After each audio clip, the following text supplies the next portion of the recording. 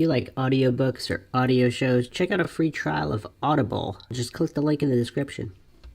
Welcome to MINDSHOCK. This is your host, Bruce McGuire. A simple topic today.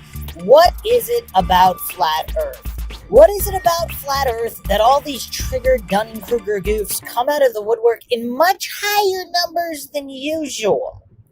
I mean, look at all these YouTubers popping up, pretending that they debunked Flat Earth with just endless videos, pretending that their scientism appeals are actually legitimate and they actually debunked something when obviously they didn't. Again, I'm not claiming the Earth is flat in any way, but I do promote adherence to the scientific method with clear, dependent, independent variables and controls. So that way you're not engaging in scientism, the cult of authority worship, and you're actually doing legitimate science.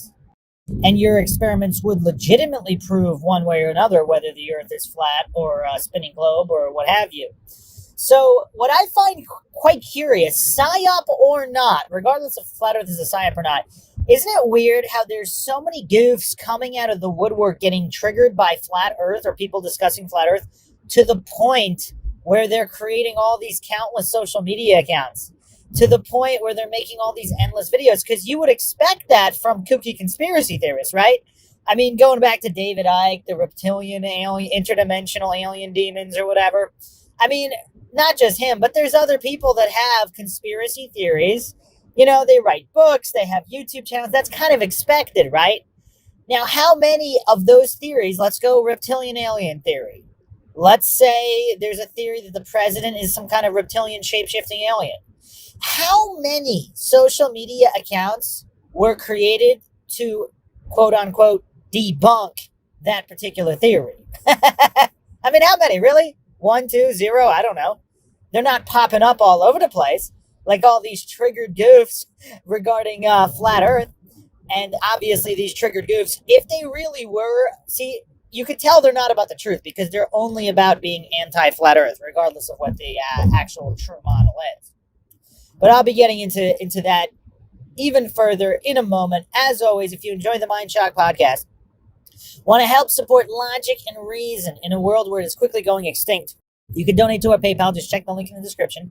Make sure you subscribe to the channel. Hit that bell for notifications. If you're still not getting notifications, just like and comment on more videos because that's how the YouTube algorithm works. Like and share Twitter, Facebook, Reddit, Patreon. Patrons, you get priority for case topic, logical analysis, co-podcast requests. You can also be a guest in the podcast depending on your tier. You can also be a YouTube member right here on YouTube. Help support the channel that way. Like and share Twitter, Facebook, Reddit, and Patreon.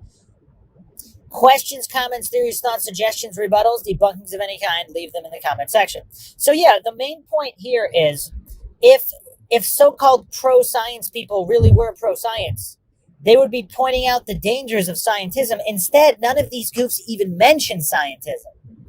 Because you do have, however few, you do have advocates, police officer reform advocates who are calling out all the bad cops. And because obviously that's an insult to the institution of policing, and the good cops should be vocally against all the bad cops. Obviously, that's not a majority, and you don't hear a lot of that, but there's some of that. How much of that exists in science for scientism? I mean, it's all quite fascinating because scientism hinges on the hallucination that this religious cult of authority worship is doing science, but it's really obviously masquerade. It's a poor man's masquerade. I mean, anybody doesn't have some kind of mental disability can really see through this. But of course, the gullible goofs, the coincidence theorists who just believe everything they see on the idiot box, they can't see through it. But yeah, scientism hinges on this masquerade that nobody exposes that they're pretending to do science and being scientific is actually nothing more than a religious cult. Blind faith in so-called authorities, infallible and or corrupt humans with horrible track records of failure, no less, and inaccuracy. Just, crack a history book. But anyway, all of this is fairly obvious. Nobody's calling out scientism. So that's how you know whether or not someone's a legitimate scientist or not, just the same way whether someone's a good cop or not. If they're going to denounce all the corrupt bad cops, then that's one of the good apples. if they're just going to turn their head, walk away, hide behind the blue wall. I mean, even if they're not actually corrupt themselves, they're not standing up for honesty, integrity, and actual peace officer policing in accordance with the law. All very, very obvious. So what's curious is that flat Earth, I mean, this is just one of the most triggering, if not the most triggering topic, mud flood being another one. And that's a curiosity. There really aren't that many anti-mud flood channels. There's a couple, but there aren't that many. With flat Earth, you have an endless array of goofs, and these are clearly the wrong people to discuss this. Again, if you've checked out any of the logical analyses on MINDSHOCK, it seems like there's a concerted effort to recruit flat earthers. Like Bryant Myers is one of the greatest flat earth recruiters of all time because he defended the globe so poorly. And there's actually going to be a new Dunning-Kruger champion in flat earth debate, which I will be releasing shortly. The fallacy counter broke again, so I gotta repeat that, repair that, get those glitches sorted before I can get that podcast going. But I'll be doing that shortly. But yeah, goofs like Bryant Myers, Neil deGrasse Tyson, Bill Nye the Science Guy. I mean, who are these other goofs? McToon, Simon Dan, so-called Professor Dave, who's actually not a professor. Again, if you look at the definition of professor, you can teach at a college and not be a professor. But of course, the goofs don't even know the definitions of professors, obviously. Yeah, all these goofs they're such phenomenal flat earth recruiters because they defend the heliocentric globe, even if it's true. Again, I am not claiming anything is true or untrue. This is MINDSHOCK, where the motto is, of course, the only thing we know for sure is that we don't know anything for sure. People have asked me about my opinion on whether the Earth is flat or globe. But, I mean, I choose not to believe. Belief is the enemy of knowing. If I can't do a legitimate experiment to prove it either way, why would I even advocate for any model? How would I know it to be the truth if I don't know it to be the truth? So it's almost like a waste of time in that regard. But as for developing logic and reason, I mean, this is probably the best topic ever. And psychology, because you see all these triggered goofs coming out of the woodwork. Now, one theory is, of course, it's not that the heliocentric globe wouldn't be true. Let's say, just for the sake of argument, no, flat earthers don't need to get mad at me. Just for the sake of argument, let's say the heliocentric globe is the true model. Now, since the theory has so many holes in it, it's basically Swiss cheese. That doesn't mean it's not true, but it's Swiss cheese. It's so poorly explained, and the wrong people are discussing the subject matter. Because all these clueless goofs don't even have a basic grasp on even the scientific method or how logic works. So, I mean, they don't even know about precipitation. They think if the Earth were flat, you'd be able to see Mount Everest from anywhere in the world. I mean, these clueless goofs who don't even understand what a basic visibility index, these clueless goofs who don't know the difference between an apparent horizon and a true horizon. I mean, just the level of goofery put out. I mean, these are all flat earth recruiters because if they're defending it so poorly, it lends legitimacy to the flat earth model in the minds of many. I'm not saying it does, but again, burden of proof is on positive claims. So if you can't prove your claim, the Earth is a heliocentric globe, you shouldn't be discussing it. And if you can't explain it simply, you don't understand it well enough. So yeah, that's really the issue here. So all of these flat earth recruiters arguing on the side of the globe Earth, the unintentional comedy, unless it is intentional, if they're actually agents specifically employed to create flat earth membership by defending the globe model so poorly, again, regardless of whether the Earth is a heliocentric globe or a flat plane, this works in either model. Because if the New World Order has some kind of an agenda to destabilize and all of this, regardless of the shape of the Earth, this is useful. So they could employ a psyop of this nature. Again, regardless of what the shape of the Earth is, the agenda would still be met, regardless of the shape. Is it possible that the so-called powers that be actually don't know what the shape of the Earth is? I don't know. I don't want to go off on that tangent. People kind of assume that the powers that be actually know everything. I mean, they might know more than the average goof watching the Idiot Box, but yeah, I mean, if there are certain rules of this reality, perhaps they don't know. But anyway, going back to the main point here, it's just like an endless stream of goofs coming out of the woodwork to create social media channels. And I mean, the amount of time, if Flat Earth really is that dumb, they spend so much time on all of these Flat Earth discussions and videos, just slinging insults. I mean, some of them probably have mental disabilities. I mean, McToon, I mean, I just, it's tough. I can't even make fun of that guy because clearly he's got some kind of severe mental disability. So, I don't want to say anything, insulting his argumentation, because if he doesn't have the mental capacity to understand anything about anything, why are you going to hold him to a certain standard where, you're actually going to take anything he says seriously, because the mental capacity is just not there. So a lot of other guys in that department as well. I mean, there's plenty of people on the flat earth side as well. But again, those attempting to defend the heliocentric globe, these triggered goofs, they don't even know the basics of the scientific method. They don't even understand basic logic and reason. So clearly, they're the worst possible people to be discussing this. I mean, I don't know how any of the intelligent heliocentric globers, either they're utterly embarrassed or they can't stop laughing. They think it's hilarious how these clueless goofs come out of the woodwork to defend the globe, but they do such a horrible job because they don't even understand the side of the scientism cult. It's like somebody arguing for a particular religion, but they don't even have an understanding of the religious scrolls properly.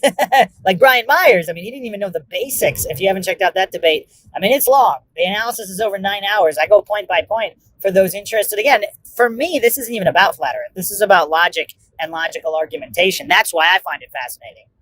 The exact subject being discussed, I mean, it happens to be flat earth, but that's not really, I would still be doing this for any subject.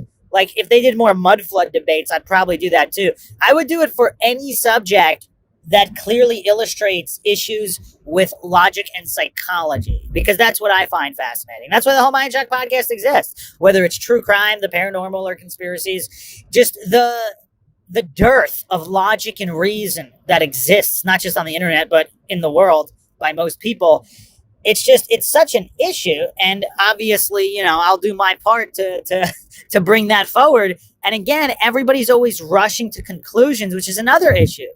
Most people, their ego has them on such short strings that they're either too mentally weak to realize the possibility that they were fooled regarding a conclusion, or they just don't have the mental capacity to even understand. They don't have enough information to logically come to any conclusion. And this goes for a lot of issues. This isn't just about flat earth. So what I find the most curious is just how triggering a topic flat earth is. So is it because these triggered goofs just realize that the globe earth narrative has so many holes in it? It's like Swiss cheese. Again, even if it's true, it's still like Swiss cheese. And that's why they're getting so triggered, because they know that all of these points have serious problems and it's not scientific. Their belief is religious. And that triggers them to no end, because they're much more religious than any Christian or Muslim or whoever. All of these religions, the Abrahamic religions, Buddhism, whatever, all these other religious people, these scientism cultists getting triggered by flat earthers, they're far more religious and hopelessly indoctrinated into the cult of scientism and statism than any religious person. That's also what I find absolutely hilarious. And their Dunning-Kruger is so off the charts, and their ego has them on such short strings, they can't even understand what I just said. Like, they can't even consider that as possibly being true. That's also what's absolutely hilarious in some of these online discussions. These goofs don't even have the mental capacity, or they do, and their ego just has them so blinded, which is hilarious in its own right, because the Dunning-Kruger stylings that spew forth from such goofs, I mean, it's just really, really hilarious if you find that kind of thing funny, which I do. So, yeah, I mean, big thanks to all the Dunning-Kruger goofs in the comment sections, in the live chats, and all over social media, either that have entertained me with their goofery or just entertaining others with their goofery. It's pretty funny. Why not have a good laugh while learning and promoting logic and reason? So is there any other topic, or is there any other conspiracy out there, whether it's reptilian aliens, whether it's underground tunnels? I mean, how many people are creating YouTube channels specific and making all these videos specifically to debunk underground alien bases, reptilian alien shapeshifters? I mean, any of these conspiracy theories, either true or not true. And yet, with flat Earth, you have so-called professional debunkers, so-called skeptics. Obviously, they're not true skeptics. They're not skeptical of anything coming from corrupt authorities on the idiot box. They're only skeptical about anyone that blasphemes against their religious cult of scientism. And then you also have just random goofs. You have triggered teenagers coming out of the woodwork, making YouTube channels against being anti-flat Earth, as opposed to actually objective, logical, and neutral and searching for the truth. I mean, am I really I can't be the only channel out there that's actually objective. I mean, again, it's not really about the conclusion. It's about, are people getting to where they are logically? Are they able to reason? If you haven't checked out the MindShock podcast, Metacognition, Thinking About Thinking, I think it's probably one of the most important podcasts I've ever done, because it re-examines how you think. How many people actually take a moment and want to understand why they think the way they think and how they came to hold the ideas they hold? And if they're mentally strong enough, if their ego doesn't have them on such short strings as to re-examine their beliefs for validity instead of just hallucinating and assuming they already have to be right. Because that's 99% of people on the internet. And certainly 99% of heliocentric globe believers. And I mean, the only other thing too, like a lot of these scientism goofs, like obviously they don't understand the numbers. Like, how much money does Neil deGrasse Tyson make? Because they chastise so-called conspiracy theorists, critical thinkers, whatever you want to call them. They chastise people saying, oh, they only have YouTube channels or they only write books for money. They're grifters. Are they really making more money than the scientism grifters? Are they really making more money than Neil deGrasse Tyson, Bill Nye? I mean, how much money is so-called Professor Dave making with his however many fake subs on YouTube and with all the ads and everything? How much money is that goof making? So does that magically not hold true for all the anti-flat earthers making all of these social media channels? Do they really not care about the shape of the earth and they're just grifting? They're just grifters taking advantage of a popular topic. Flat earth happens to be pretty popular. Again, true or untrue, it's a popular topic. So yeah, I mean, those are just the points I wanted to throw out. Short one today. All the mind shockers can chime in.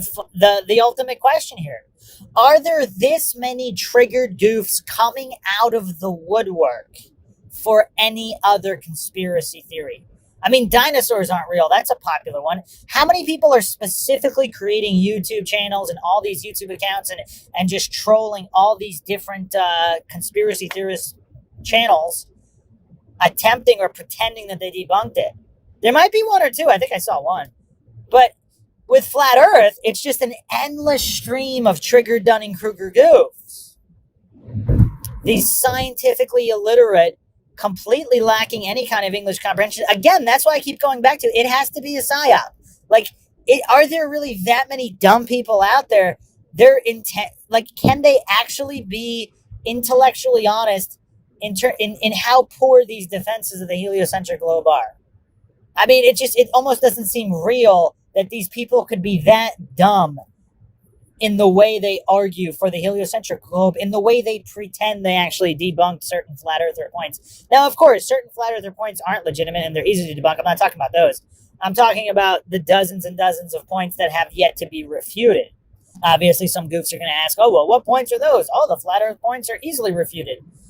Well, by refuted, you mean, what does that mean? Proving it couldn't be flat? Because most of the points, you wouldn't know the answer anyway, because none of it proves globe or flat earth. So, I mean, I've gone over those point by point on the analyses. You could check those out, so I'm not going to go through all that again. I have a whole bunch of flat earth debates up. Check them out. A whole bunch more coming, because again, this is really one of the best, if not the best topic to develop logic and reason and psychological understanding of the basic human mind. So that's it for now. Hope everybody found another edition of the MindShock podcast interesting and informative. If you want to help support the podcast, you can donate to our PayPal. Just check the link in the description. You can also become a YouTube member right here on YouTube. Make sure to subscribe, like, and share Twitter, Facebook, Reddit, Patreon. Questions, comments, theories, thoughts, suggestions, rebuttals, debunkings of any kind, leave them in the comment section. This is Bruce McGuire signing off. Catch you guys next time.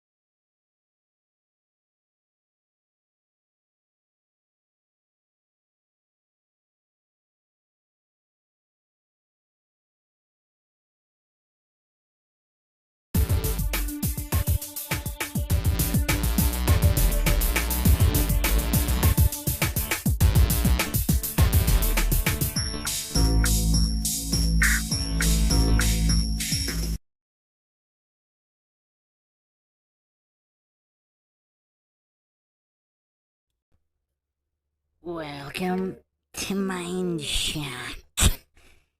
This is your host, Bruce McGuire, and you are listening to Anti-Flat Earth Grifters Exposed, Part 2. And we will be continuing to examine these possibly mentally disabled grifters who've just been coming out of the woodwork. I couldn't imagine and dedicating themselves full time to humiliating themselves, proving they don't have the mental capacity to argue any side of any issue, clearly demonstrating they can't even grasp preschool level English definitions. And it's almost like they have some kind of fetish for humiliating themselves. I mean, again, I don't claim to know what is or isn't true.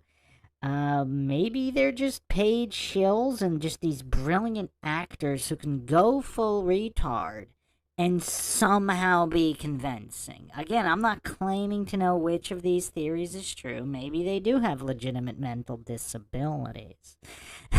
And we will be going over various video clips put together by the one and only Robot Polisher in an attempt to decipher what is behind these grifters' feeble minds pulling their strings or compelling them in some way to humiliate themselves to this level, to just make entire social media accounts dedicated to proving and clearly demonstrating their incomprehension.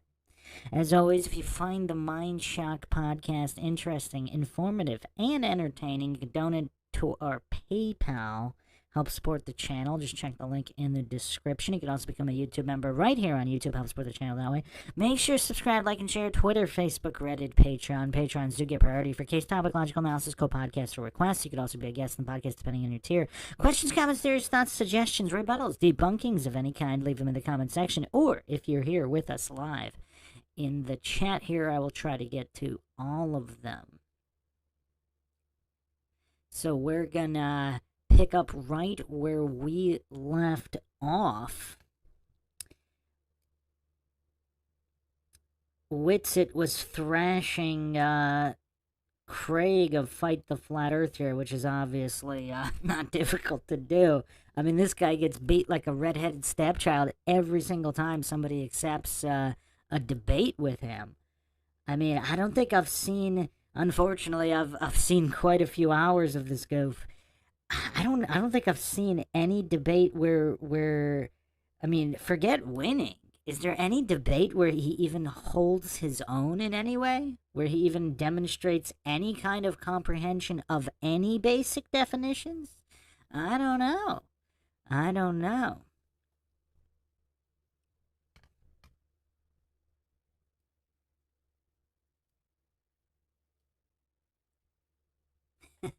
He's hallucinating that about time dilation. I mean, all these gifts, and he just throws around the term word salad every time he gets obliterated and it's demonstrated. Every time his mental disability and mental incomprehension is clearly demonstrated, his only cope is to say, oh, that was word salad. All he can do is stack these logical fallacies.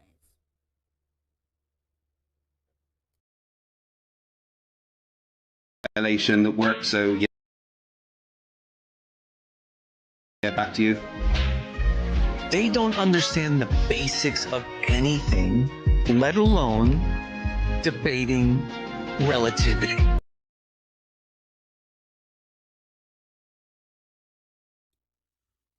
I mean, I don't know who the goof on the right is, who's not even competent enough to understand what the framing of the camera is, but his subconscious is on point there. His subconscious has accurately projected that these grifter goofs, they don't understand the basics of anything. I mean, that seems to be true.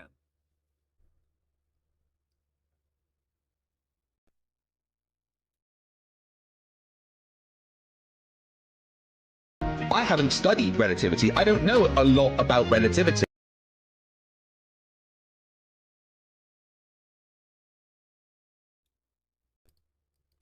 That's an interesting admission of a goof who just keeps spanning it with religious fervor.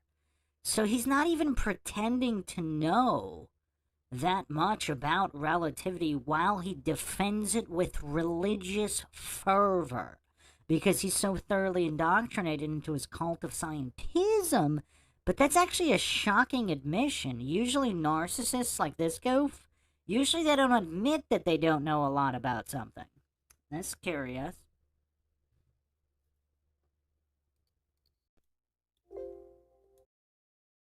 So I don't really understand the argument. I'm not a relativity expert. I don't claim to be. I don't care to be. Doesn't fucking matter. Doesn't matter. Doesn't fucking matter. See, you don't understand it. No, I certainly do. No, you don't.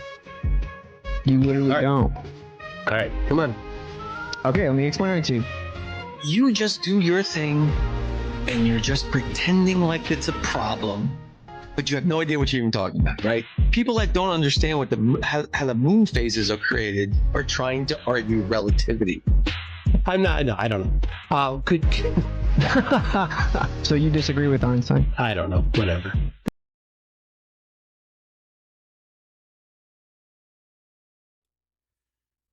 I don't know whatever. I mean, these mentally disabled goofs, I mean, they don't even really put up that much of an effort either. I mean, at least goofs like Sartain, like Michael Sartain, the current reigning, defending Dunning-Kruger champion who can spam fallacies with verbal diarrhea that rivals any other human on Earth. I mean, maybe Destiny can compete with Sartain in the field of verbal diarrhea and spewing fallacies. But, yeah, I mean, look at this goof here. Look at this goof here. I mean, he's not even, he's not even putting up a good front. Usually these narcissists, their narcissism is so extreme, they have to at least pretend to understand what they're talking about. His argument is, I don't know whatever. This McToon goof. Should we just call him McGoof? I mean, this guy is cartoony, so perhaps that explains his moniker. But just psychologically, this is so fascinating to break down because these grifters they're not even really making any bones about their grifting. Because you would think that a truly dedicated grifter, at least they would either study relatively or at least pretend they understood it better, because they pretend they understand all these other things. So it is curious. It's very, very curious.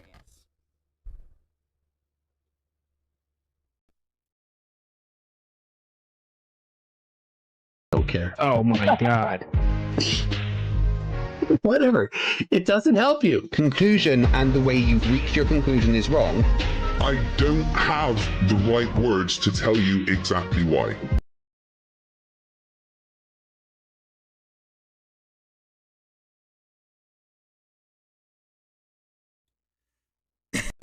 I mean, does it surprise people that these mentally disabled goofs are actually being honest in certain instances? Like Craig here, I mean, look at this guy. If you just took a random image from the internet, like what percentage of people would deem an individual like this mentally disabled? Now, I know you can't judge a book by its cover, but you can get an idea of a book, at least some kind of semblance, without full judgment or conclusions. You can usually get a relatively decent idea, other than the outliers and the exceptions. You can usually get a pretty decent idea of what a book, the contents of a book, by the cover. Look at this cover here. Is this not a mentally disabled individual? Again, unless he's just this brilliant of an actor. And who the powers that be paid this goof this much money to shill and humiliate himself. I mean, I don't know any actors in Hollywood that can pull off full retard this convincingly. I mean, is Craig of Fight the Flat Earth simply on another level than most Hollywood actors? Or does he genuinely have a mental disability? But it seems like the honesty does creep through here, because he admits he doesn't have the mental capacity to explain why someone else is wrong, but he just has blind faith that his cult of scientism has given him the correct information. He can regurgitate the information on command, but he doesn't understand the information itself, and he can't explain it. Are people surprised at this level of honesty from Craig here?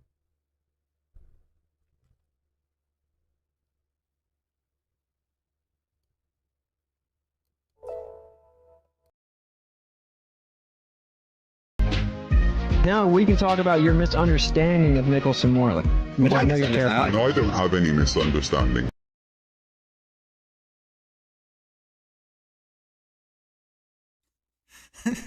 This is going to take 5 years to get through. Of course, Craig doesn't have any misunderstanding of anything. Because, again, when you're dealing with this level of narcissism, obviously Craig could have never misunderstood anything about anything, ever, in his whole pathetic life. I mean, it's just not a possibility. And that's why all of this Dunning-Kruger plus narcissism plus sheer mental disability, this kind of trifecta combo is very dangerous, because there is no reasoning with this kind of individual other than to provide comedy for the people watching. I don't know why anyone would even agree to waste their time in any kind of debate with a goof like this. Christopher Allen in the chat says, honestly, I'm surprised Craig can breathe on his own. Not only can he breathe on his own, he can even tie his own shoes. I mean, it is impressive. I have to say, I was a little bit impressed. I mean, I wasn't assuming whether he could or he couldn't. I was on the fence about it. I wasn't sure whether, his mental disability would also overlap into coordination or shoe tying issues. I was unsure, which is why I presented the challenge, because I wasn't sure. Like, if I had to bet money, I could not have bet that he could tie his own shoes. I wouldn't necessarily bet money that he couldn't. I was simply not confident that he could.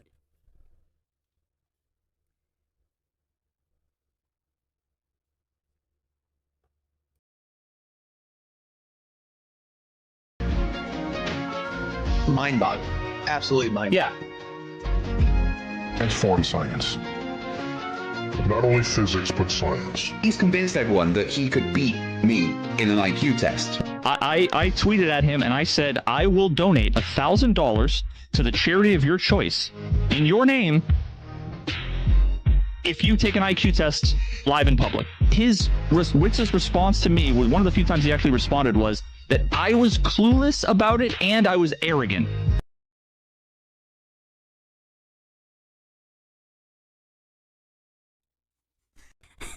I mean, is that an inaccurate response? I wonder would he take a soy level? Would this guy take a soy level test in public? Who can guess what this guy's soy levels are here? I mean, look at his feminine mannerisms as he's talking. I mean, it's kind of painful to watch. I mean, obviously his levels probably aren't as through the roof as Soy Lodge's. But I mean, this guy does not emit any kind of masculine energy here.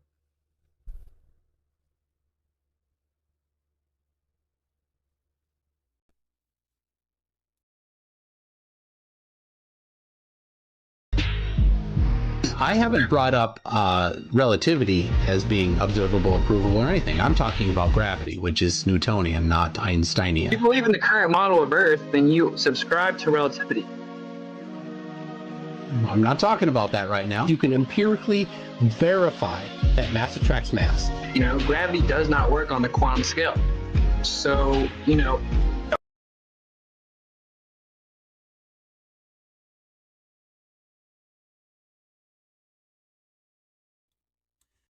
It's kind of tough, because I don't know if McToon's that good of an actor.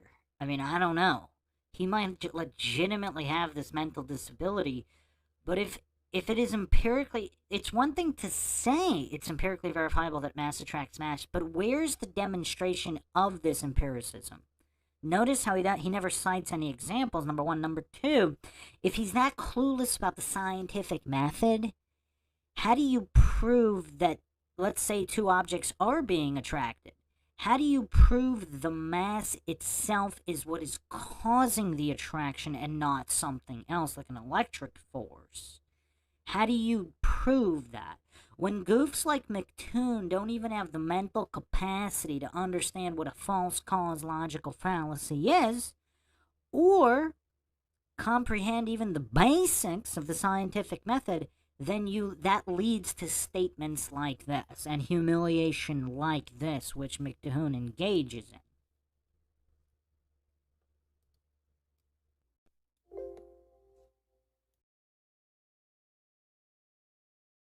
Course, to be fair. It's not claiming to work on that scale, so that's not a problem. Okay, so you are conceding that gravity is not cohesive with observations on the quantum level.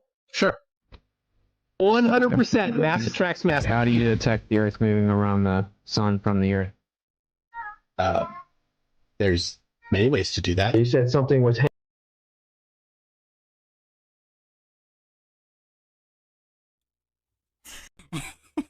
So many ways, yet he can't name one. Oh man, this reminds me of those street interviews, like those political street interviews where, oh, Trump's done a million horrible things. Can you name one? Well, there's just so many. Well, can you name just one? Well, there's just so many. Biden's so great. He's done so many great things. Can you name one thing? Well, there's just so many.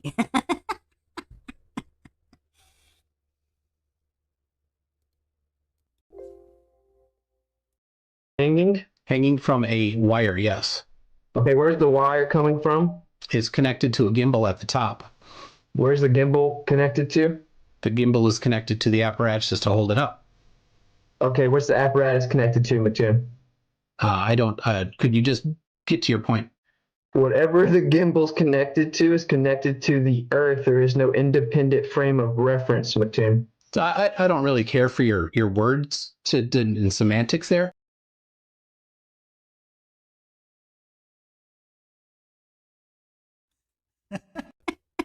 McToon thinks that the scientific method is word semantics. And he doesn't care for the he doesn't care for the scientific method. He doesn't care for variable verification. He doesn't care for science. So it's interesting how he admits that, but he's too utterly clueless to realize what he just admitted. He just admitted to being a religious zealot of the cult of scientism, because he doesn't care for actual science.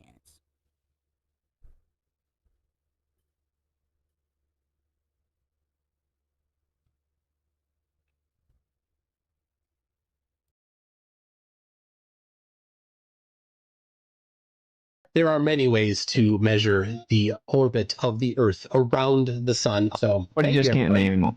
And if McToon's saying there are ways to directly measure the Earth's orbit around the sun, then he's claiming relativity is incorrect, but he's too incompetent to grasp what relativity actually says, so he projects his own intellectual ineptitude onto me. No result. The whole position that you hold is that the evidence does support a stationary Earth. No, it doesn't. But literally your position is that the evidence supports that the sun moves around the Earth, that the Earth is stationary, but that since relativity is true. No, that's not my position. No, this is objective. This is objectively you strawmanning me.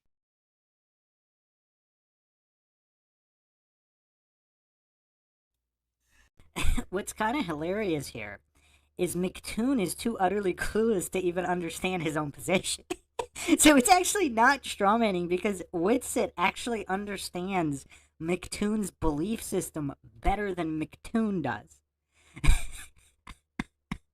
But because McToon doesn't have the mental capacity to comprehend any of this. Like, I actually believe McToon's being genuine here. I don't think McToon is lying here or acting. I think he genuinely believes Whitsitt is strawmanning him. Because if he understood the mainstream scientism position he purports to believe in, then he would realize that Austin is actually describing that position accurately. We're not talking about what's true or not. We're not talking about whether flat Earth is true or globe Earth. We're just talking about what the position states. What is the mainstream scientism position? McToon doesn't comprehend the position, even though he claims to believe in it. Austin is actually not strawmanning him. I mean, that's what makes this so funny. I mean, look at McToon's face here. I think McToon might be lying and putting up a front and acting in other instances. But I don't see the deception here. I think McToon genuinely believes Whitsitt is strawmanning him. Because he doesn't have the mental capacity to understand even the basic models.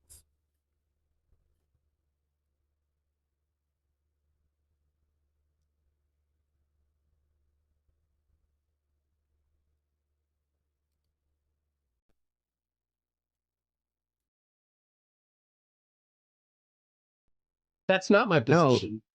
No. Relativity says that although the results and the evidence appears to show us that the Earth is stationary, it's actually just an illusion. Whatever. It doesn't help you. So you agree with that, though, right?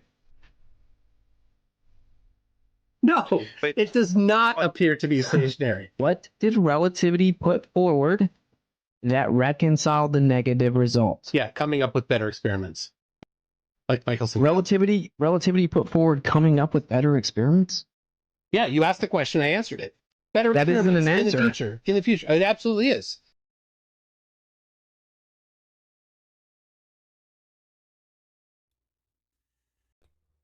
So if we look up what relativity is, it's going to say come up with better experiments. I mean, this is just sad. This is really sad. And this all stems from a basic incomprehension of preschool level English. This is preschool level English. Now, because McToon's not on that level, none of this is really going to make sense to McToon. Because he doesn't even understand the basic definitions of words. How can he have any kind of actual legitimate discussion on anything regarding physics or science or anything like that?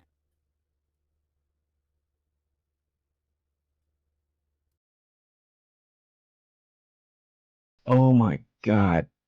That isn't the answer. But it is. It is the answer. So, you don't like it. I don't care that you don't like it. It hurts you.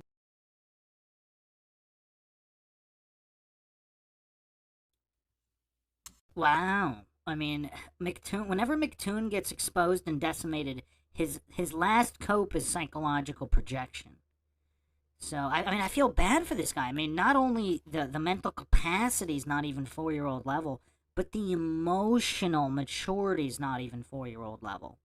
I mean, Austin humiliating him actually hurts him this badly. All he can do here to cope is to project that he doesn't like the answers, and the answers are hurting him this badly. So all he has left here is psychological projection. I mean, I genuinely feel sad. I know I was laughing at him earlier, but now I just feel bad for McToon.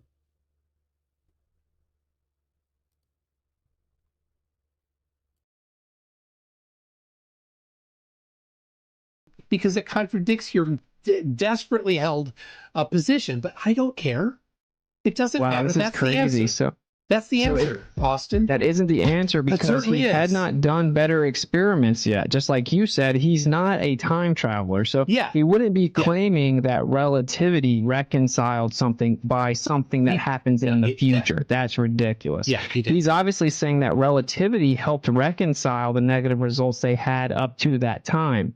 So the question is, well, what does relativity specifically do that helps fix that problem of negative result?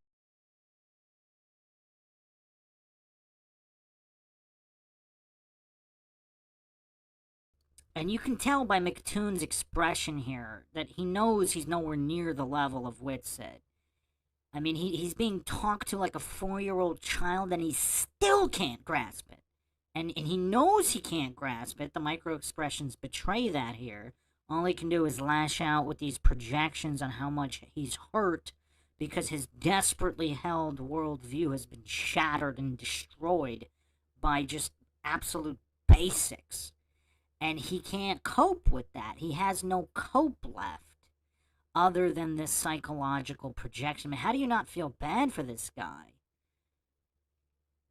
I mean, this is just really sad.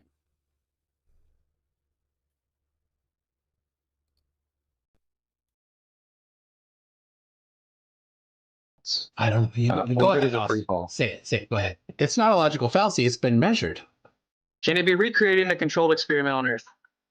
It doesn't need to be. I'm talking about the harmonic nature of the sun and the moon.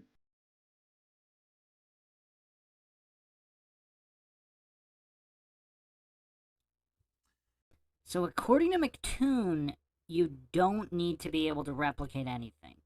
It doesn't need to be. I mean, are there any goofs out there who are still hallucinating that McToon is on the side of science instead of scientism? His religious cult where you don't need to replicate anything?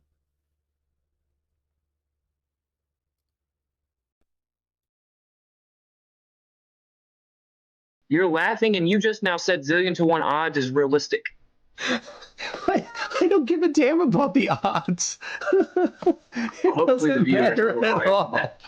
So you're saying that Kepler's laws don't work? I'm saying that they've never been recreated on Earth.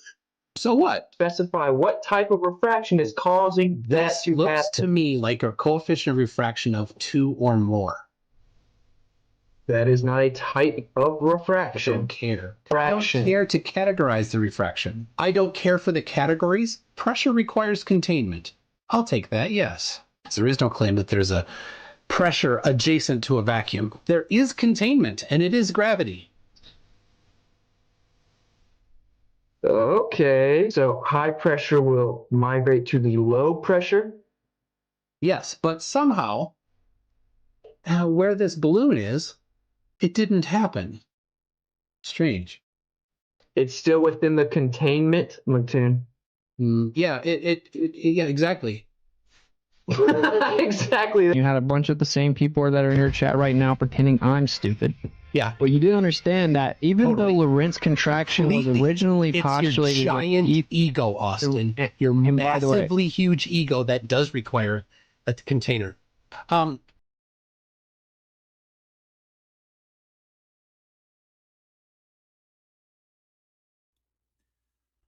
Am I the only one who feels bad for this poor guy? Just getting decimated and humiliated day after day after day. I mean, this is a full-time grifter here. But all he's doing is getting humiliated, and his subconscious is just exposing him this obviously. I can't be the only guy who feels bad for him. Hello, Elaine. We are live.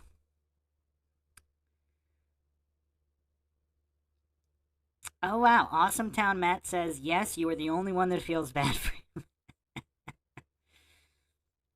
Interesting. So nobody in the chat has empathy for McToon? I mean, come on. If you were a mentally disabled goof or an actor being paid to humiliate themselves to this level, day in, day out, I mean, that's rough. There's no empathy in the chat for McToon, really? I think we need a poll. I think it's poll time.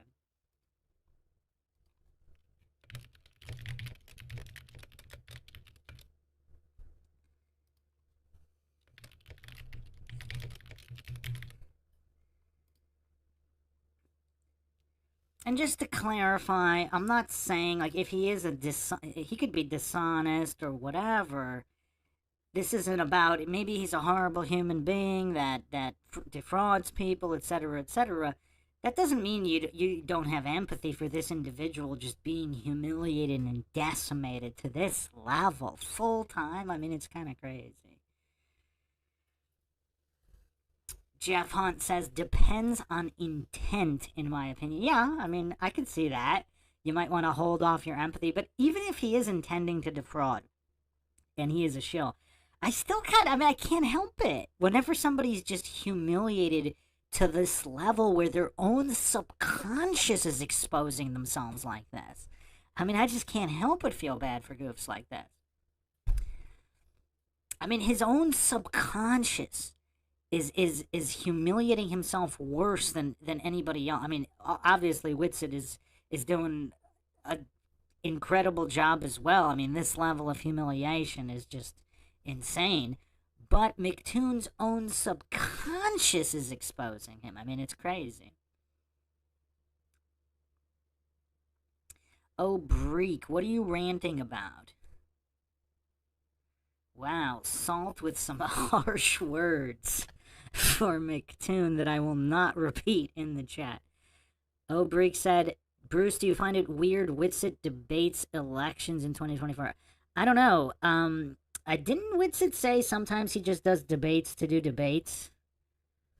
Because he gets tired of Flat Earth debate just because, you know, all these mental midgets, they don't even understand what he's saying. How are they supposed to debate positions? I think I recall him saying something about he enjoys doing different topics.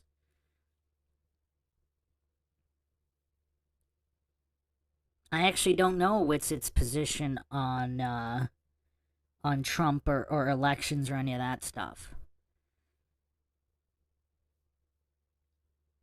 I mean, I'm trying to remember, but I don't think I've ever heard him support government, so I don't know.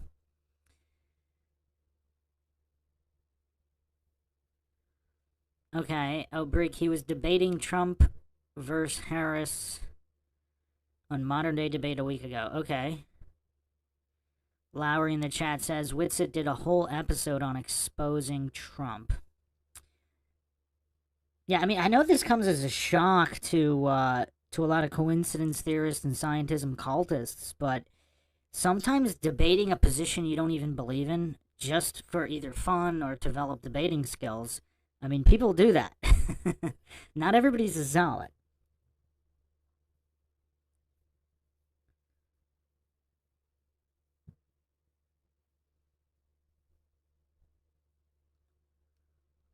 Alright, so the chat overwhelmingly does not feel bad for McToon. I can't help it.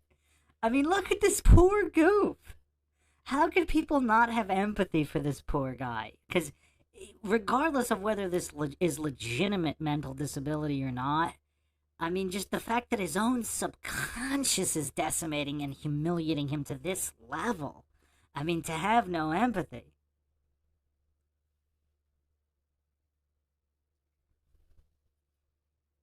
Oh, Breek, have you never been... So are you not aware of, like, how debate teams work? I mean, sometimes they don't even get to pick the topic.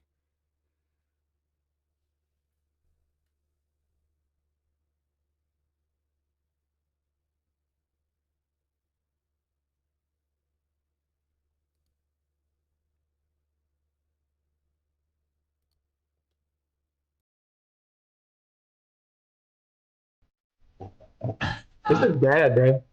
This is painful, man. This is why I almost didn't agree to do it. You haven't supported your claim. You're saying the natural antecedent. I say it again. Natural antecedent to gas pressure is containment. Yeah, and okay, so I agreed to containment. Yep. Physical containment. Oh, physical. Okay. Stop playing semantics. This is wizardry. Oh, yeah, you keep doing that. I have my intuitive version of the world that thinks that the Earth is rotating and spherical. This is so dishonest. Oh, yeah, you just don't understand. You're out of your league. So much smarter than him. I'm Austin. I'm so smart.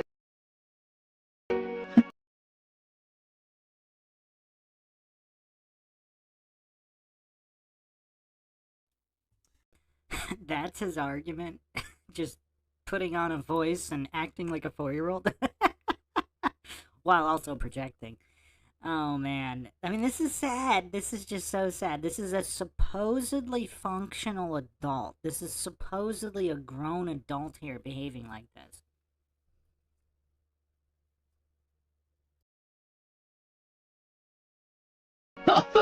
All the people that think they're smarter than Einstein. It's so funny.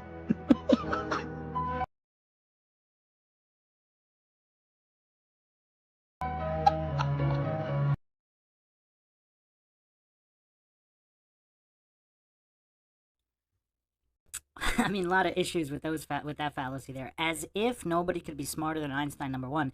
Number two, as if Einstein was even smart in the first place. I mean, is the reason Einstein was always sticking out his tongue is because he knew it was all, you know, he was a hoax himself, and he was just another dumb guy being propped up by the establishment in some kind of an Illuminati humiliation ritual of the goofs that believed in it. But obviously, goofs like McToon, the mental capacity is just not there to even comprehend such a possibility.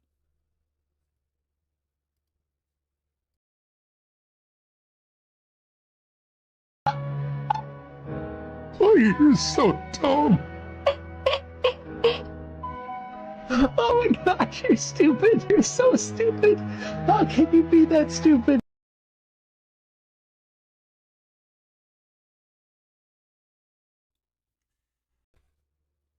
Hello, Nachiketa. Awesome Town Matt asks, Bruce, do you still feel bad for McToon? Yes, because he's projecting here. He's talking to himself here. His subconscious is crying out for help in this projection.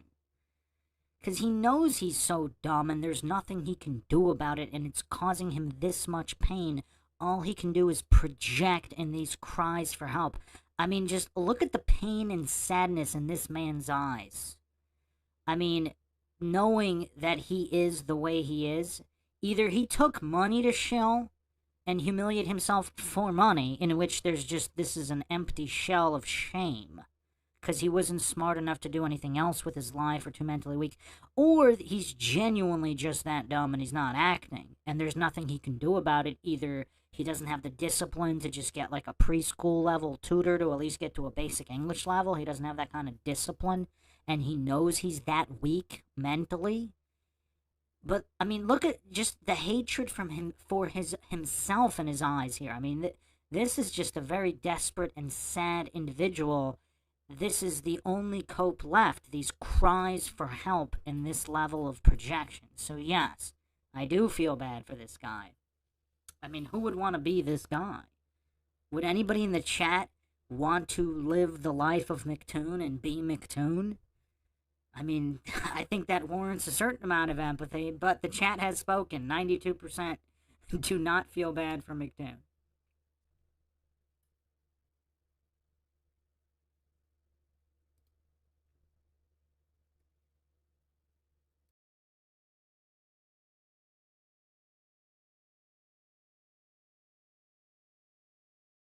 Oh my gosh. You should definitely get yourself fitted for an iron lung in case you forget to breathe. Oh my gosh.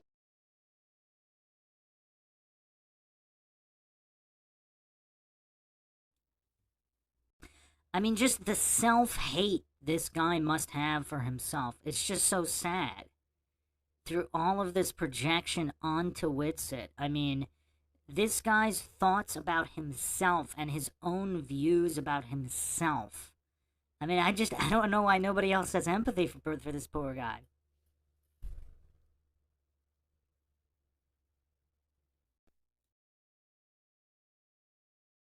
You're stupid. You're just such a moron. I don't want to be mean, but you deserve it. You do.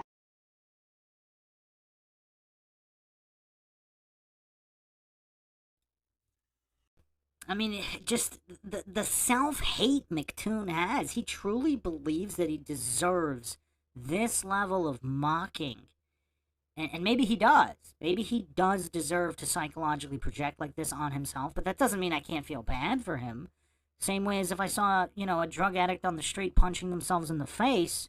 I mean, if they were a criminal before they became... If their drug addiction is as a result of being a genuinely bad person and a criminal, and maybe they've hurt other people, and they turn to drug addiction, I would still feel bad for them, even if they technically deserved it, if they did bad things. I'm not talking about drug addicts that haven't, obviously.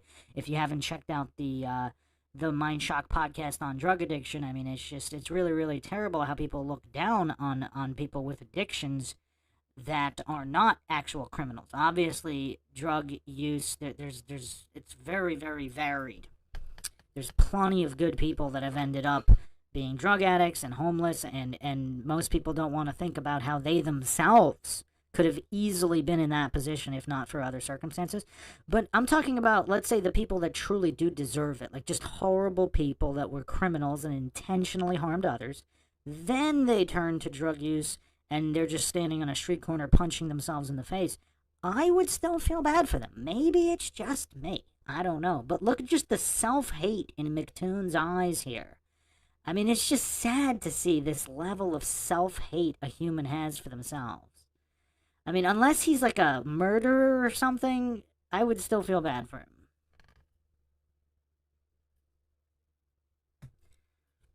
Yeah, that's a good point too, Phil, in the chat. When you live in a sick society, some cannot deal with it. Yeah, there's plenty of good people who have turned to drug use.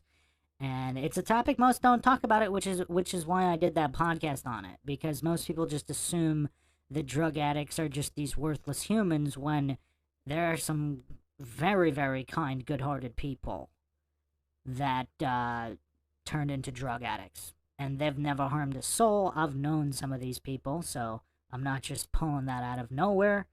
And also, people just don't want to really admit how close they themselves could have been to that life situation simply by being in a different environment, even being the same exact person that they are. Not Chiquetta in the chat says, who knows, maybe these people like Toons were offered a deal they couldn't refuse. I wouldn't be surprised. Yeah, and look at the self-hate as a result of that. Like, if you took a deal to be an enemy of humanity, I mean, what kind of self-hate do you have in order to take that deal?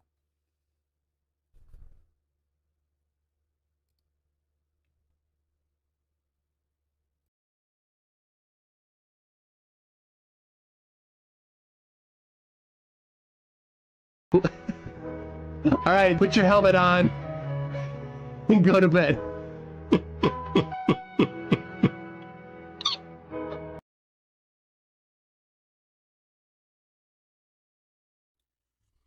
I think another part of the issue, too, is people just don't understand psychological projection. I will definitely have to do a deep dive podcast on psychological projection itself. Because McToon is clearly talking to himself here. That's what people don't get. Maybe that's why there's not enough empathy for him. He's literally having a conversation with himself through the projection here. And his self-hate is just so extreme. I think if people understood psychological projection more, they would feel more empathy for individuals like McToon. Like, imagine hating yourself this much. I mean, it's sad.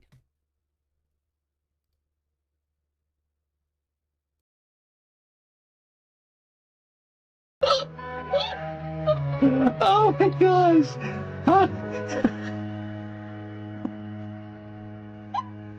This tiny little brain thinks I'm smart. And there's me. You're not. You're not.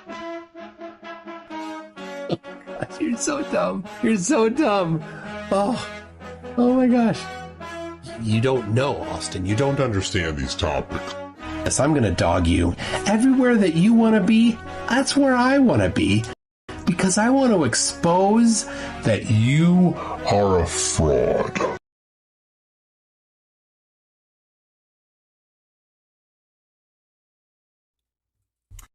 I have a new theory, and I don't think you guys are going to like it. McToon's projection here, what if McToon's the good guy? Now, before you call me crazy in the chat, I am postulating a theory. I'm not saying it's true. What if McToon did take some kind of a shill deal, and he's so ashamed of himself, but maybe his family was threatened, whatever. He can't get out of the deal. So he wants to expose this scientism grift. So he intentionally plays this dumb. He intentionally plays this level of scumbag as some kind of a penance. Like, he's willing to humiliate himself to this level by pretending not even to comprehend basic English. He's willing to act a fool to this level as a penance because of his deep self-hate and shame. This is the only redemption that makes sense to him in this position, because his family's compromised, so he can't just come out and say it. What does everybody think about my theory here? Because, I mean, the self-hate is so evident, that, like, the self-hate and psychological projection in McToon's eyes here, and in his micro-expressions. I mean, this is a guy crying out for help, and he appears to be in some kind of situation where he can't get himself out of.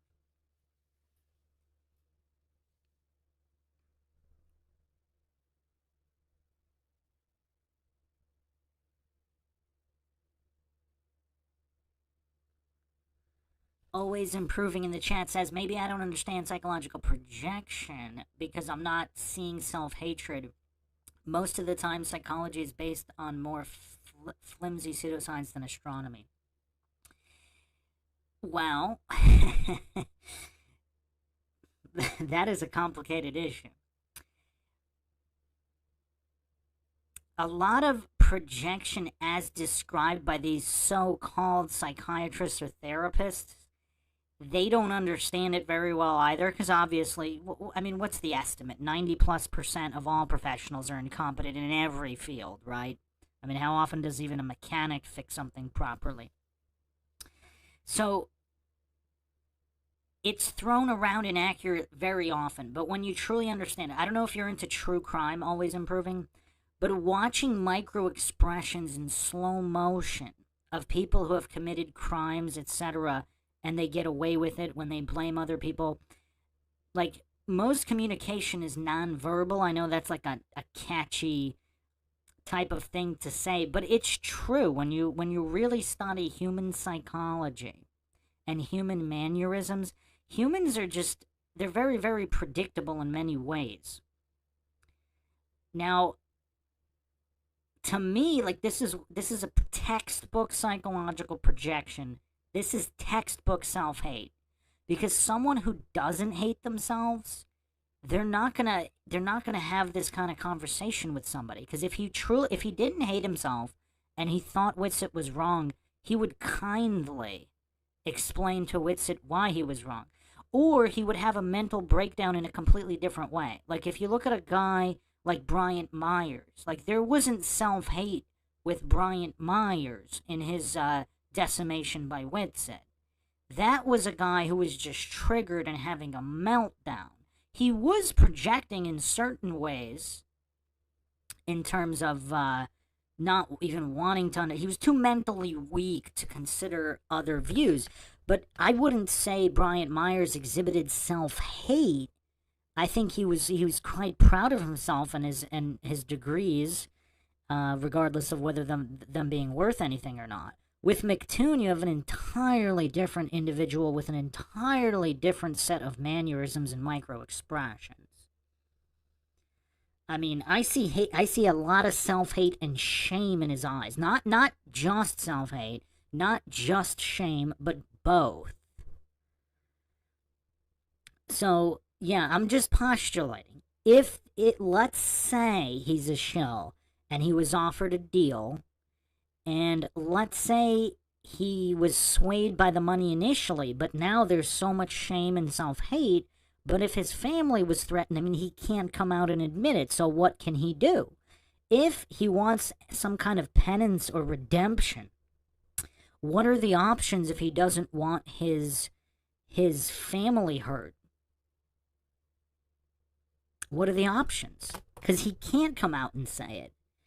But if he makes it so painfully obvious that the scientism position is untenable, it's complete bunk, and he goes to extreme lengths to make that painfully obvious, is that the only redemption possible in this type of situation?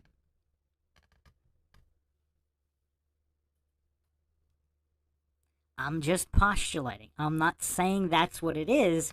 I'm just trying to make sense of all of this. Because a normal functioning adult who doesn't have self-hate, they don't talk like McToon. They don't communicate. Their communication style is not McToon or Craig.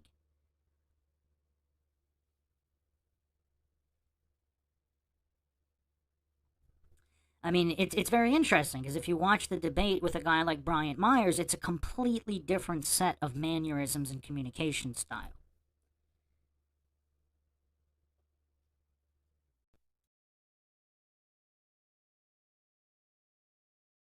Now, according to Michelle Fowler, it's not okay to say that the Earth is flat.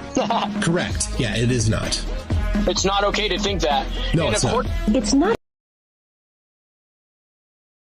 okay.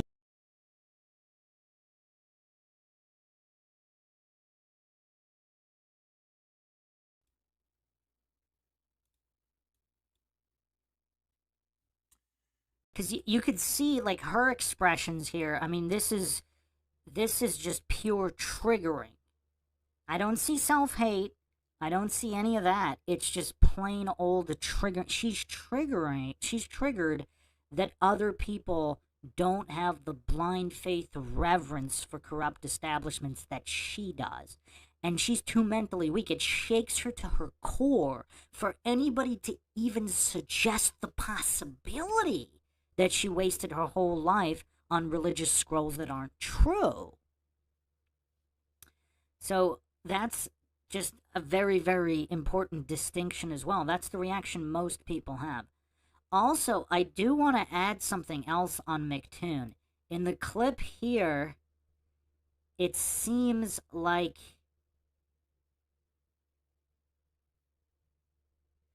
Oh, I totally just lost the spot.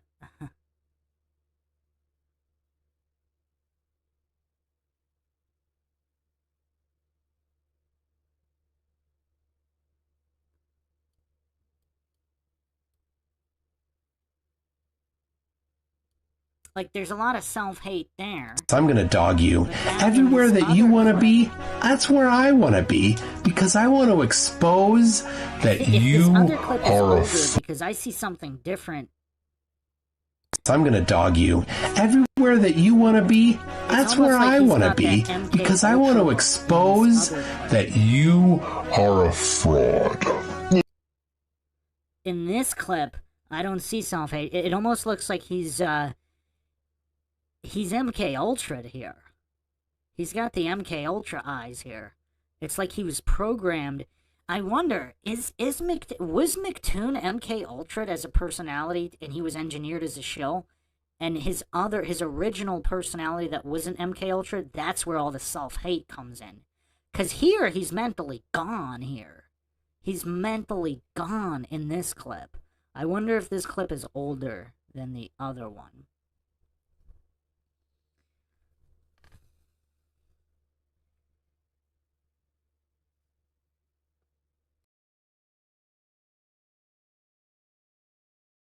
Now, according to Michelle Fowler, It's not okay to say that the earth is flat. Correct. Yeah, it is not.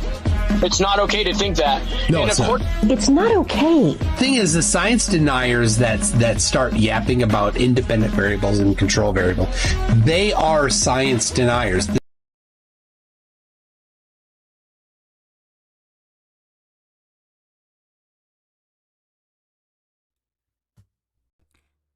Now, this clip is interesting because obviously he's projecting here. He's saying that the people that care about the scientific method are denying science. I mean, again, is this a ploy here? Because could you... If he really is the good guy, and if this is his only redemption... See, okay, let's say McToon was an MK Ultra kid. Because obviously, for those that don't know about Operation Mockingbird and the CIA's infiltration of Hollywood, for the goofs that hallucinate that the government would never do this, if these anti-flat Earth grifters were groomed by MK Ultra, is it possible their fractured personalities, one of them, that core personality, is a good guy? How do they fight back? How do they fight back against the MK Ultra programming? Because can you think of something dumber to say that someone who's arguing for the scientific method is a science denier? Like, is that too obvious? Like, is McToon the good guy this whole time? Where he's making the absolute worst arguments possible as a cry for help to expose the MK Ultra programming. I mean, can anybody think of a dumber thing to say than those advocating for the scientific method are science deniers? I mean, is it possible to say something dumber than that within the scope of science debate? Like, it's a level of so dumb that it's hard to believe it. Now, again, I am committing an appeal to incredulity, logical fallacy here myself. Again, I am objective. I call out all the fallacies, even when I'm making them myself. But it's just hard to believe. It's hard to believe that that's not an intentional statement. Is McToon... I mean, look at these eyes. Like, who sees a cry for help here? Who sees an ashamed cry for help in his eyes right there?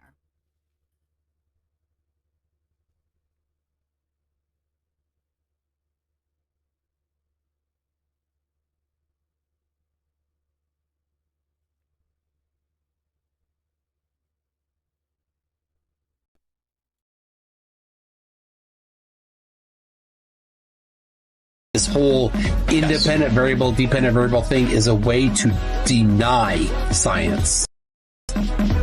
Yeah, falsification is independent of whatever. You don't move the needle anywhere near Earth flat by falsifying Earth globe.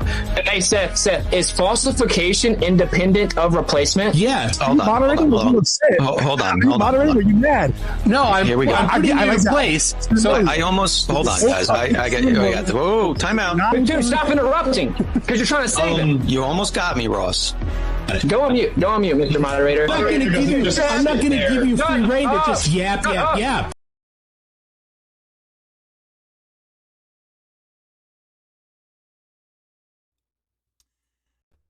There are a lot of things going on simultaneously here. Let's not fall for false dichotomies.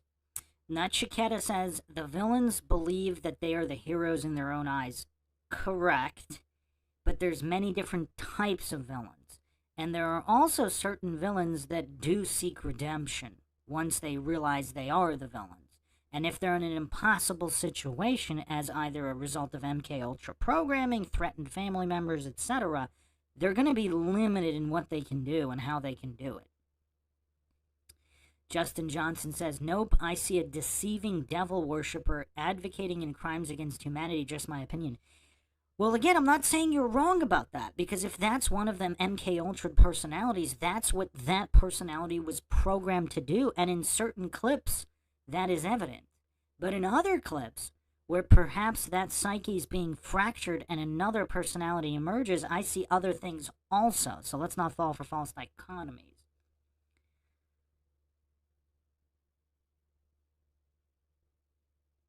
Phil says, do a screenshot and a poll of a few options. Let's see how many see the same thing. Well, regarding which part, because when he's full MK Ultra'd, you don't see that level of self-hate and projection. But when, like here, like look how he's struggling mentally here. Like look at this freeze frame here. It's like this is mid-psyche fracture. It's like the personalities are at odds with each other. It's almost like he's playing the role of this MK Ultra personality against the will of his root personality. Isn't that what it looks like right here? He's struggling with himself. Nachiketa says, I agree with that. There is a gradient of bad guys, depends on their situations. It's not so black and white, and MK Ultra is real for sure. Justin says, desperation sets in when you are a liar and someone puts you in your place. Correct. But in addition to that, there could also be other things going on. So it is that, but it could also be other things in addition to that. And that could also cause some of this psyche fracture.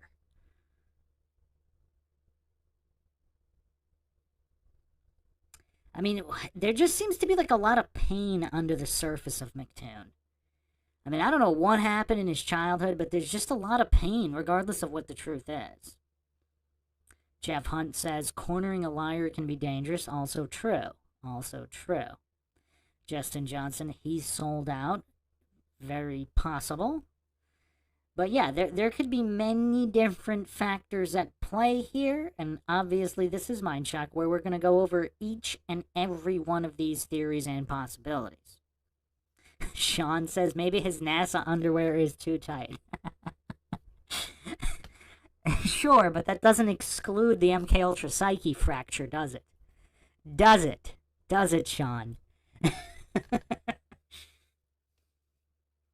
I mean, I'm seeing MK Ultra psyche fracture here. Zetetic says his full-time job being a globe shill is lucrative. Well, that's why he's a grifter. My question is, if he was MK Ultra, perhaps his root personality realizes all of this, and there is deep shame and self-hatred because of it, and the only way that he can gain redemption is just behaving like such a fool to make it obvious that there's something else going on. What if I'm the only person that is understanding his cries for help here? Because I think I'm the only one who's proposed this theory. Zetetic says Fight the Flat Earth has the same vibe. I'm not sure. That guy could just be purely mentally disabled. Because I'm really not sure about that guy.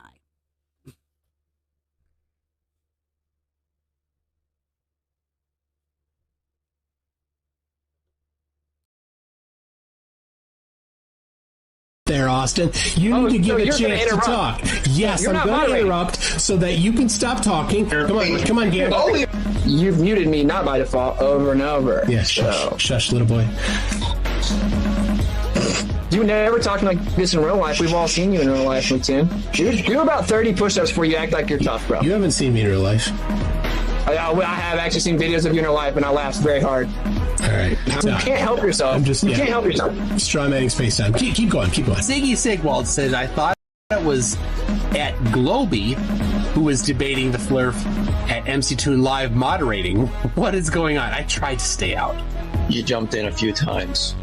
Because you're trying to save it. You almost got me, Ross. I wrote this document, and I just made up this new thing, and then leaked it, picked it up, and thought it was real. I recorded a video and uploaded it and left it private on my channel so that afterwards I could unprivate the video and people could see the upload date and see, yep, it predates everything leaking out and it ties up everything and self-destructs the whole deal. And we invented these documents that said exactly what them to say and sent them to him, like we leaked them to him. He read it, and I'm like, and then I did the video. Yeah, that document is fake. Oh, that was beautiful. That's one of the moments I forgot about that. Like, I absolutely loved watching that, and watching you explain that fake document was priceless. Why is 8 inches per mile squared on the side of a globe? Like, why would they print it on the side of the globe if it was improper? Yeah, they do. I'm actually looking at a picture of one right now. Show it. This is printed on the side of a globe. Curvature of Earth, surface. Zoom in more? Sure. Oh, very nice. And that's on the side of the surface. Yep. All right. And that and there's on the actually side of a picture of it. Yeah. Interesting. The world doesn't appear to be moving. Doesn't that really mean the burden of proof is on you to prove? Because it's counterintuitive, so wouldn't you have to convince me that the world is moving?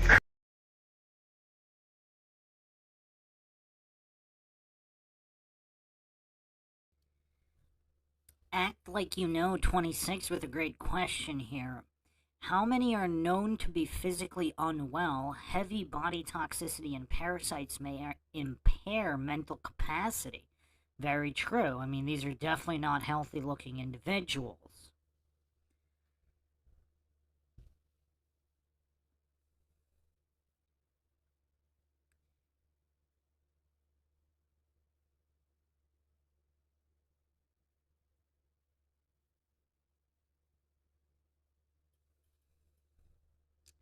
Lord Zed says, why is mistaken, missing, and taken combined? Mistaking. Mistaken, missing, taken. I don't know what you're getting at there, but that is a little weird.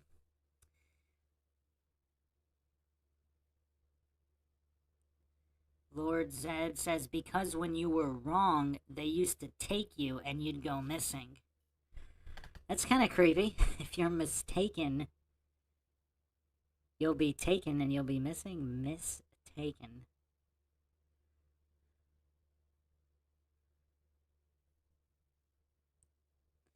Sandro says, funny how none of these gatekeepers have never conceded even a single point that has been debunked. Well, again, it has a lot to do with narcissism as well.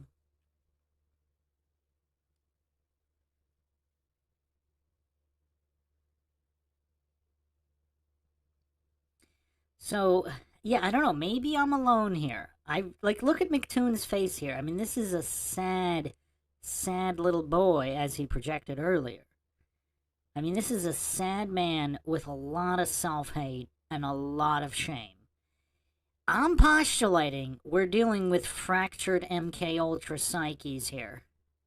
That's the only thing that I can think of to make sense of all of this. Justin Johnson says, alone you are. All I'm saying is if it turns out one day, if McToon ever got his family safe, and he finally came out and corroborated all this, I would not be surprised. That's all I'm saying. I wouldn't be surprised if this was the case. Jeff Hunt says his handlers keep telling him he's right. It's a spell cast. Yeah, I mean, there's just so many moving pieces here. Salt says, is there an MK Ultra podcast you can plug? I mean, I kind of went deep on it in the Britney Spears podcast on MindShock, actually. Operation Mockingbird, I went into it there. I believe I even went into the church committee on that podcast. And I touched upon it as well in the Jonestown podcast. But I haven't done a completely dedicated episode to it. Nachiketa says, I'm pretty sure McToon is a closeted flat earther. I mean, how much pain would that cause if you're MK Ultra to this level, and if you're compromised or your family's compromised, and it's almost like you're a slave and you have to continue the grift, shilling for scientism against your will? Would that cause behavior like McToon exhibits? That's the question I want everybody to ask themselves.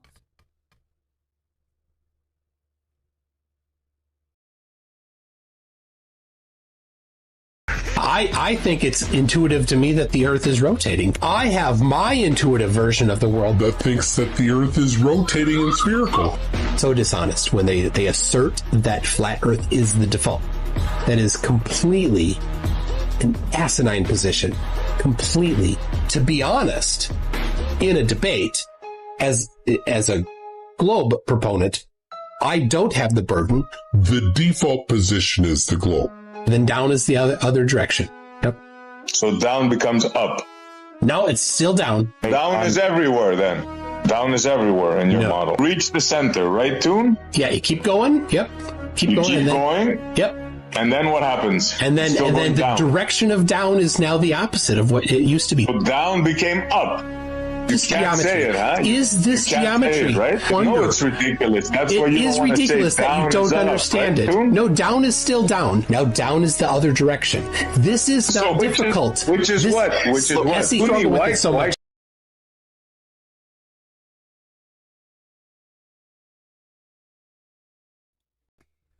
mean, this is so tough to dissect, because here it just seems like McToon is just short-circuiting, because the mental capacity's not there. But who said he can't have MK Ultra fractured personalities, many of which have mental disabilities?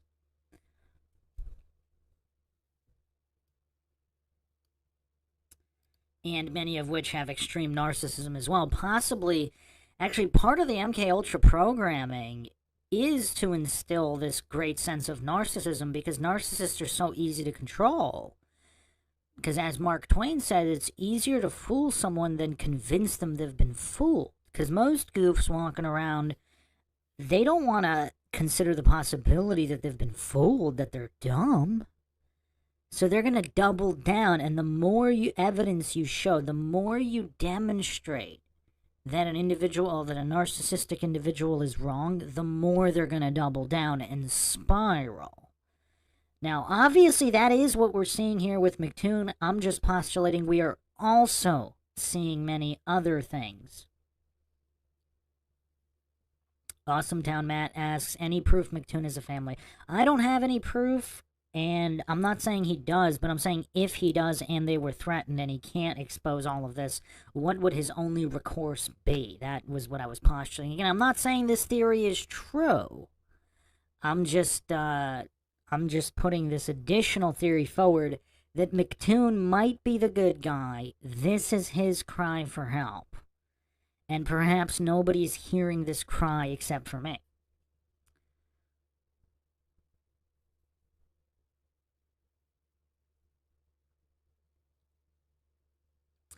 Welcome, Grenade Gaming, Big Pine Sailing, Harmon Walker, Real Offended, all up in here now. Awesome Town Matt says, McToon is in the closet on multiple things. Lord Zed says, you're so funny, Bruce. What was funny? I mean, I'm just saying, I'm just bringing forth this additional theory that McToon might be the good guy in disguise, fighting back against his handlers, fighting back against the MK Ultra programming. Unlike any other, in the only way he knows how, by putting forth the dumbest arguments, by behaving like a 4-year-old throwing a temper tantrum. This is his cry for help. Who can hear it?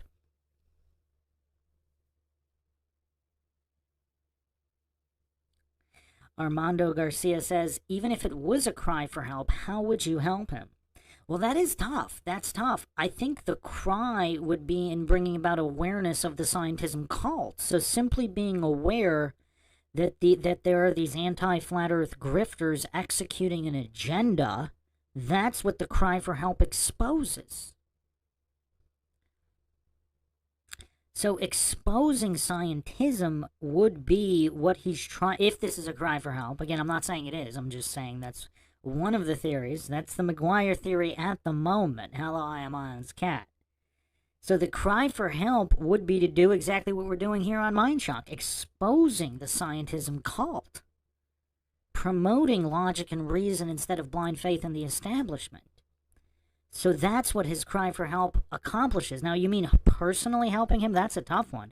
How do you help someone that's MK Ultra compromised? That's a great question, actually. Like, how do you help some of these celebrities that want out after being MK Ultra?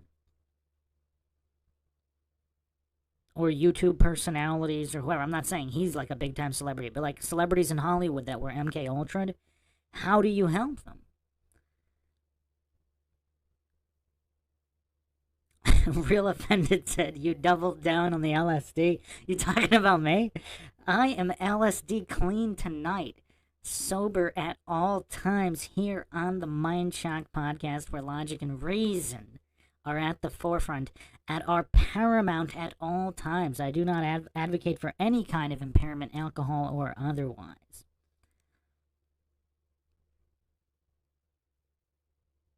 Oh, Real Offended was saying that's how you help them, by doubling down on the LSD.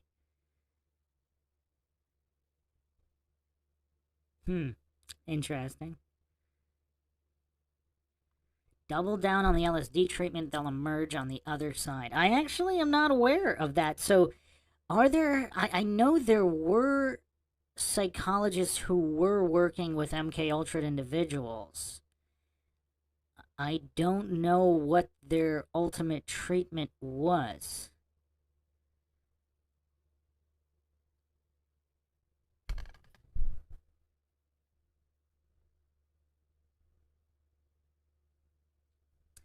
Bo Cohen said, I referenced one of your videos to an anti-flat earther and told me that you're Dave Weiss. No, I am not Dave Weiss, but ever since I did that, I was actually going to have him on. I was going to do an interview with Dave Weiss and Witsit here on MindShock, but ever since I did that Occult NASA Patches podcast, it's been really glitchy. I actually had to get hardware equipment to circumvent some of the YouTube shadow banning and impairing of live streaming.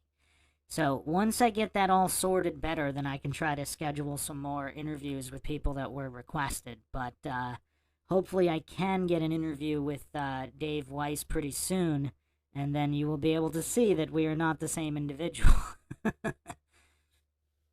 I mean, do people, like, Weiss is kind of a busy guy. He's doing all these other podcasts, and Mark Sargent, too. I do need to interview Mark Sargent. Maybe I will do... I mean, I'll give a heads up when I get that scheduled. Real Offended said, that's crazy. I might need to pick your brain about that hardware. I have the same issues. Yeah, I am certain I am not the only person being shadow banned on YouTube.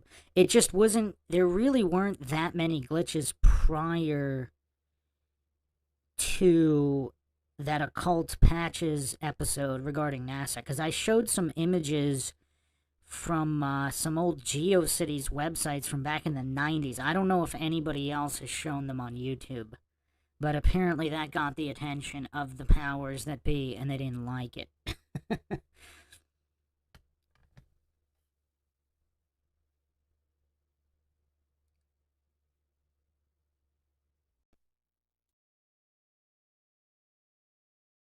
Can't you say it, bro? Why can't you say it? You can't say it. Can't say it. Yeah, down is not up. Down is always down. Down is always down. Except until it's up. Well, when you're on the other side of the center of gravity, it's a different direction. On that side of the middle, it's here. On this side of the middle, it's here. That's not a problem. It's pointing up towards Polaris, or not up, and down, not down, but south. Because that's how our model works. There is no up or down. Isn't that weird? It's I think it's really cool. We see new stars. But we see the same. Yeah, we see the same. So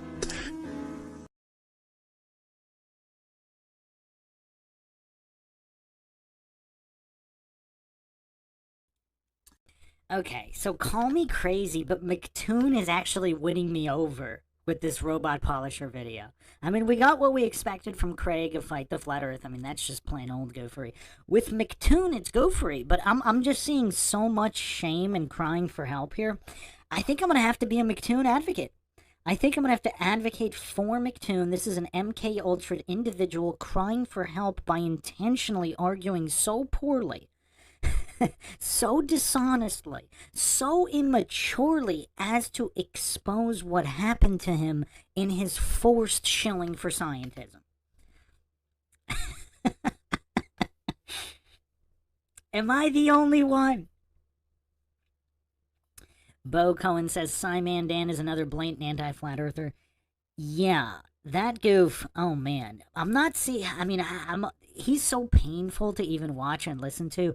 I'm not sure I can even do an analysis on him.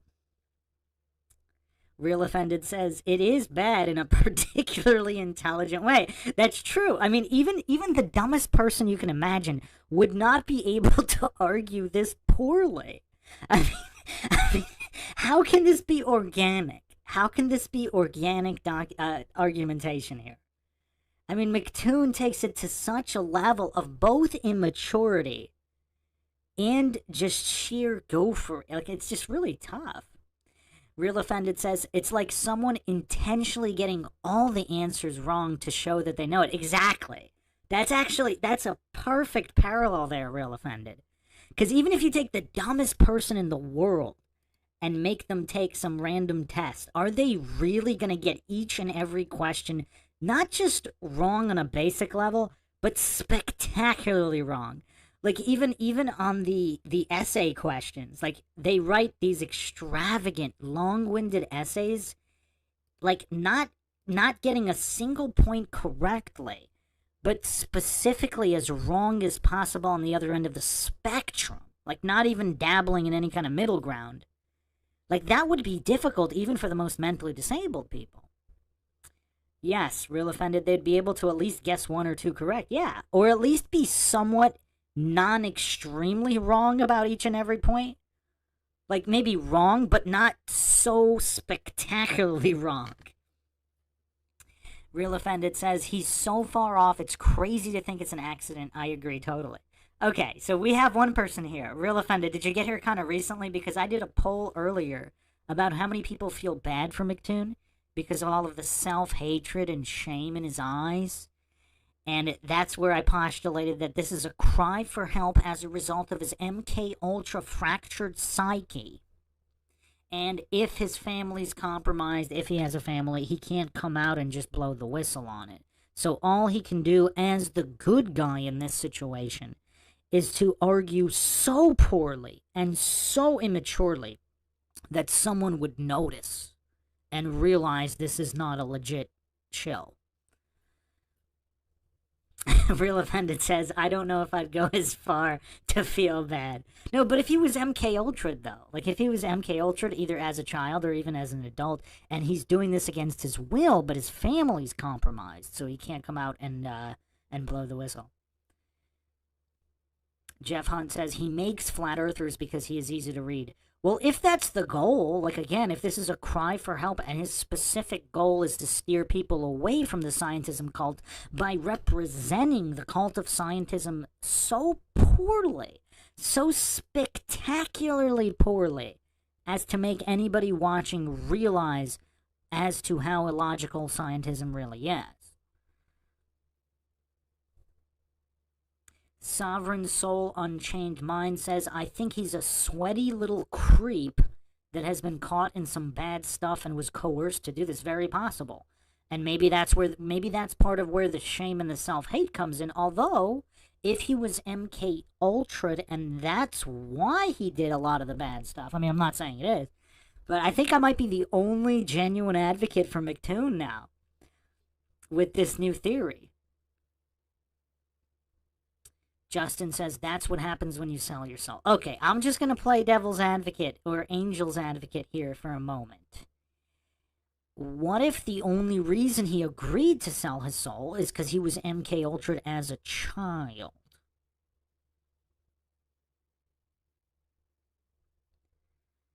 What if he was MK Ultra and the consent was not the genuine consent of an informed adult to sell their soul?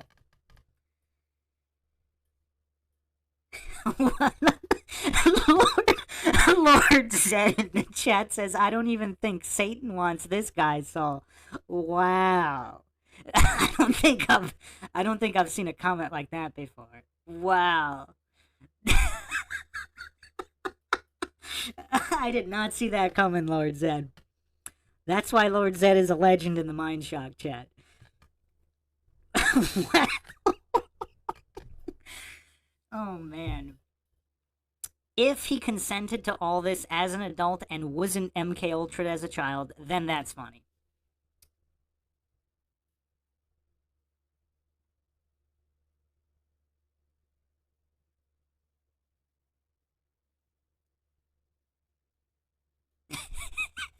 Sovereign Soul Unchanged Mind said, he looks like a lesbian gym teacher I had in high school. Oh, man. Oh, man.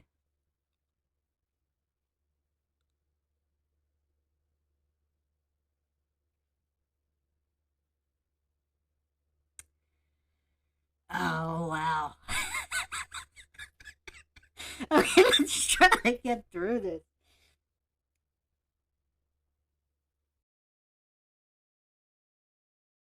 That's how it works. And sometimes I can get that it's hard to wrap your head around. Very complicated stuff, but it's people that understand it look at that and say, oh yeah, that would only work on a globe.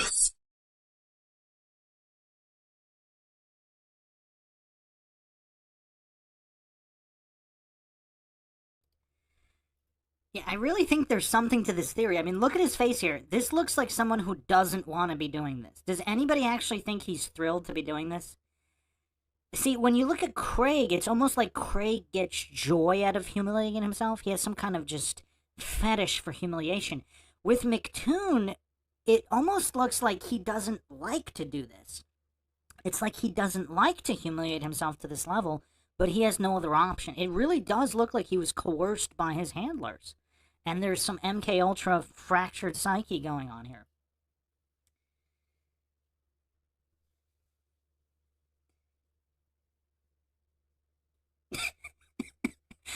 Sovereign Soul says, boy's got a 5 head. I haven't heard that one in a while.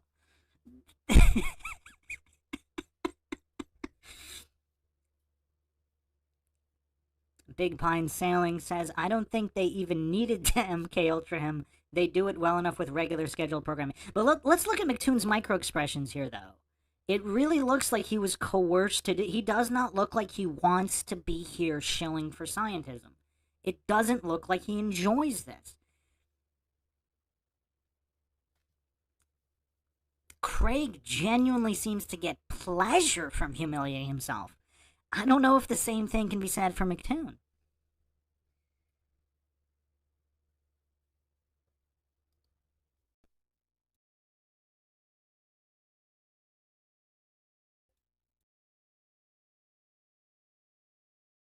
So there you go. Or you could just go around wearing like a tail all around.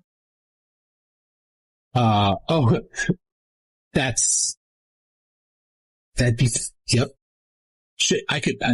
Maybe I should add a tail to my daily wardrobe. I brought you a bag full of rootin' tootin' tricks. 1, 2, 3, 4, 5, and 6. I hate people like that. You are completely worthless human being.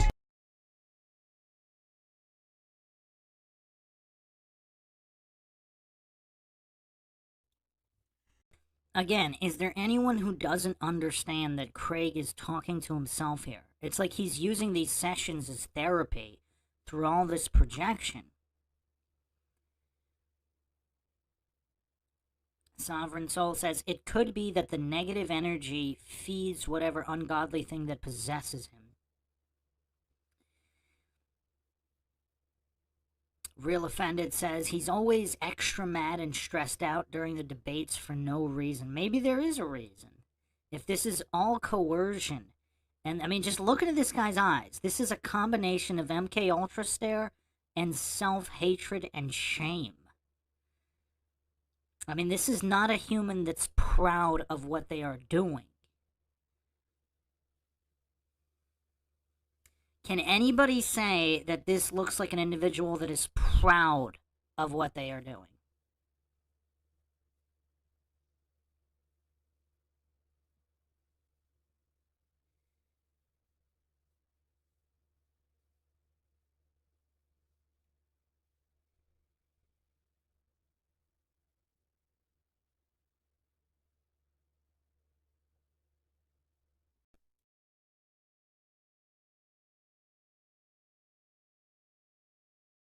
To just, you're a liar, an absolute liar, a worthless human being. You have no value. I agreed to this based on the parameters that McToon would not interrupt and try to debate for this guy, and only moderating, no muting, no interrupting, and no debating for him. You helped him out in his opener because he couldn't get the words out. Then you've interrupted the second time. You're not debating me. I've dismantled you thoroughly numerous times. I'm debating. Fine. Go ahead. Continue your no evidence string. All right. Hey, go on mute. Go on mute, Mr. Moderator. Hey. Okay. Back to the Seth guy that I'm debating. Okay. You agreed to not interrupt, and you literally interrupted. I'm gonna expose you on the internet. Oh, I mean, he's no. moderating. I'm talking. Where's the moderator at? Nah, I'm gonna let him. Yeah. Oh yeah, you're gonna let him. I know, of course, because you're a gamma. I will now stop allowing you to insult. Okay, got it there, big boy. I mean, I don't really care if he calls me a gamma. I wasn't talking to you. I was talking to McToon. Yeah. And this is the only place in the whole entire world McToon gets to pretend he has juice is on the internet where you got a mute button. I agreed to be on a debate show on a different channel. You then changed it, and you then brought McToon into it. I said, okay, I agree, but here are the parameters. We will not be debating 2v1. He will not be jumping in. He will not be muting me. He will not be debating for you, and I will not be answering all of his super chats because he does this for money.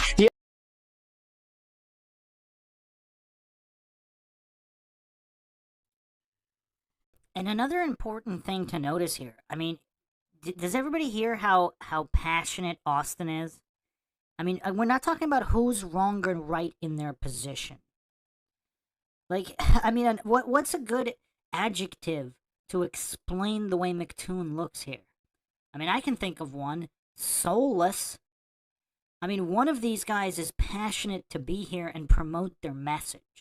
If McToon truly believed he was doing the world a service by fighting flat earthers, why does he look so ashamed?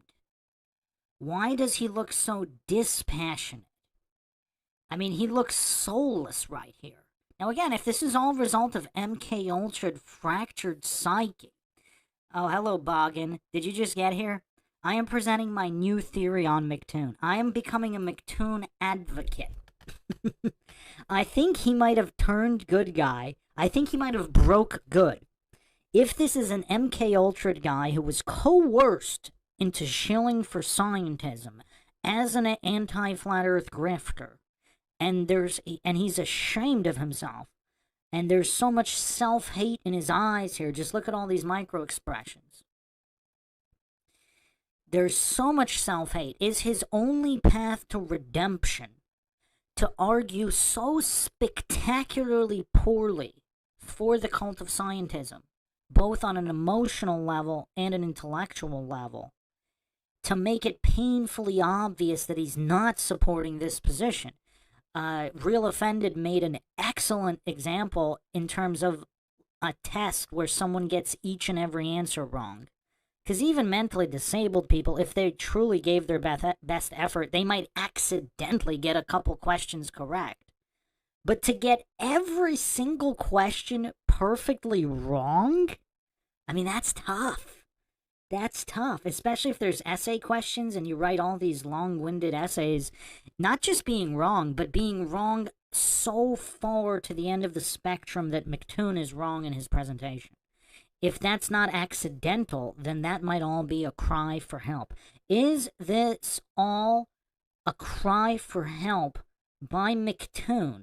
And if he has a family and they're compromised and he can't blow the whistle on his MK Ultra handlers, perhaps this is the only option he has for redemption. Awesome Town Matt says, I think you are giving McToon too much credit because you feel bad for him, Bruce. Well, I do feel bad for him, but I'm not sure. First of all, I'm not saying that's true, but I'm just calling it how I see it. I'm trying to be objective here.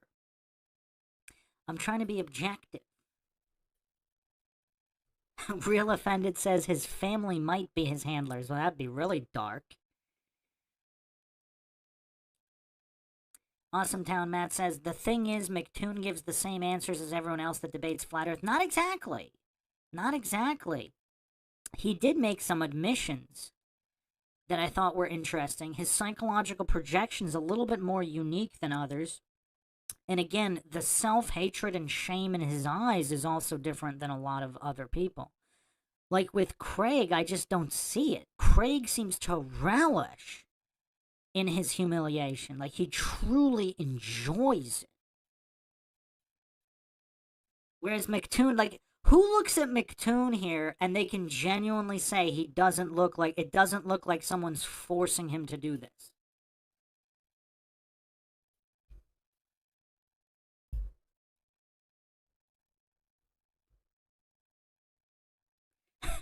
I Am Ion's cat says, McToon arguing so poorly to unmask himself is like Hunter Biden only had one way out, and that was forgetting his laptops in cars and at repair stores. I wouldn't say so. I think that's a non-congruent argument, logical fallacy, my friend, because there's so much more Hunter Biden could have done to blow the whistle on himself. I mean, there's way more he could have done. I mean, there could be 20 laptops.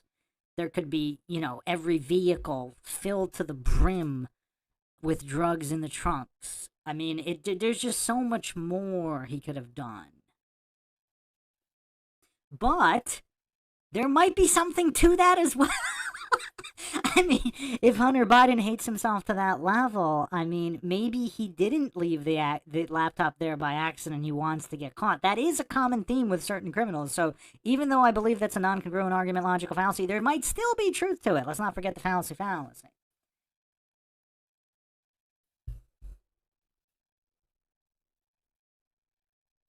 Big Pine Sailing says, don't knock the rock. Sovereign Soul Unchained Mind says maybe he is blinking Morse code for help. I don't know. I haven't checked his blink rate.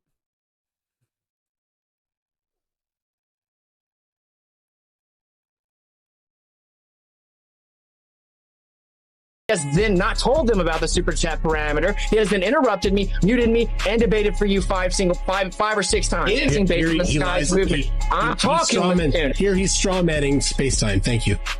See, that's all you can do. You said you wouldn't do this. You promised that you wouldn't do this, and you can't help yourself. You can't help yourself. Strawmanning space-time. Keep going. June. All right. Sorry, I'll just gamma back here for a bit. Okay, perfect. Good boy. Just so the audience knows, okay? I told McToon to tell his audience at the beginning of the debate I wasn't taking super chats. He couldn't resist the influx of super chats, so he didn't tell you guys. So now either I made it clear. Maybe you missed that part. It's all right. No, what you made clear was that you'd read them at the end of the debate. Yes, that you wouldn't interrupt with but I told him I wasn't going to answer any of the super chats. We both know they're all going to be for me, McToon. We all know that. And you can't even resist holding up. Listen, I would have actually answered the super chats out of respect if you had held up your end of the bargain, right? But you couldn't resist. You had to debate and interrupt and mute me over and over and over. I do not.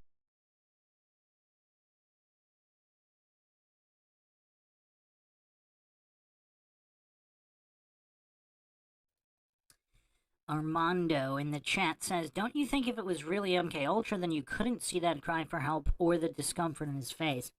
Well, first, it depends on at what point in the fractured psyche is it. Because if you look at all the Hollywood actors that are MK Ultra as kids, you don't see the cracks until later in life.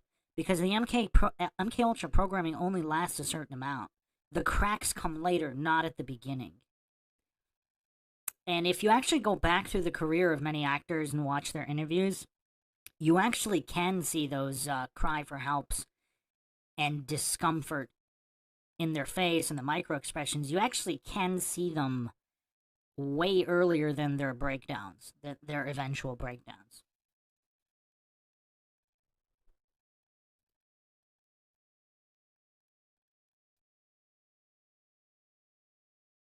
Have to answer your super chats. No. You can rage quit. That's fine. No, it's not. How's this a rage quit? You're the one making me end the debate. You're making me end the debate. I just dismantled this guy. Hey, do you know what the? Since I've said it numerous times, let's just prove that you don't even know your own model. Do you know the circumference of the Earth yet? Yeah. Not you, McToon. I'm asking this guy. Not off the top of my head. I don't. You know the radius of the Earth? I don't think that. Wait. Let's be clear. Are you asking for something you can't provide for your model? Then it's invalid. I don't have a model. Exactly. You fail. Hey, it's falsification. Falsified flat Earth. Every sunset falsifies flat Earth. Hey, Seth, is falsification independent of replacement? Yeah, we've falsified. Is your name Seth? No, it's Toon. But we falsified flat Earth. That's not your name. Your name is Michael. Hey, Michael, shut up. Hey, Bob, put Bob on. I want to ask him about a 15-degree-an-hour drift. Hey, there's actually over. Truth is, we do not live on a magic spinning cartoon ball, dude. That's not the truth. That's a lie. McToon, I'm talking, no, man. No, I'm just going to confront your lies. That's a lie. Let me talk to Seth, dude. You're a liar. Okay, Seth, here's the deal. We have tested the Earth, okay? You claim a circumference of 24,901. You don't know how to test things.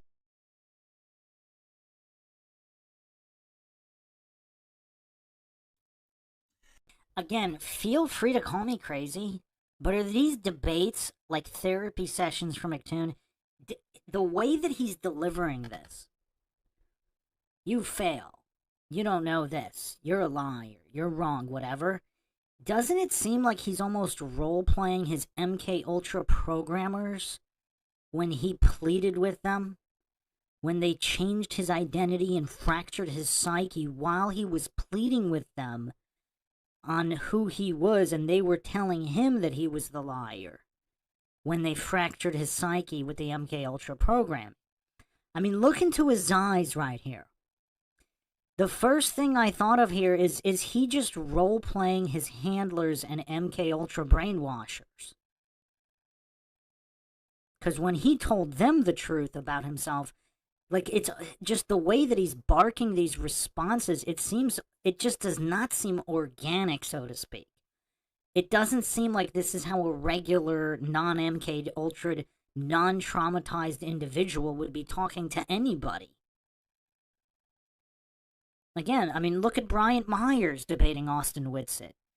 It's a completely different debate. Even though they might be saying either the same things or very similar things, the way that they're saying them is completely different.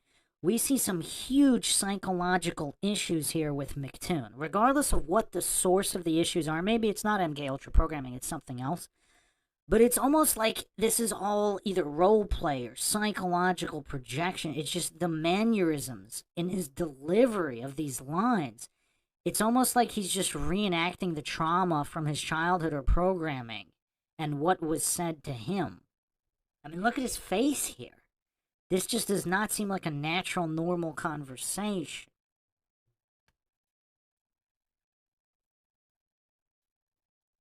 I Am Ion's cat says, do the weird angles of the papers stuck on the wall behind McToon spell something, or are they a message? Yeah, if we had higher resolution, it would be interesting to know if he spelled out some things in the background there. Sovereign Soul says he lives with his mother, no lie. Well, that opens up a slew of possibilities there. Does anybody think his mother is his MK Ultra programmer?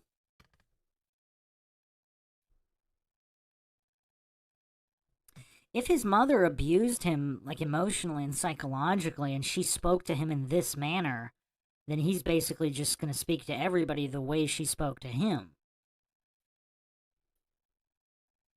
I mean, how can anybody not feel bad for him, especially after his projection monologues about how he's a worthless human, etc.?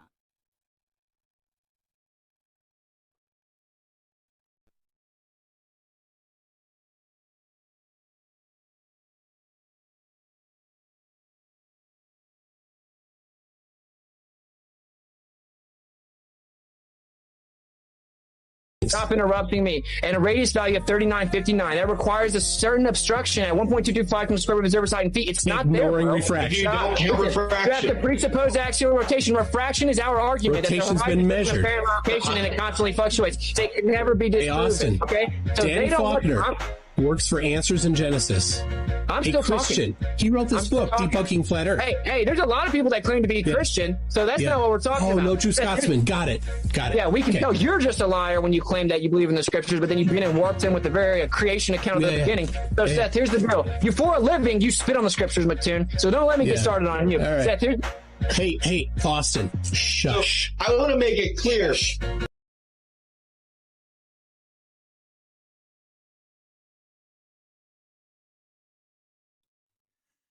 The way he says shush, that's probably just either the way his mother or his MK Ultra handlers talk to him. Because that's the only cope he has in being exposed here. What's interesting is, obviously, he also used the No True Scotsman incorrectly. Because that was another projection there. Would a true Christian, he was trying to say a Christian who exposes flat earth and the fact that he's claiming to be a Christian, that means he's a Christian. Well, the burden of proof is on positive claims. So that would be shifting the burden of proof. No True Scotsman is mostly, that's the reason that's a fallacy. You'd have to be correct about the overall premise first in order to invoke No True Scotsman.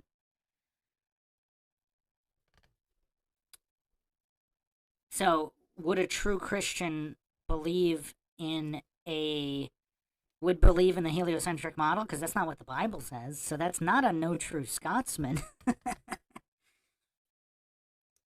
Real Offended says, the way he talks is literally the way his mom used to talk to him. Is it really that simple? Maybe it is. Maybe it is, but I'm going with the MK Ultra Fractured Psyche theory for now.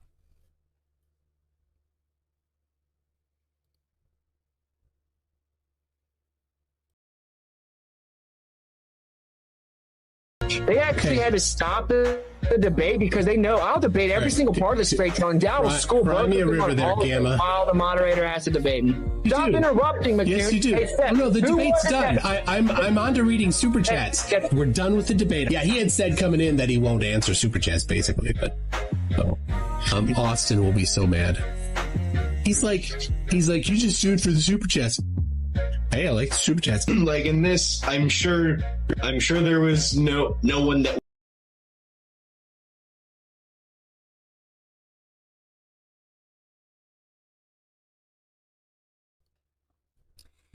Who is this gem?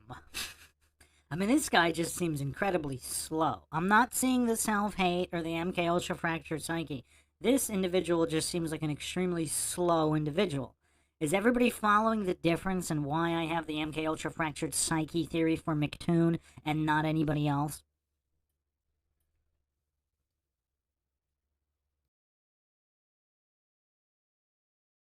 Was convinced to cross the fence. I just find it mentally stimulating to try to come up with ways to explain physics to 7-year-olds. Ooh, you're shooting a little high there for a lot of fun. It was a little bit complicated.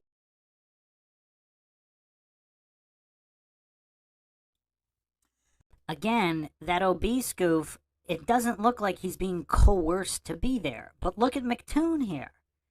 Like, pretty much almost any freeze frame on McToon, it literally looks like he's being forced to be there and forced to do this.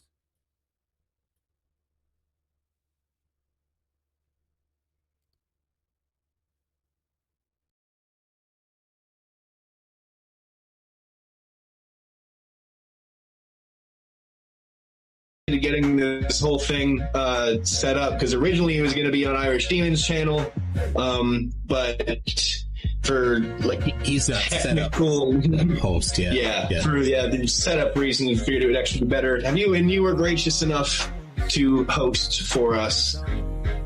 Conspiracy Castle, which is Alex Stein. They used a different account. Or it says Austin demolished the slob. Sad day for the globe.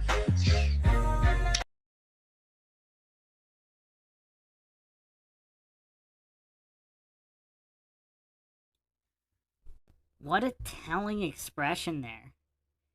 How telling. How telling.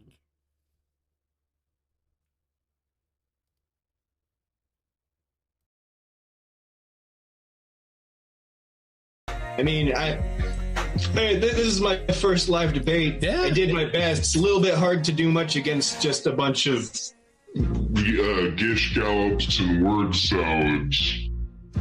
I can't help that I'm not very good verbally. And then he said I was ugly and I couldn't read good. One of the things is a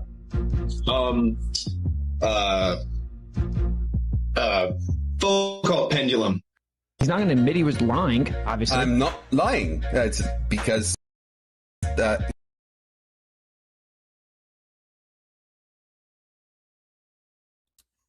Again, look at the glee. Look at the glee in Craig's face at humiliating himself. I mean, look at the fetish. Like, this guy truly enjoys humiliating himself. Where, I mean, he's like the Joker. He's like the Joker in Batman. He truly loves his job. But again, just to reiterate, McToon's the complete opposite. McToon looks like somebody forced him to do it. And it's just shame and self-hate on the side of McToon.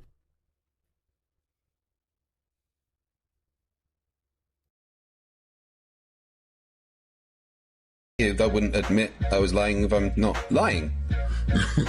Would you like to admit you were wrong? No. So you are a liar. Wait till the video that I bring out that shows exactly why I wasn't wrong. You know, you can wait for the video about how wrong you were about everything that you said. If you want to keep waffling about nonsense that you don't understand, and neither does anybody else here, that's fine. Or going on about relativity, which you don't understand, and no one here understands. And neither of us really know what we're talking about.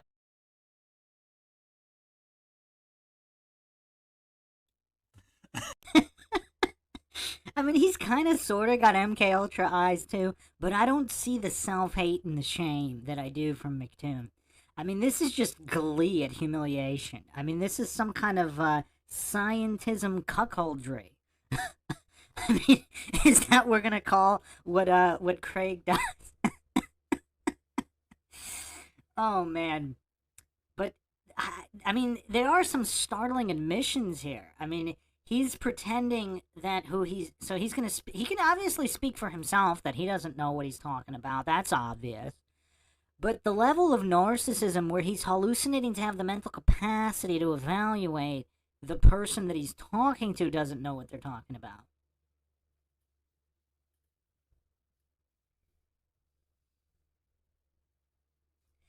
But the most telling thing about Craig, though, look at the glee in his eyes. The glee at humiliating himself.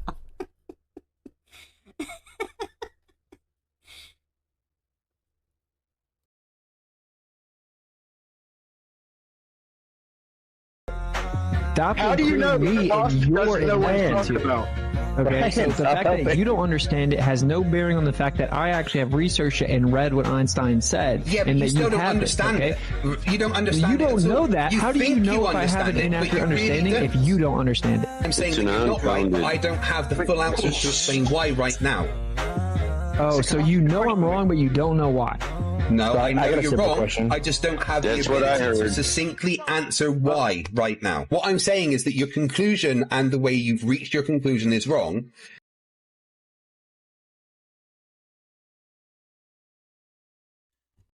But we can't accuse Craig of not having a functional subconscious, because his projection, even though it's a completely different style than McToon's, it's on point. It's on point. His subconscious realizes that he's wrong about everything, and he doesn't understand anything.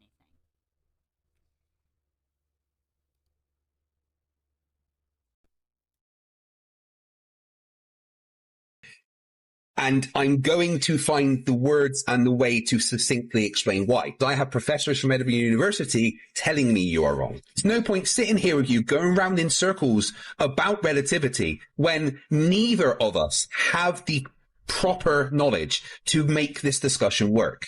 I know 100 times more about this than you, and you want to keep bundling me in with your ignorance. Neither of us have enough knowledge for this conversation, and that is a keep fact. saying it. I will come back to this when both of us have enough knowledge for the conversation. Right now, neither of us do. Simple as that. How can you understand relativity if you can't even understand the difference between rotation and orbit? Dude, orbit is a rotation. No. Rotate is to spin, turn, or revolve. Witsit, you clearly just had the difference explained to you. Right, Mickelson Morley was not set up. You have a problem. They take it too literal. They can't just have any sort of thought process for themselves to just understand that that's exactly what you fucking do. Yeah, they have to Well, take it's the that same thing. pedantically. The orbit is rotation, right? Like he just read the definition. Okay, well, look, hey, Connell, since you're so smart, can you answer my question? Okay. Does the Earth revolve around the sun? Yes or no? Yes. Rotate is to spin, turn, or revolve. The Earth does not rotate around the sun.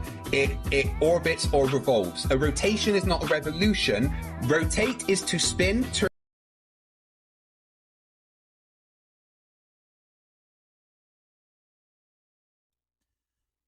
Again, I just want to reiterate that look at the animation that Craig possesses here. He's so animated, like he truly enjoys humiliating himself like this.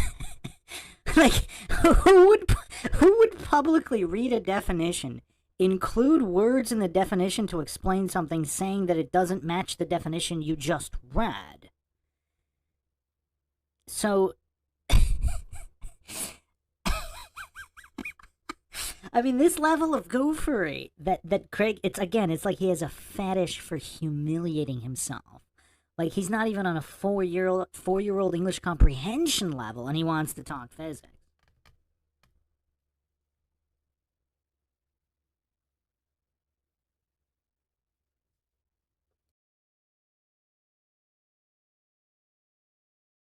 Turn or revolve. Which is right when he says the Earth revolves around the sun. He's wrong when it says it rotates around the sun. There's a difference between So when I cite revolution NASA and saying rotation. the Earth rotates around the sun, you'll all admit you're wrong, or are you going to say NASA's wrong? Well, NASA would be using the wrong word in that case. You just read the definition that the Earth revolves around the sun, and then you read the definition of rotate, and it says revolves in the definition that you read. No, okay? I So didn't it is say that. Rotate is to spin, turn, or revolve. Maybe you haven't heard me properly because you can't rotate around another body. Why does your definition of rotation that even you read off have the word revolve in it? It did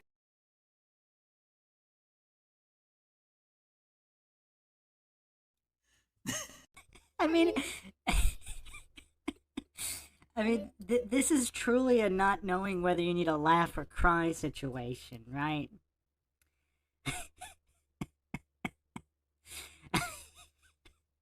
Oh man, because I mean, clearly Craig knows how the internet works. Anybody can just rewind that segment and clearly hear the definition that he just read that includes the word he's claiming it doesn't include. Oh man. I mean, and I feel so bad for Witsit here. I mean, this has to be worse than talking to like a mentally disabled child. I mean, mentally disabled children they're capable of basic understanding. I don't know if Craig is, but this is crazy. This is crazy.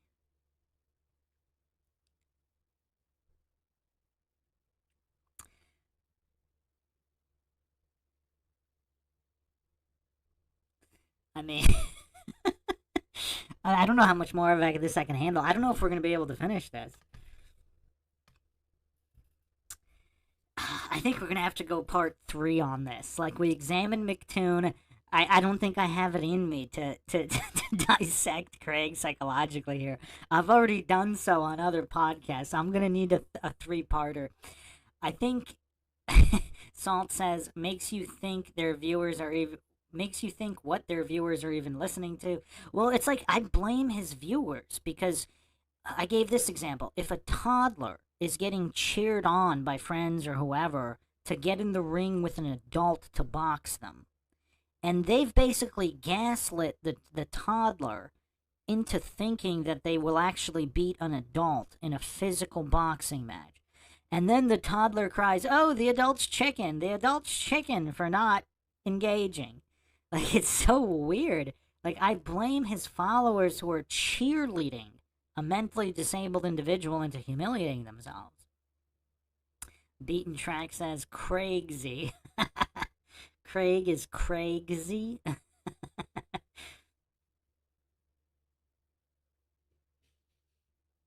Real Offended says, I'm going to steal this MK Ultra angle next time I debate McToon, by the way. I mean, it's not an angle. This is my legitimate theory on McToon at this point. From what I've seen from this video, analyzing the micro expressions, this is legitimately the McGuire theory. So, yeah, I'm gonna end it here. We'll have to do a part 3 to finish this robot polisher video analysis, but McToon won me over, I have to say. McToon really won me over. I think he legitimately might be the good guy crying out for help due to his fractured MK Ultra psyche. And the only thing he can think of for redemption at this point, I mean, the self-hatred and the shame is so extreme, perhaps this is only recourse if his family was threatened. So, okay. Before we do part 3 on this series on Anti-Flat Earth Grifters Exposed, I will do... I forgot what everybody wanted. Did you guys want so-called Professor Dave versus Austin next? Or there was another debate that happened that I didn't get to. Did you guys want that one next?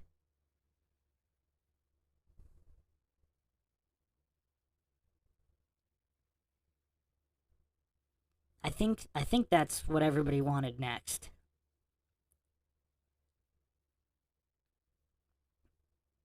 So perhaps I will do that one next. I totally forgot. What was the other episode? There was another episode that everybody wanted. I totally forgot what it was. Oh, Soy Lodge. Yeah, the Soy Lodge one. Okay. Yeah, that was the other one. I mean, I think I need a break from Soy Lodge as well. I haven't explored Professor Dave's Professor Dave's fallacies and humiliations in a while. So-called Professor Dave. So yeah, that'll be next with Austin. So I will do that one next, and then I'll have to finish the Soy Lodge one.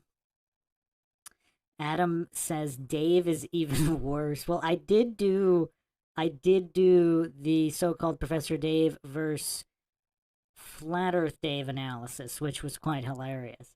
That one was actually, it was nowhere near as painful as all these other ones. I don't know what you mean by worse. I mean, it was entertaining. I mean, this one might be very painful, though, but we'll see. We'll see. Heracles showing up late. You're definitely going to have to rewatch this one. I have a new theory on McToon, the McGuire theory, and I'm gonna be sticking to it for a while.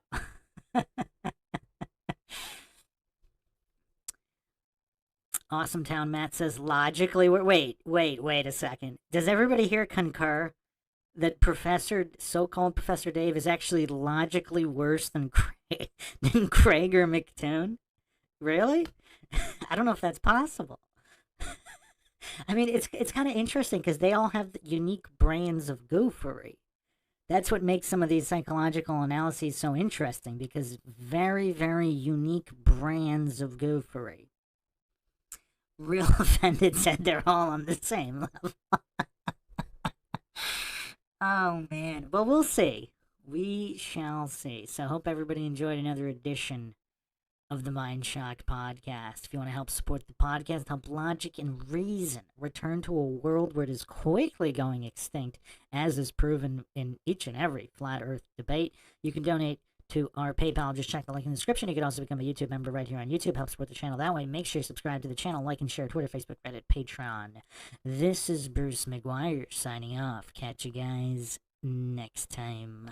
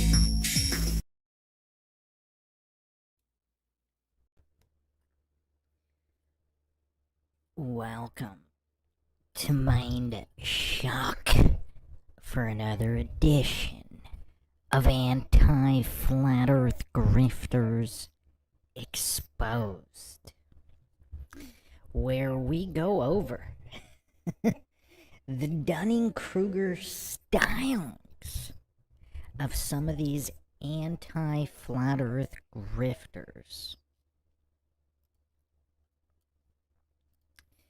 Hopefully everybody's seen the previous two installments. We'll be picking up right where we left off in the masterful Robot Polisher's edit of some of these goofs melting down. I mean, we have Craig of Fight the Flat Earth. Legendary anti-Flat Earth grifter. Legendary. I mean, his fallacy stacking combinations are unrivaled. I mean, this guy is setting world records. I mean, he went 11 plus fallacies in a single statement. I mean, who else can do that? I mean, Soy Lodge can't do that. McToon can't do that. Who else can stack fallacies as high as Craig and combo them. Craig is a truly unique individual. We went over McToon and his Dunning-Kruger stylings and all of the self-loathing and shame in his eyes. I proposed a new theory that McToon is actually the good guy. Because, I mean, how hard is it to get every single question on a test completely wrong? I mean, not even accidentally getting a few correctly. Clearly, you're sending a message. Clearly, you're sending a message. Now, I don't know if his McToon's family was threatened or what the deal is. He sold his soul. But I think he feels bad for doing it. And there's some kind of help me message in his videos because, I mean, nobody can debate this badly. I mean, I don't know if it's possible. Again, I mean, maybe I'm appealing to incredulity myself. Maybe I'm falling for the appeal to incredulity to logical fallacy. But it seems to me, I'm going with the theory that McToon was possibly MK Ultra'd, the programming cracked, and this is all a cry for help. And just the shame in his eyes is just a dead giveaway on everything he said.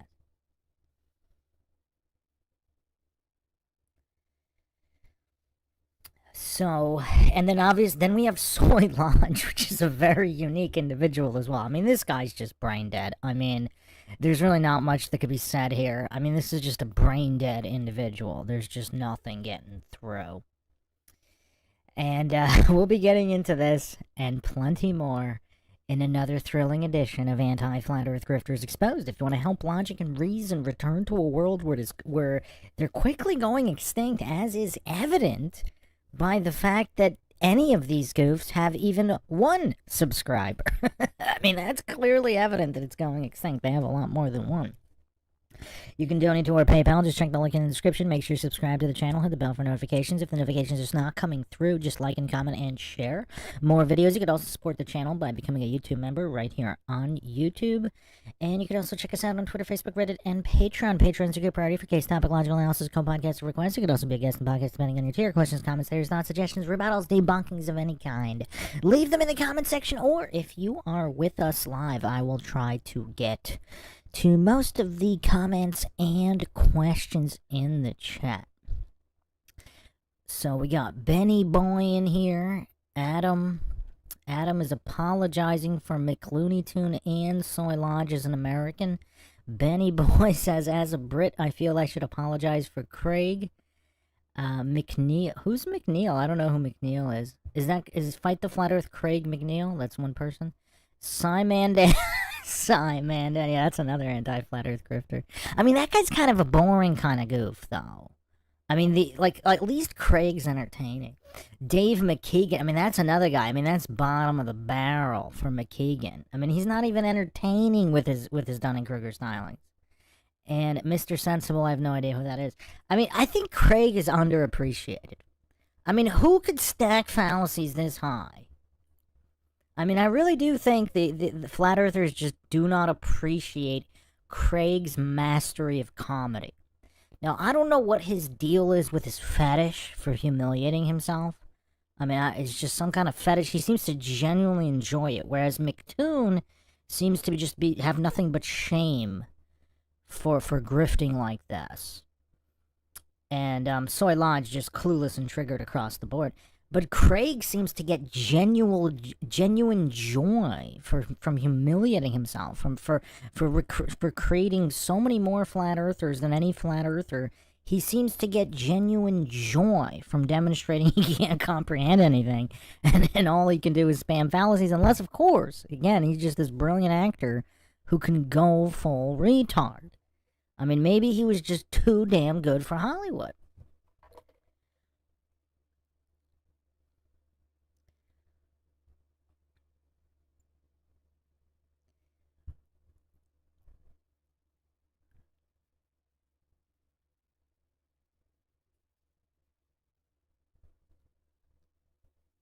Flat Oz says, Fight the Flat Earth is a closet homo.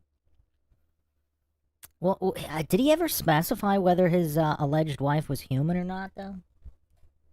I don't know if he ever specified. I mean, he did demonstrate that he could tie his own shoes. I mean, look at the entertainment value that Craig provides all of us. I mean, what kind of goof would actually do that? Like, think about the level of insecurity, narcissism, just genuine mental health issues one must be suffering from to feel the need to prove they could tie their own shoes. And we don't know if somebody was like right off camera helping Craig to remind him how to do it, or demonstrating how to tie like right behind the camera. We don't know the situation. Craig obviously did not provide any kind of behind the scenes cameras. Benny Boy says Craig is a criminal record after going full ham at one of his neighbors over a bicycle. Is there a video?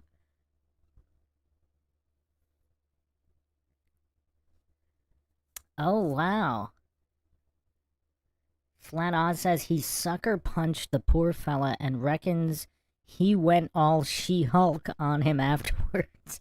More like kicked him while he was down. Interesting. Flat Oz says, fingers crossed he goes on a new med and debates Whitsitt again. He nearly died last time that happened. We're going to be examining some of that. Benny Boy says, I think Jaron actually tried to talk him out of doing that and told him to get some more research into alternative medicine regarding his leg.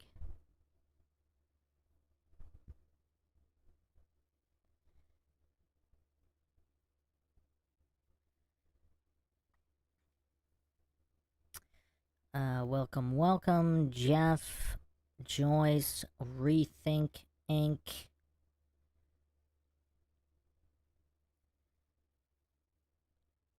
Little Star. Little Star says, Soy Lodge called me an idiot because I had said that I didn't know the shape of the Earth for sure. I triggered him. It was too easy. He gets triggered at the drop of a hat. I mean, think about the... Obviously, Soy Lodge is a mental midget, but he's an emotional midget as well. I mean, he said Whitsitt broke him by smirking a few times. Like, Soy Lodge had a complete meltdown, projecting and just humiliating himself because Whitsitt smirked a few times. Meanwhile, he couldn't stop fondling the microphone. He couldn't stop, like, typing on the computer and trying to double-check everything Whitsitt was saying because he didn't understand any of it. And he still didn't understand after he looked it up. So then he went into full meltdown mode, talking about how Whitsitt can't control his facial expressions from smirking while this goof is spiraling. I mean, it was hilarious. Absolutely hilarious.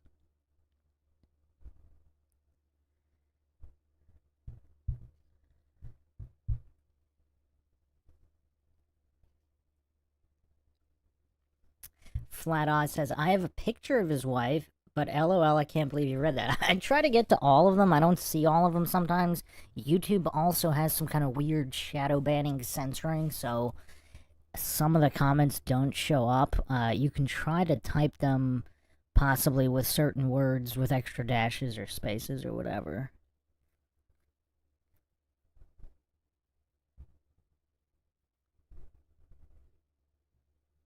Texas rules in the chat with, is that an Ultimate Warrior avatar? That's awesome. Could the Earth be not flat or round? Anything's possible. It's not far from false dichotomies. I actually threw out a theory that if there's an intelligent designer and we're all living in some kind of holographic simulation, they switch the shape of the Earth from flat to globe back and forth just to watch people spiral.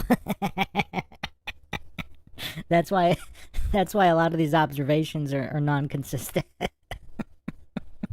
Or a different shape, whatever. Kiss the Sky. Haven't seen Kiss the Sky in a while. Where you been? And the robot polisher himself in the chat. The legend himself. We're going to be picking up where we left off last time on your compilation video of all these meltdowns. Robot polisher said, Whitsitt broke Soy Lodge like Caleb broke Craig. That was hilarious. That was hilarious. I mean, Caleb breaking Craig is what necessitated a whole new logical analysis system that we spent months on MindShock. Okay, so yeah, let's pick up the video here. Okay, just double check everybody in the chat that you can hear it.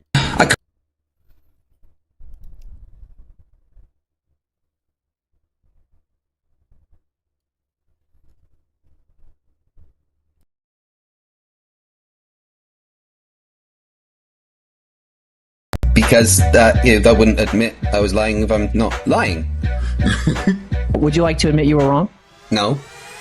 So you are a liar. You wait till the video that I bring out that shows exactly why I wasn't wrong. You can wait for the video about how wrong you were about everything that you said. You want to keep waffling about nonsense that you don't understand, and neither does anybody else here, that's fine. You are going on about relativity, which you don't understand, and no one here understands. And neither of us really know what we're talking about.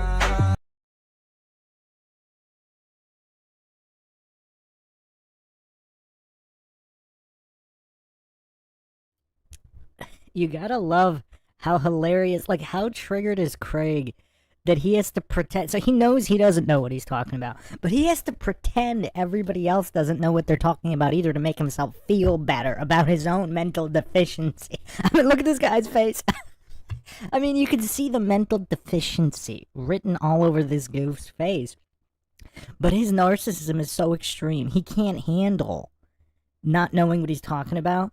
So even when it's very clear he doesn't know what he's talking about, he has to pretend no one else knows what they're talking about either. I mean, have we seen this cope before? I think this is an original cope. Has anybody actually went for that cope in Flat Earth Debate before?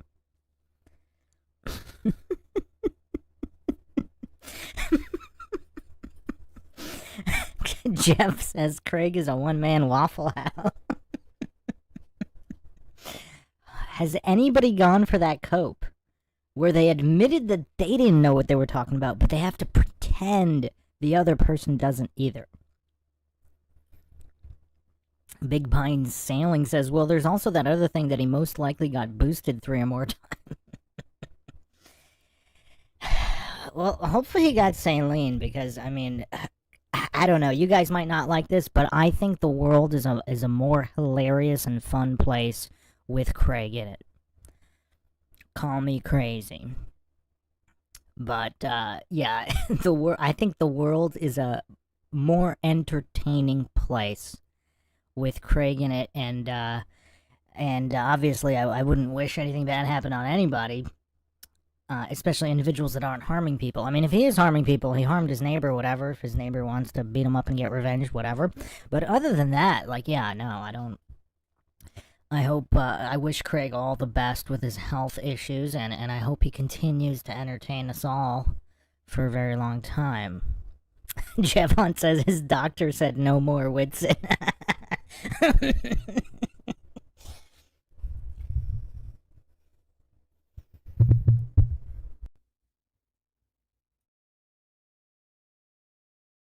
How do you know me and you're advanced about?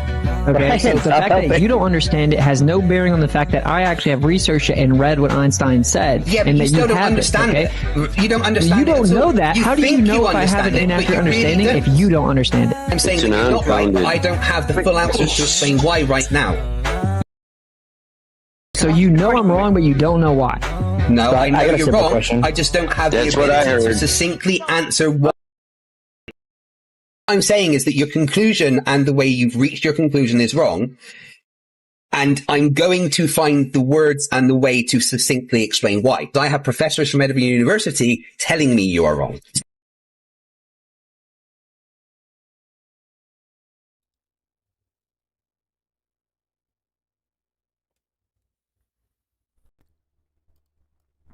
So the world-renowned Emory University, where's that ranked? Like, if we're gonna appeal to authority, let's at least do it accurately.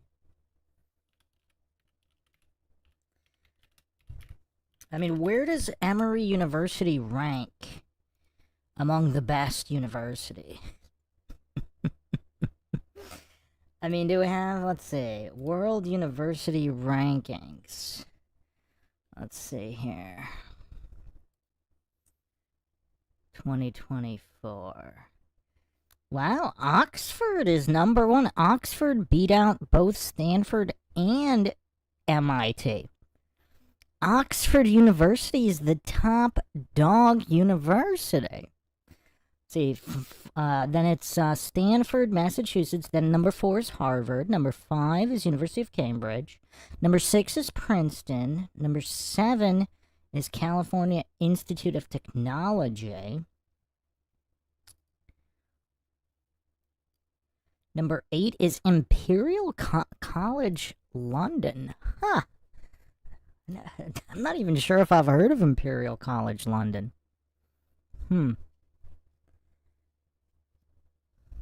Flatless says, wasn't Oxford started by the Jesuits? That's a great question, as well as Oxford Dictionary. We got to look into that.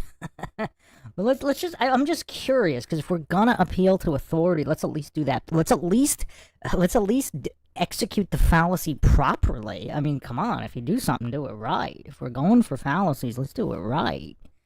So, Imperial College of London, number 8, and then number 9 is University of California, Berkeley. Number 10 is Yale.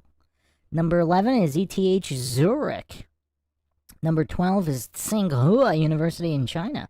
Never heard of it. Number 13, University of Chicago, getting some love. Number 14, Peking University. Number 15, Johns Hopkins University. Number 16, University of Pennsylvania. University of Pennsylvania beat out Columbia University. That's interesting. I mean, this is worldwide rankings using worldwide metrics. Number 17 is Columbia. Number 18, University of California, LA. Number 19, National University of Singapore. That's actually not that surprising. I mean, Singapore is a powerhouse in terms of emerging country. I mean, high standard of living. Just really, really high-level country. A lot of millionaires there. High-level education. Number 20, Cornell. Number 21, University of Toronto, or Toronto, as they say it. 22, UCL in the UK. Number 23, University of Michigan, Ann Arbor. Number 24, Carnegie Mellon University. Number 25, University of Washington. Number 26, Duke University. Number 27, NYU. They seem to have dropped in the rankings. They used to be a top-ranked university at one point. 28, Northwestern. 29, University of Tokyo, Japan. 30, University of Edinburgh. Oh, they're tied. 30, 31 are tied. University of Edinburgh and technical University of Munich, Germany. 32 is Nanyang Tech University in Singapore. 33 is the École Polytechnique Fédérale Lausanne in Switzerland. 34, University of California, San Diego. 35, University of Hong Kong. 36, Georgia Institute of Technology. 37, University of Melbourne. 38, another tie here. 38 and 39 are tied. King's College London and LMU Munich. 40 is Paris Sciences et Lettres, PSL Research University of Paris. Number 41, University of British Columbia. 42, University of Illinois at Urbana-Champaign. 43, Shanghai Jiao Tong University. 44, Fudan University in China. 45, KU Leuven in Belgium. 46, London School of Economics and Political Science. 47, Universität Heidelberg, Germany. 48, Delft University of Technology in the Netherlands.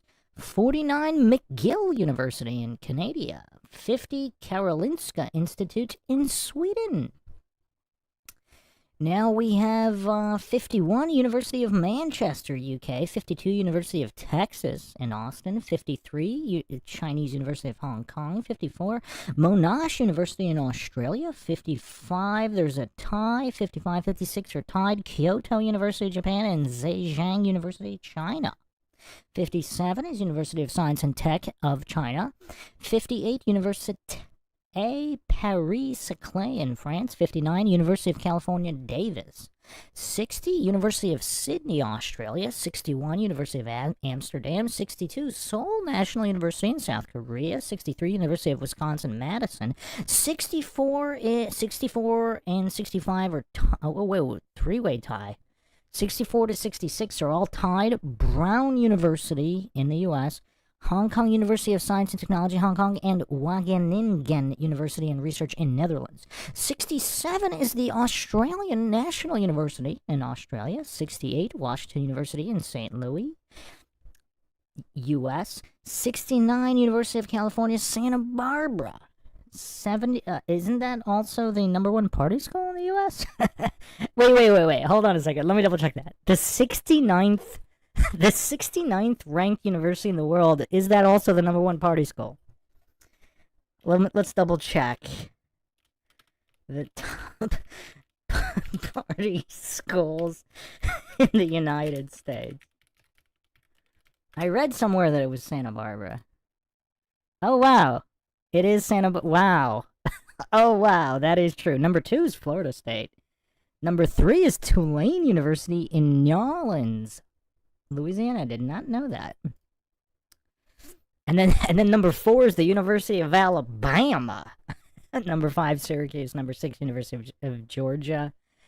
And #7, University of Wisconsin. That's kind of curious. Who else finds it curious that the 69th ranked university in the world is the #1 party school in the U.S.? Does anybody else find that amusing? I don't know. Maybe it's just me. But okay, but we still have it. I mean, is Emory even top 100? I'm going to stop naming them because it's going to take forever. But if we're going to appeal to authority, he's appealing to some kind of non-top university professors. Let me just skip through here. It's not top 75. It looks like it is not even top 100. Okay, let me go in alphabetical order. I'm going to try to get the number that it is.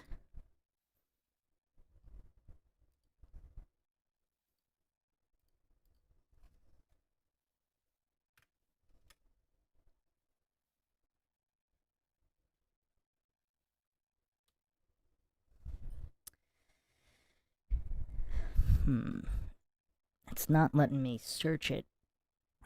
So apparently it is not top 100. Oh, okay, hold on. Let's see what we got here.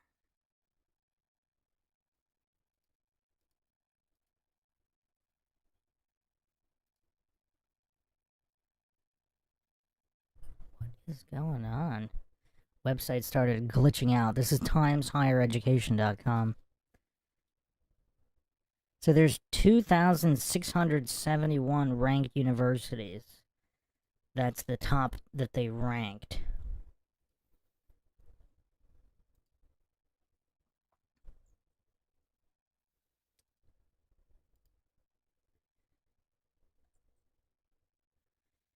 Okay, so let me search Emory in here and see what number. Oh, it is. Oh, wow. It actually is pretty close to top 100. It's a three-way tie for the 106th best university.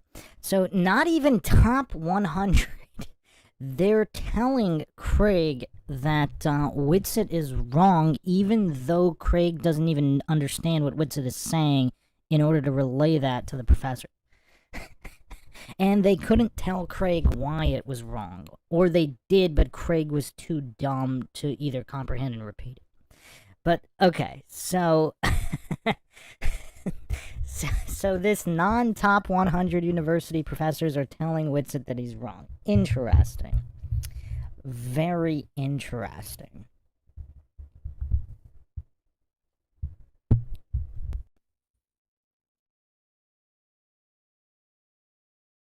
No point sitting here with you going round in circles about relativity when neither of us have the proper knowledge to make this discussion work.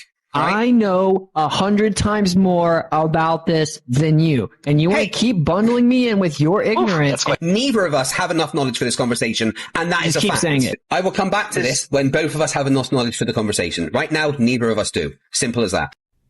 How can you understand relativity if you can't even understand the difference between rotation and orbit?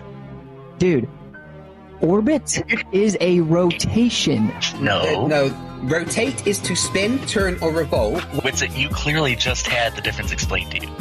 Right, Mickelson Morley was not set up.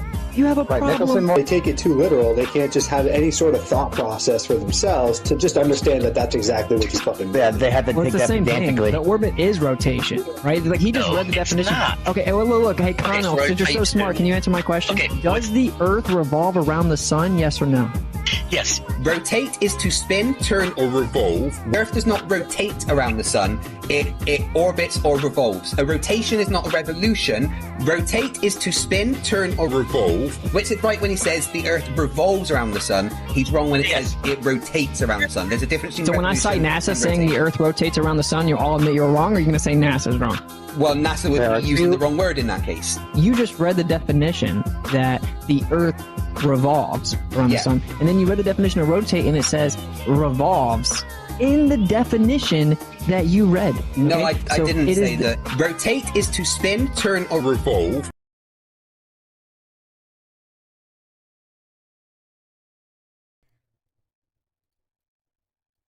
So, quick update. Craig did volunteer to take to debate on the side of the globe on MINDSHOCK. But he was so clueless he didn't understand what the quiz would be. So he thought it would be like a written quiz or some kind of online quiz you have to take and get some kind of score, and then if you scored high enough you'd get to debate, even though I clearly explained I mean, it's clearly in the breakdown for the time bracket of the format of the debate that the quiz is within the debate format with the time breakdown, but he doesn't even have the English comprehension level to understand that the quiz is part of the debate. How is he going to pass the quiz? I mean, I obviously didn't tell him that he would be allowed to even take the quiz because, I mean, I don't know. I guess I'll leave it to everybody here whether they want to see Craig attempt to pass the quiz in order to even try to debate.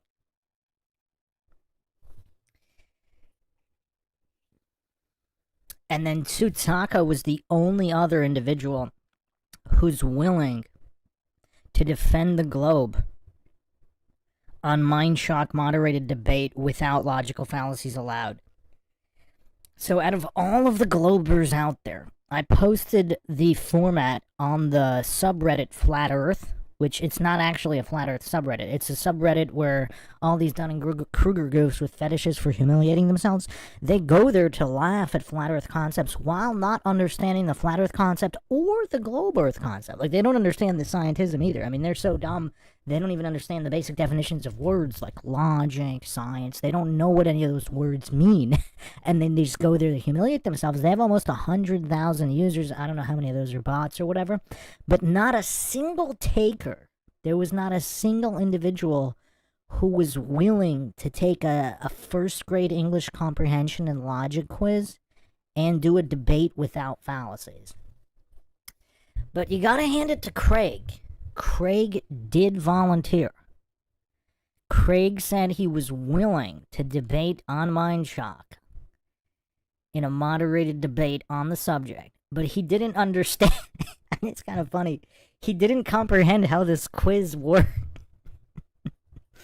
Hello, Sarah, Heracles, Nominal, DJ Curious, Justin Johnson getting in here. Yeah, so it's kind of funny. Do you guys want to see the screenshot of our conversation? I could put it on the screen if you guys want. Do you guys want to see that? Do you guys want to see on the screen of Craig volunteering to debate on MINDSHOCK but not comprehending the quiz? Okay, Joyce says yes, so okay. Let me pull it up. I mean, I was actually a little bit shocked that he's that deficient in basic English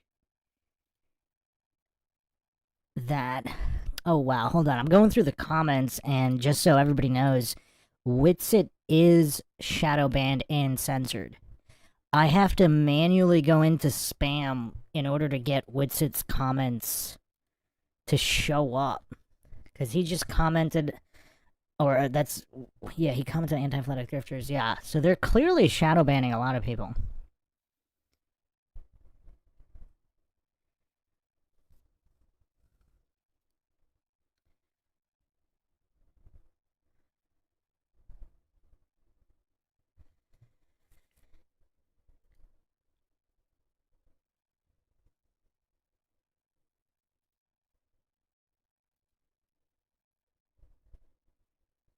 Okay, hold on. Yeah, let me get the... I want to put the comments up regarding Craig. Okay, hold on here. Okay, so this is in the community tab. He responded here. So let's go through it.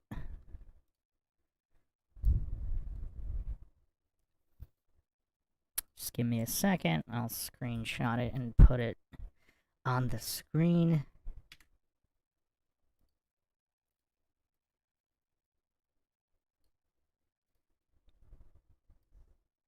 But like I said, I don't think I don't think Craig gets enough love from the flat earthers, because the entertainment value Craig provides, I mean, it's really something unique. It's really something unique. If he ever moves on from humiliating himself online as like a full profession, I think a lot of hilarity will be lost. A lot of hilarity will be lost.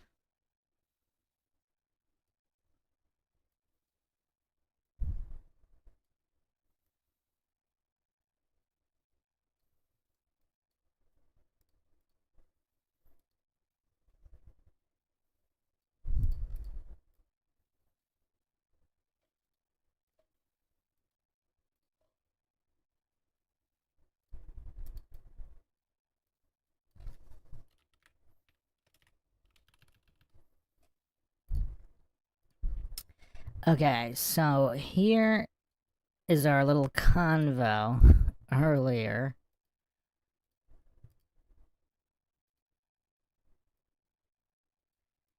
So he says, sure, if you're not scared to have me.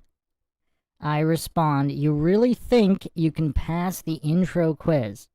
If you have someone in your earpiece walk you through it, you're really not going to rage quit when you're not allowed to keep talking while committing fallacies.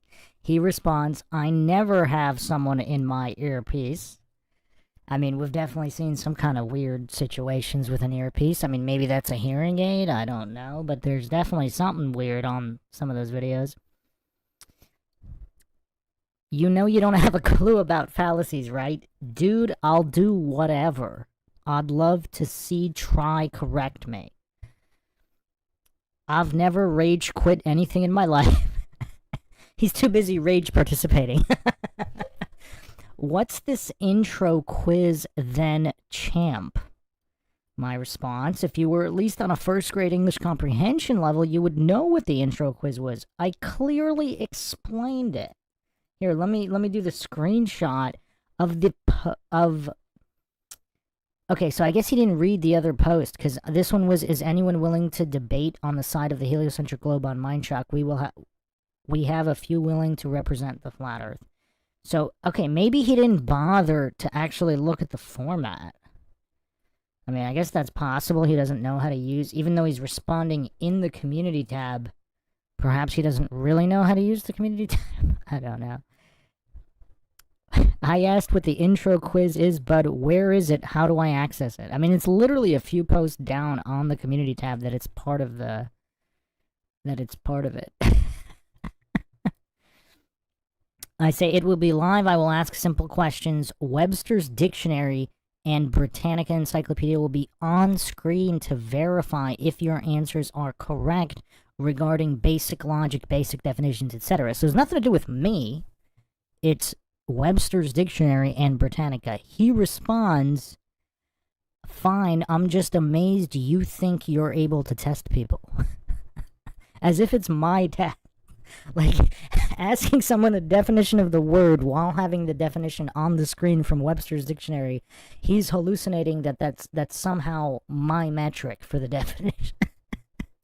I mean, again, like I said, Craig is a unique individual. I think we all need to show him more appreciation for his Dunning-Kruger stylings. I mean, the amount of comedy he brings, the amount of comedic value he brings to the table with his English and scientific illiteracy and his Dunning-Kruger spirals. I mean, again, like, how many other people are this entertaining in their spiraling and in their cluelessness?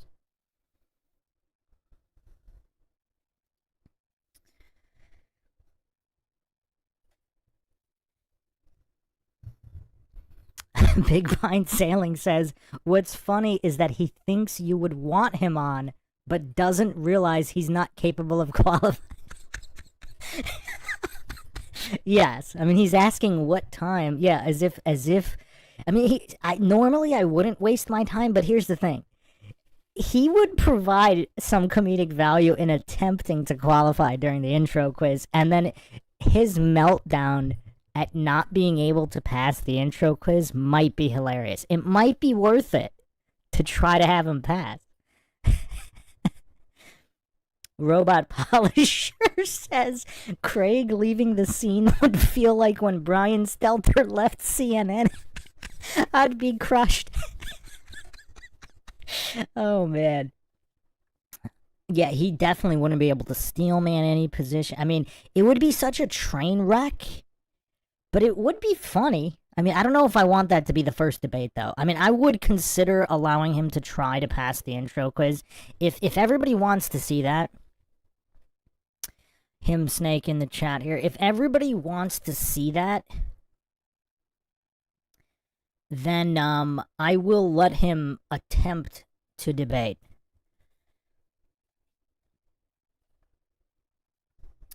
Oh, Witsit Gets It is in here as well. Yeah, Witsit, I'm sure Witsit already knows, but most of the comments I see from Witsit are going to spam. So YouTube, and I'm sure mine are too on most channels.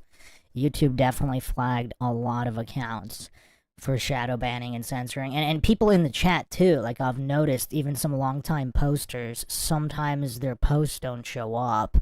And they do follow-up posts in the context of missing posts. I did not delete any of those. I don't delete any of it. I put, the only people I put in timeout are maybe Tsutsaka or a couple of random goofs. But yeah, so I usually, it should show up, but it doesn't. Les Xylophone, how do I get in contact with Bruce? MindShock@yahoo.com.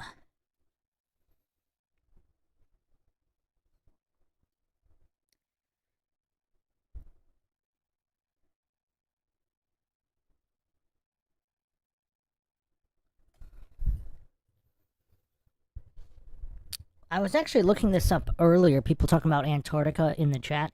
Anta, A-N-T-A-H in Sanskrit means to surround or encircle.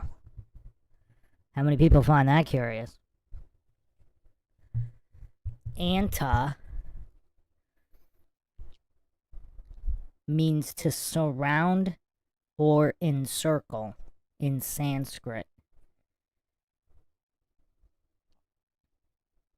Yeah, if they could launch, a hot air balloon in Antarctica going high enough to see if Antarctica is truly an island continent would be interesting. I mean, I don't know what the visibility... Well, with infrared. It would probably have to have infrared, but would be curious.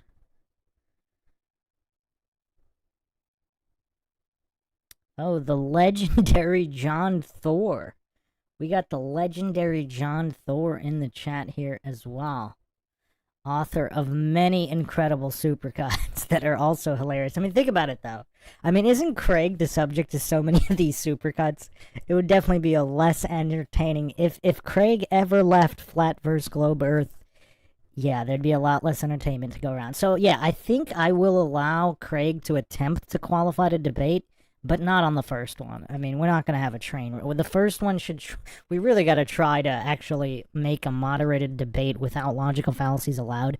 We need to try to get people on it that can actually do it, or at least not be a complete train wreck. I mean, has Craig ever had any debate that wasn't a complete train wreck?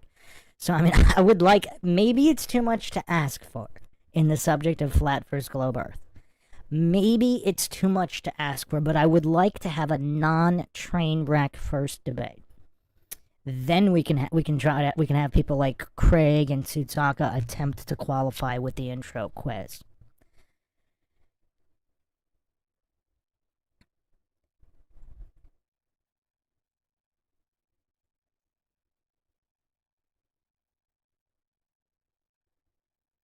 Yeah, Big Pine Sailing agrees. Do a real one first, please. Yeah, we just gotta find somebody on the Globe side that's willing to enter a debate knowing that logical fallacies will not be allowed.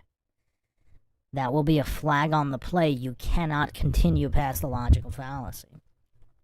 Isn't it kind of weird though? There are no Globe Earthers that are willing to enter a debate where fallacies are not allowed. I mean, does anybody find that funny? I mean, there's got to be somebody. I mean, obviously Craig, but Craig has a fetish for humiliating himself, so that's, you know, I mean, that doesn't really mean much. Same thing with Tsutsaka, so. Justin Johnson says, you're asking for an impossibility of a global to defend without being flayed. No, I'm not talking about whether it's actually going to happen. I'm talking about the willingness of a Globe Earther to be willing to attempt to debate without fallacies, because in all these other debates, they freely use fallacies to justify positions. I'm talking about a Globe Earther willing to attempt to not use, because a lot of times they don't even, since they don't understand fallacies, like Craig doesn't even understand what a fallacy is unless he's acting. They don't know that they're being fallacious. I'm asking for Globe Earthers to attempt to defend their position without using fallacies. I'm not saying they're going to be able to do it.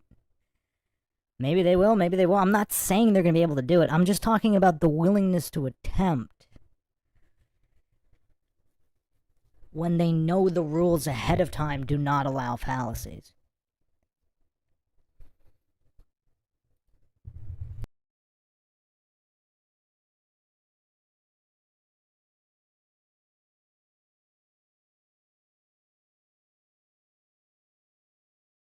Maybe you haven't heard me properly, because you can't rotate around another body. Why does your definition of rotation that even you read off have the word revolve in it? It didn't. Read again then. Rotate is to spin, turn, or revolve. Right? That rotate, revolve, different things there, okay? You just said rotate is to spin, turn, or revolve. You use the words differently so that it's not confusing. Yeah, that's what I'm trying to say. So that we're not confused. Dude, I swear to you, you actually need to get in a boxing ring or something. Shut the fuck up and just... you can disrespect I'm trying to move the conversation forward. Can we all just agree? Can we all just agree to... Can we all just agree... Right, like a giant teddy bear. Again, can we all just agree very simply to say the Earth rotates around its axis but revolves around the Sun? If we agree that, we can just move forward. Interrupt me again. Right. If we agree that, we can move forward. Can we agree that, yes or no? This is insane. Right. The point is, I'm trying to move the conversation forward. Can we agree that, yes or no? Or convenient. Can we agree that, yes or no? Revolves around the sun. Shut up! Let Austin respond, for fuck's sake! So, here's the thing. You might lose a debate about relativity, but that in no way debunks the fact that the Earth is a globe.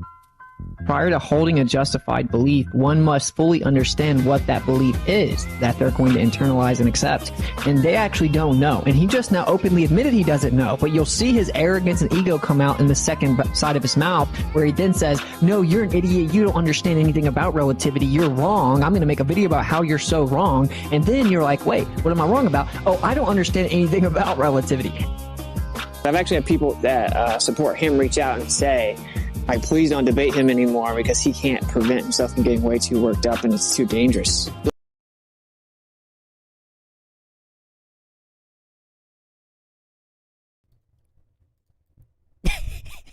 It's too dangerous. Oh, man. Okay, Witsit, I have to ask you in the chat. Do you believe Craig is acting? And I'd also like your opinion. Did you hear my... I don't know if you were here for the Flat Earth Grifters Exposed Part 2. Did you hear my take on McToon? Because I think McToon's the good guy, and I think he's giving it away by arguing so poorly. It's like a wink-wink. And the shame written all over his face. I don't know. Again, I'm not saying somebody kidnapped his family or whatever and is holding them hostage, but if they had, what kind of look would we expect to have on his face if he was being forced to do this?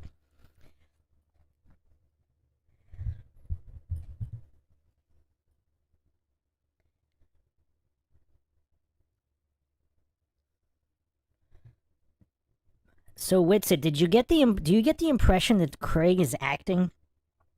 I mean, I go back and forth on this. I think it's hard to tell. I forgot who in the chat was bringing this up. Was it Justin Johnson talking about, like, McToon, you know, getting every single answer wrong on the test? And not just, like, a little bit mixed wrong, but it's almost like intentionally answering as wrong as possible. Like, trying to really score a 0. Because it's hard to get a perfect 0. I mean, I don't care how dumb you are, you're going to accidentally get some questions correct. I mean, scoring a perfect 0, especially with essay questions.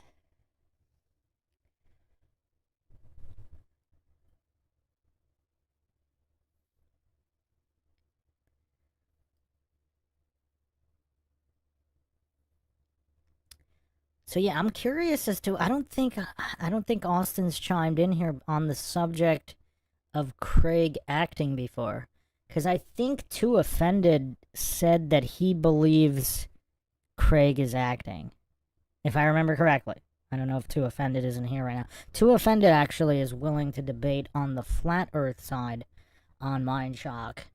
I know he has debated Craig before.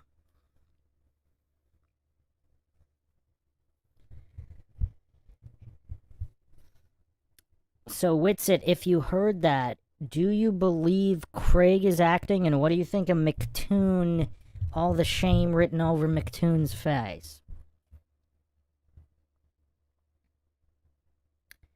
Did Witsit debate McToon? I think they did, right? At least one. It's kind of hard to keep track of all the debates. DJ Curious says, Kidnappers, the Flat Earth movie's gonna be a thriller. Wow, Witsit says, no, I don't think Fight the Flat Earth is acting. Legitimately retarded. He's so dishonest, it can be confused for acting. Well, that's the thing. Like, if he is this incredible actor, like better than anybody in Hollywood, he's able to go full retard convincingly. I mean, I don't know if we've ever seen anybody do that, but... So, Witsit does not think Craig is acting. Very interesting. It's just dishonesty. I mean, it's kind of funny, though, because watching his expressions as he literally reads the definition and then denies that the word revolve is in the definition that he just read. I think Austin made him read it twice, and he was still denying. Christopher Allen says, I think he's retarded.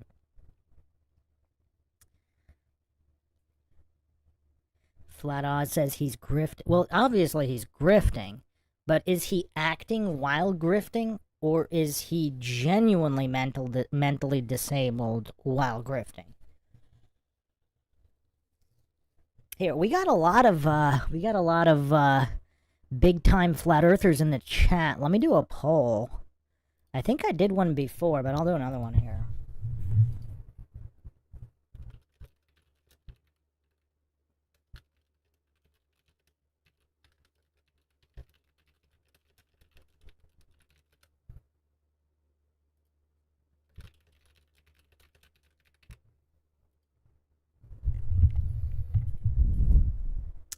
Witsit says, if that man is acting, he puts Leo to shame.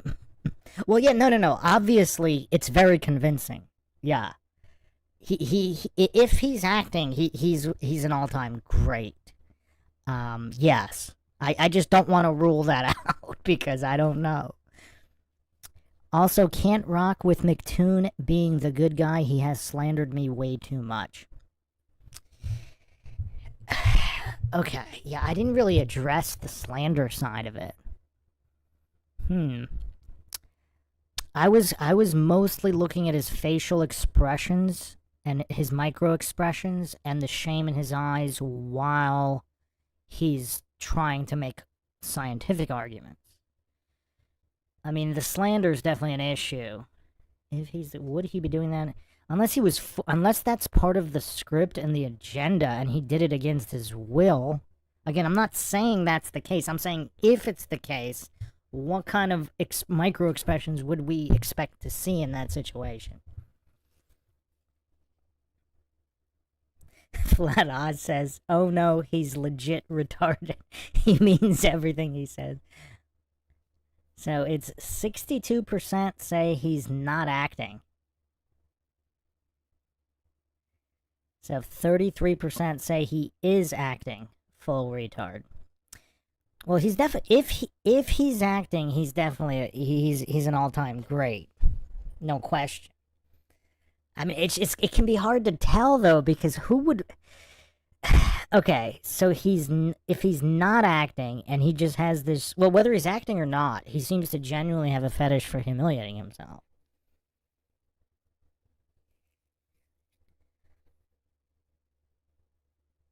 Adam says he ain't acting.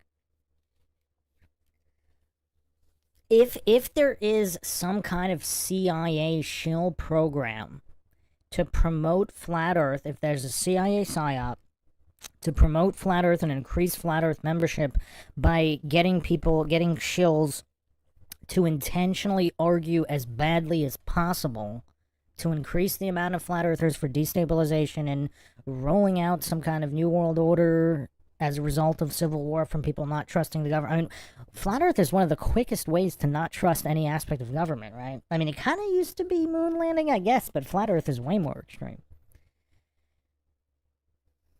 Rethink Inc. says he has zero clue how stupid he makes himself look. He thinks he's a genius. Stupid people don't know they're stupid. Okay, that's correct about obviously that's the Dunning-Kruger effect, one aspect of it. On one end of the spectrum, the people that are too incompetent to understand their incompetence. However, I did pick up Duper's delight on Craig multiple times, where it seems like he enjoys humiliating himself. Like, there's other people, like, I mean, I really can't stomach McKeegan that long, but for McKeegan, like, I don't think I've seen Duper's delight on McKeegan. Craig seems to get genuine joy from humiliating himself. That doesn't necessarily mean he's acting or not acting, I mean, but...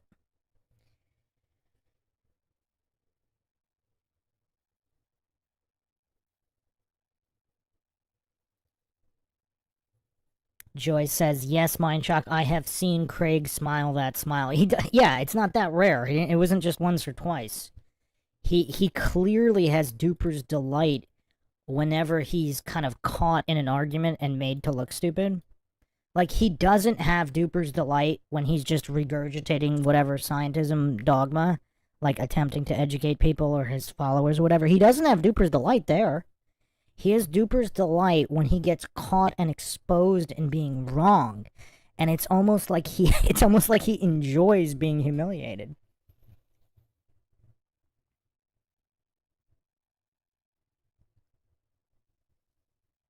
Okay, so not quite a blowout. 7% too triggered to answer, 62% not acting, 31% acting. Yeah, I mean, it's tough. I think it's a little tough to tell, but let's continue here.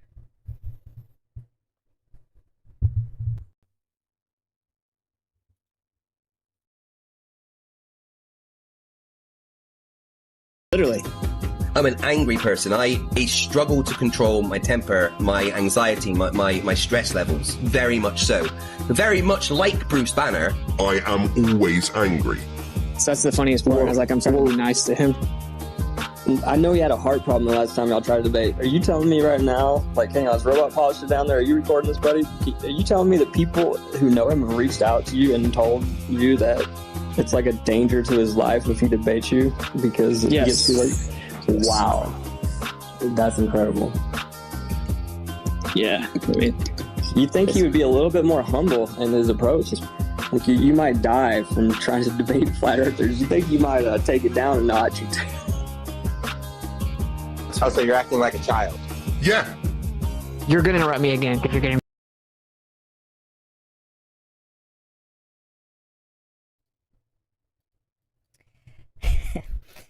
Okay, so before we get to Soy Lodge here, so finishing up with Craig here, Woodsit said, I think they spin it as trolling the stupid flat earthers, so the laughter is a defense mechanism to push that narrative. I do see the possibility of your point. Wild if true, I'd just tip my hat. Yeah, well, here's the thing. Craig is such an outlier. Again, I'm not saying he's acting. I'm saying it's hard to tell with 100% certainty just because of how extreme Craig is. Like, everything with the meltdowns, and that might all be genuine. Like, all of his mental health issues. I'm not saying those aren't genuine. I mean, a lot of brilliant actors have mental health issues. I mean, some would say that's related because they don't even know who they are. But Rethink says Craig has a bit of sociopath in him. Yeah, he does seem to have some sociopathic and psychopathic tendencies. Clearly psychological issues of many kinds. He's just such an outlier. Like, that, I mean... Okay, so Witsit, let me ask you this. So I don't know if you remember I did a couple podcasts where we had to refine the entire MINDSHOCK logical analysis system because of Craig. Craig, I believe, committed 11 fallacies, or even more, in a single statement. I mean, the next level record is like, what, 7 maybe? I mean, nothing close to 11. And I think there were multiple arguments he used where he had like 7, 8, 9, and 11 fallacies at once. I mean, so where would that put him on the spectrum? So he's either like... So the other thing is, can he really be that mentally disabled? Because he's talking relatively fast. So unlike Soy Lodge, I mean, his mental disability is so severe. I am not alleging he's acting. I mean, maybe he is, but it doesn't seem like he is. There's no tells there. He genuinely seems to be both a intellectual and emotional midget. So, I mean, that's, so with Soy Lodge, it's fully believable that he's completely mentally disabled. Just no mental functionality. But Craig... Like, how many people can stack 11 fallacies in a single statement? I mean, that's impressive. Because if it's true, just mental disability retardation, like, they shouldn't be able to, like, look at Soy Lodge. I mean, he got, what, 5 fallacies maybe, max? Maybe, I don't know if he hit 7. He hit 5 to 7 max on, like, at one point. But he's usually only committing 1, 2, 3 at a time. Like, it's kind of impressive to be able to stack 11. That's, like, Craig is such an outlier. I think it is a possibility, however slim, that he is some kind of asset actor. Especially, like, how did he rack up that many subs? I mean, maybe he paid for them, or maybe, the algo... I mean, same thing with Soy Lodge, but Soy Lodge is so dumb. Like, why? Maybe Soy Lodge was recruited as a useful idiot, possibly. But with Craig, I'm not willing to remove the possibility from the table that he's acting, just because of how many logical fallacies he's able to utilize at once. I mean, for that to be accidental, I mean, maybe. But if he's that brain dead because he also, Craig is able to keep more than one concept in mind, even though he's wrong about everything he presents. Like, Soy Lodge isn't able to think utilizing simultaneous variables. Craig is. Even though they're wrong and, everything's wrong, it just, I don't know. It's tough. It's tough. I think I spend way too much time analyzing Flat Earth debate. Oh, man.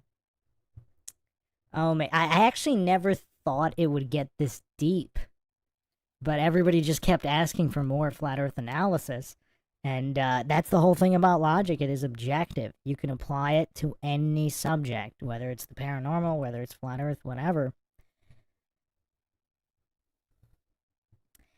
But yeah, the only reason I'm not willing to take acting off the table with Craig is the amount of fallacies in single statements. It's impressive. Like, I've been analyzing debate for a long time in many different subjects. I mean, most people don't use more than 1 to 3. I mean, Craig's hitting double-digit fallacies repeatedly. It wasn't just once. Like, or at least 9, close, either double-digit or extremely close to double-digit fallacies multiple times, sometimes in back-to-back statements. I mean, that is unique. That is unique. I would be curious to hear your response on that, Witsit, because maybe there's a bunch of debates I haven't seen, but from the mental midgets that Witsit is usually debating, I mean, they're usually not even capable of using more than a few fallacies at a time.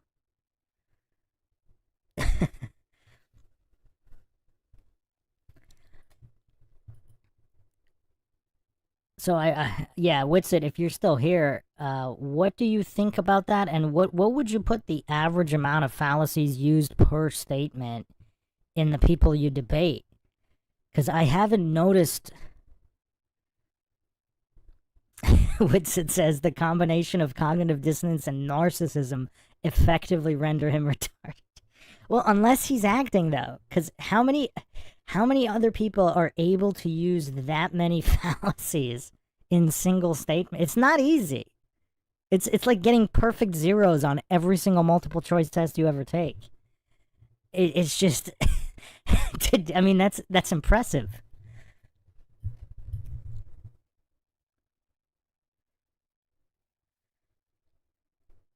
That's impressive. All right, so let's get to Soy Lodge here. I mean, obviously, Craig's narcissism is off the table. I mean, off the charts, but it's still, it doesn't explain, because a lot of people's narcissism is off. I mean, look at Soy Lodge. Look at Harrison Smith, another guy that Witsit debated. Harrison Smith's narcissism is insane.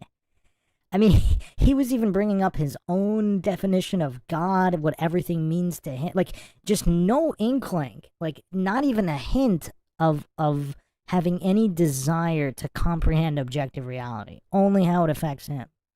But even Harrison Smith, he's not able to stack fallacies anywhere near what Craig can do.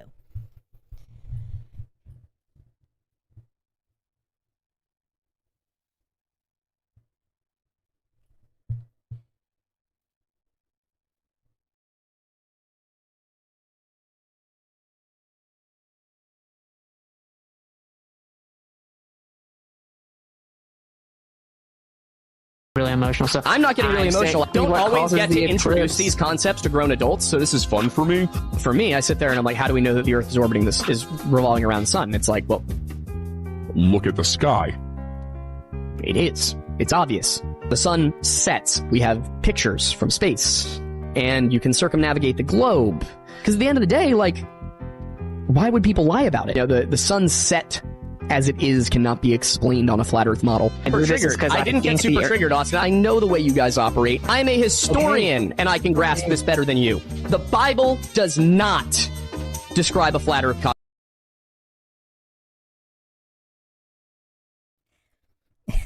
So here's an example of somebody with just no mental ability. Somebody that's just I mean, borderline I mean, this is full vegetable status. Like, no comprehension of anything. But notice he's not able to stack double-digit fallacies, though.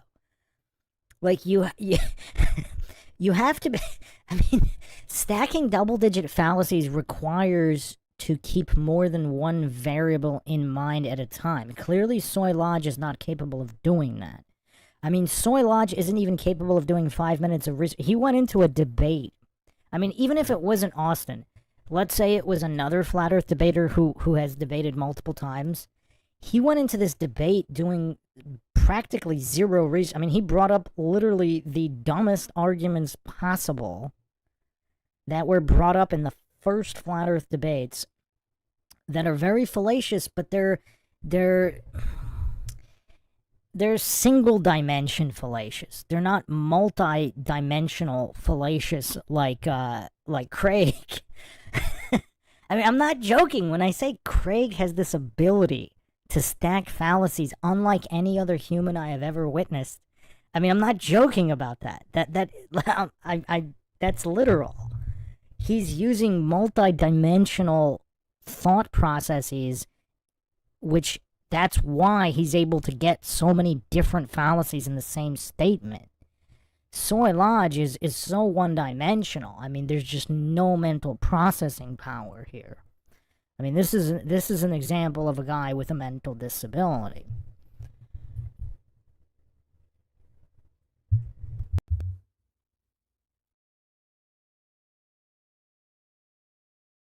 Cosmology. It's not hiding God. I'm sick of people like you making a mockery of my faith. Yes, I'm a Freemason. That is but what you're it the is. one claiming that the Bible couldn't even describe what creation was accurately. No, I didn't. No, I didn't. Does it say the Earth's immovable and fixed? You don't know the context. Does it say the Earth is stationary? Who has the religious studies degree here? You can try and do this thing Flat Earthers do, where they pretend to be calm and civil. How is it that the moon goes in front of the sun? How is it that the moon goes in front of the sun? Why would that be a problem? On the Flat Earth model. It goes in front of the sun? It just goes in front of it. When? What's the moon? You didn't think this one out. What's the moon? What's the moon? The solar eclipse isn't a problem for the Flat Earth if it's yes, the moon. it is. First of all, you're if one of you the don't few understand people... basic geometry, I guess. No, I do understand basic geometry, actually. If I was super cutthroat, I'd say we falsify the radius value. Line of sight microwave transmissions far over the frequency that can be reflected off the ionosphere. This is why people call you word salad Whitsit. You'll never rebut that. You can't take me like There's nothing to rebut, force. Austin. You didn't say anything.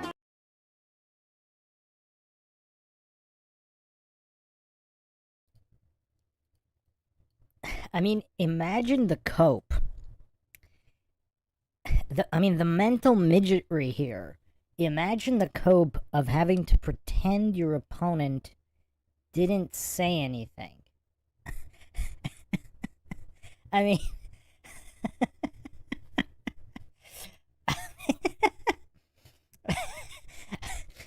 I wonder what his cope is going to be like in this boxing match. I mean, I don't know.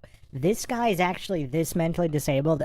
I actually wouldn't be surprised if he stepped in the ring with Whitsit. Because, I mean, if he's that much of a brain-dead narcissist, like, I wouldn't be surprised, but after he gets knocked out, he's probably going to say, oh, you didn't hit me. You didn't beat me.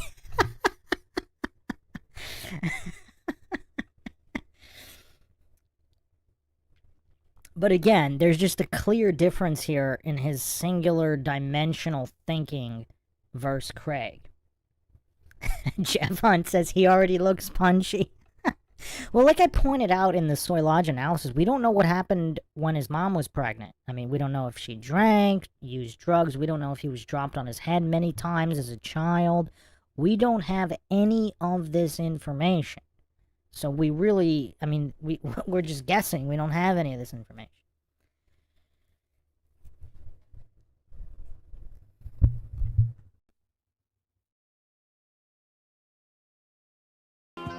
You didn't say anything. You said electrostatic earlier, and you didn't know what you were talking about. I'm done being nice about this. I know more about this than you do. Can you each share what you know concerning selenea? I can't pronounce that word. I don't know what that is. Okay, you know a bunch of nonsense. Can you provide word one piece of empirical evidence the Earth flies around the sun? All right, sure. Here we go. Okay, well, this is hard because you know so much more than I do, man. This is hard because anything I say, you're gonna point to, some bullshit experiment that you can't actually cite from 40 years ago. I cited all the experiments, and I actually dropped it in the chat.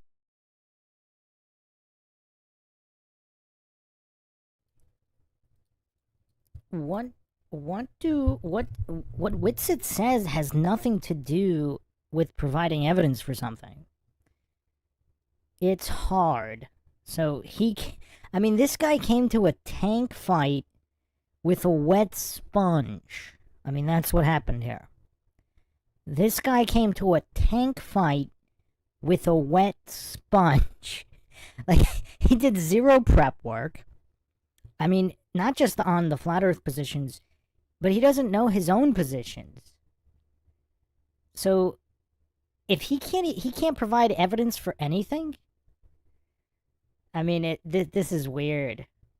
We already went over this in the Soy Lodge analysis, but this is painful. Look at this poor child's eyes. What is he emotionally, like 4 years old? This is abusing the mentally disabled. Austin, you should be ashamed of yourself. You should be ashamed of yourself. This is abusing the mentally disabled.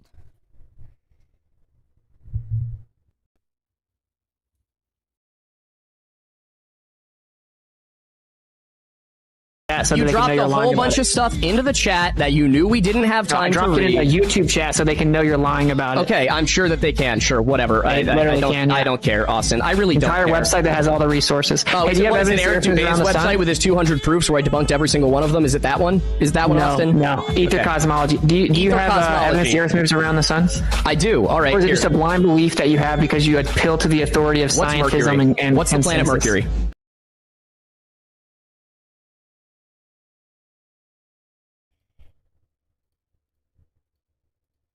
I forgot how painful this was.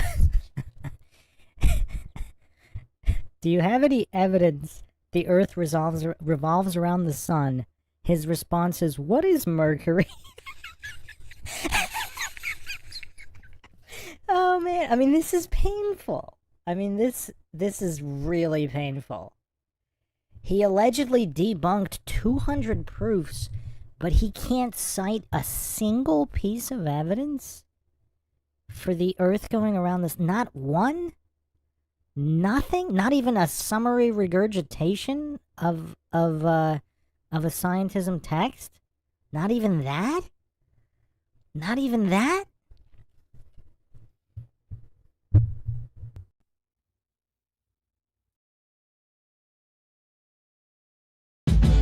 What's the planet Mercury? What's the planet Mercury? I asked you for evidence that the Earth moves around the sun. Socratic dialogue, Austin. Come on, bud. Come on, you can do it. I know you can do it. You asked What's me, Mercury? what is the planet? What's the planet Mercury? I know that for people at a certain intelligence level, it's hard to conceive of hypotheticals. This is bad. It is bad, Austin. It's really bad, okay? You look dumb. It's called retrograde. I know more about every part of this. No, you don't. You're an arrogant, sick son of a bitch, and I'm talking about it. Explain Mercury's perihelion shift. Excusing you of using word salad. Can you define word salad?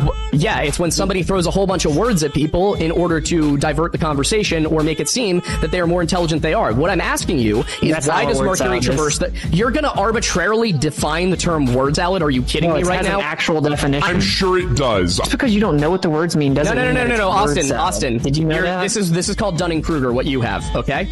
This is Dunning-Kruger. You're projecting that. Actually. No, I'm not at all. Did you know that Dunning-Kruger goes both ways? Why does Mercury traverse the sun? You didn't even know Dunning-Kruger went both ways. You use it as an insult. How embarrassing. All right, listen up, jackass. Why is it so goddamn hard for you? I already did. No, you didn't. I said that they...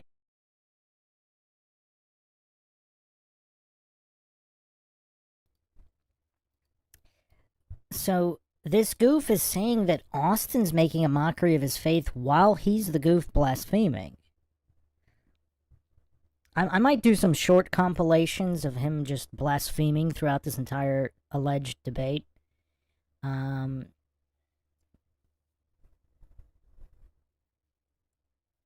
Boggin says he spiraled for like a week on Twitter after the debate. It was actually longer than a week. He's still spiraling.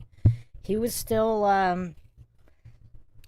spiraling and trying to cope after my analysis. After the last part 4, which included this spiral here, his meltdown, because he got tagged on Twitter with the MindShock a logical analysis of this debate, and he continued to spiral in the comments of the breakdown on MindShock on the YouTube channel here and on Twitter. It's like he doesn't stop spiraling. Oh, he blasphemes all the time. I mean, this guy makes a mockery of himself and his alleged religion. I mean, think about the mental disability to not think that that somehow the Bible does not support clearly described biblical cosmology of a stationary Earth, a disk with a dome. Because he was melting down over rakia, and I even linked the definition. Like, he's hallucinating that no Hebrew scholars will define rakia as some kind of solid barrier, even though that's clearly what it is in the context of separating the waters above from the waters below.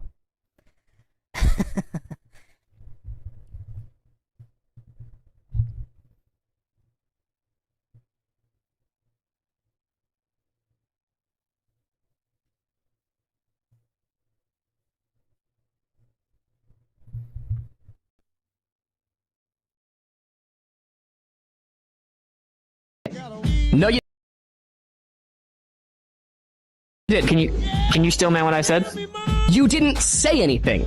People think I'm winning, Austin, because not everybody's as dumb as you are.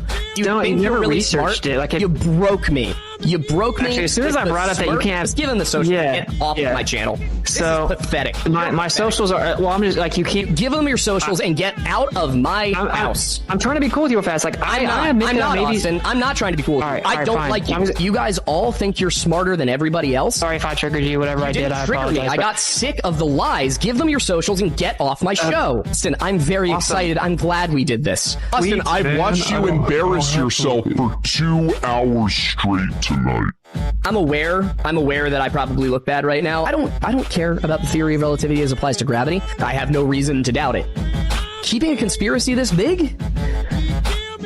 With nations that are at war with each other? This whole flat earth thing over the last couple of months has taken years off my life.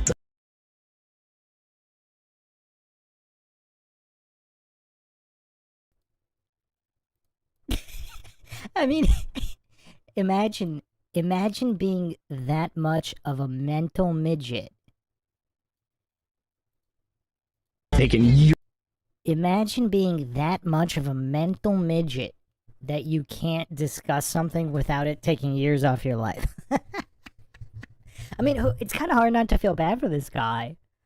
I mean, does anybody here not feel bad for this guy?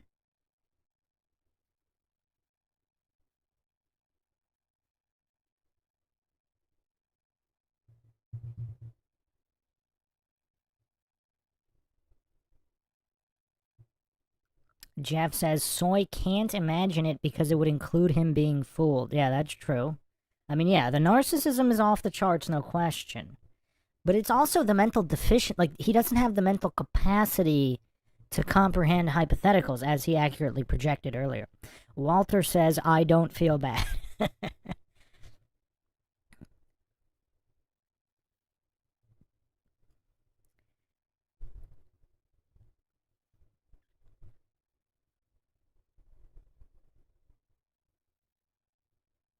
Heracles says, Ozian shadow banned me on his channel. I lasted about 10 minutes into a live stream.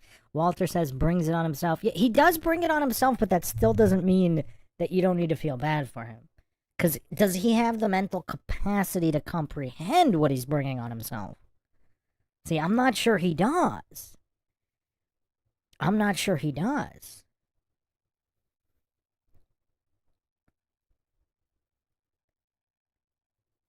Little Star says, where did Soy Boy learn Dunning-Kruger? He might be watching you, Bruce.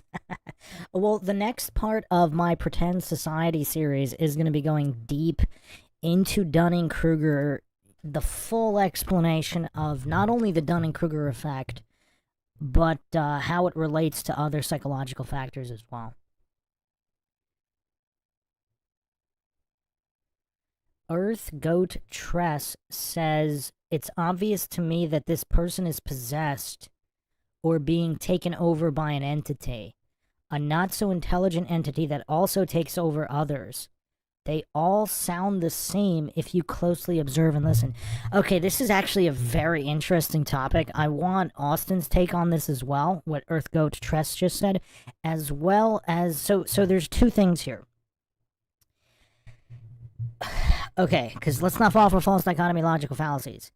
Yes, there could be interdimensional mind parasite entities or otherwise, but a lot of these goofs sound the same because they've been indoctrinated with the same scientism dogma. That's what, it's not necessarily that entities are taking them over. They have the same cope mechanisms because that's basic psychology of cognitive dissonance and the Dunning-Kruger effect while suffering from narcissism. And again, that's being, you know, when you're part of a participation trophy generation, these goofs like Soy Lodge, they were gaslit into thinking that, you know, all opinions are valid, all opinions are equal, you know, it's your truth, all of these things. When you have gaslighting to this extreme of a degree, you get the same psychological coping mechanisms.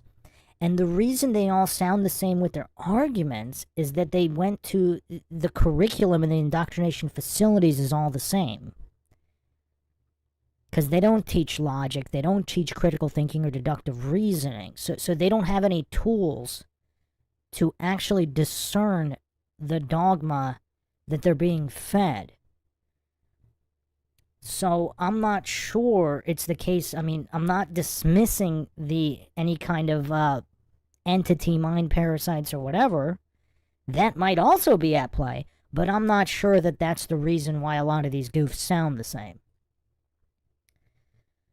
Earth Goat Tress says, but the anger is how you can tell. The anger that takes over them and they lose control of their thoughts and bodies. Well, no, that's just emotional midgetry. Like 4-year-olds, they don't have any emotional intelligence or emotional control because they were never disciplined as children. I don't think that's entities. I mean, it could be. Again, let's not fall false dichotomies. That could be a factor, but I don't think that's that's automatically what it is, because these behaviors are common with children that had no discipline. Participation trophy generation children with no discipline. That's why they get mad and triggered. Because they have no other copes, because they've been exposed as mentally deficient frauds. So obviously they'd get mad about it. Their subconscious recognizes what's going on. This all falls within the normal field of psychology. Earth Goat Tress. Again, I'm not dismissing any kind of entity takeovers. In my opinion, I'm not seeing that here, but I know exactly what you're talking about because there are very strange occurrences, usually with like big-time media personalities, where they start glitching and flipping out, etc. I would consider more those types of situations where there could be possible entities involved.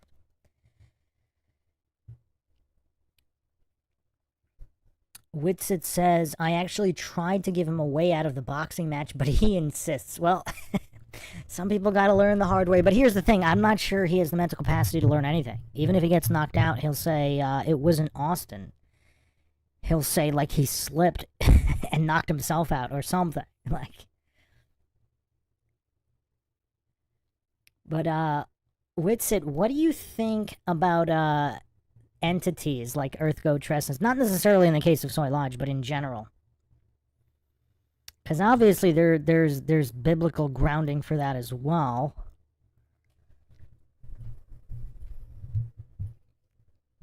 Dark forces not of this world, etc.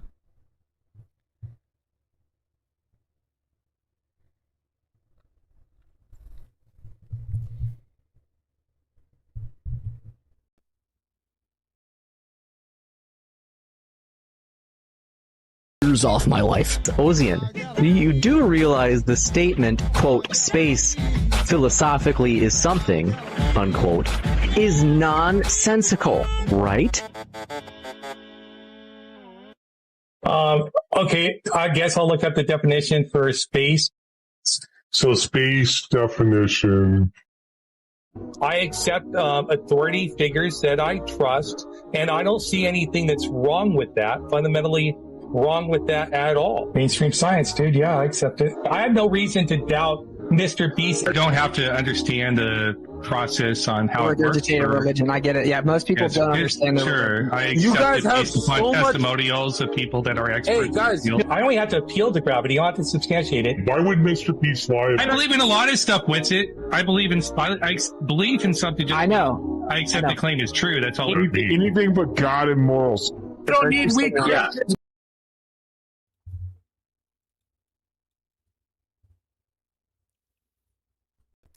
Now, before we get to Zerka here, Witsit says, I think they've just handed their minds over to scientism. I do believe in disembodied spirits and forces that can inhabit and affect people. Yeah, Witsit, you know what would be cool if you wanted to be on a MINDSHOCK to go over topics like that, because I'm not sure anybody's ever logically tried to tackle those kinds of theories. I mean, I've done quite a few podcasts on the supernatural and the paranormal, but it would be interesting to discuss that, not appealing to the Bible. I mean, obviously, using the Bible, using all sources for information, but to non-fallaciously examine topics like that. I don't think anybody's ever done it.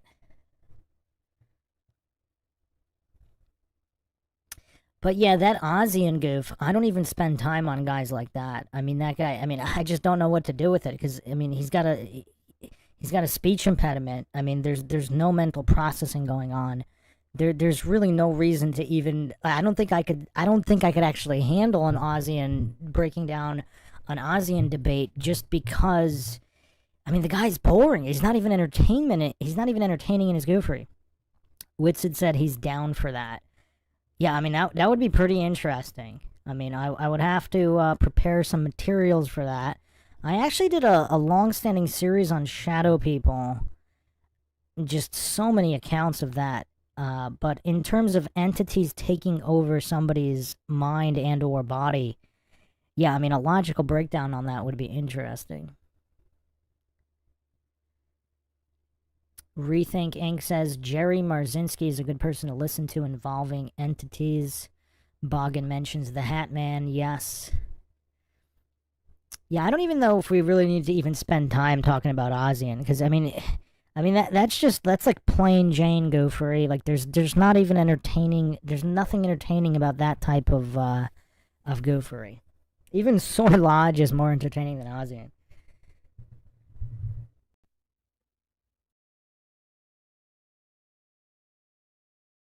Bro, we need crusaders. We need people like me. We don't need people like you. Oh, I'd be on the other side of that war, dude. Can men get pregnant?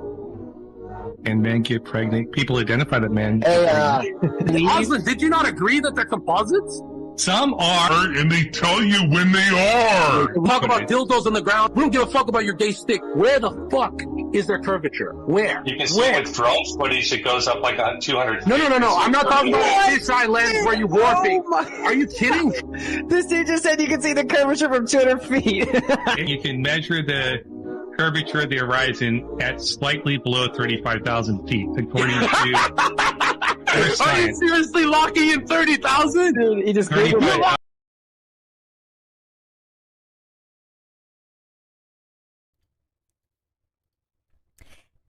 Has Zerka ever debated Craig? I would totally moderate Zerka versus Craig on a one-on-one. Because that would be hilarious. Especially round 4 where fallacies are allowed.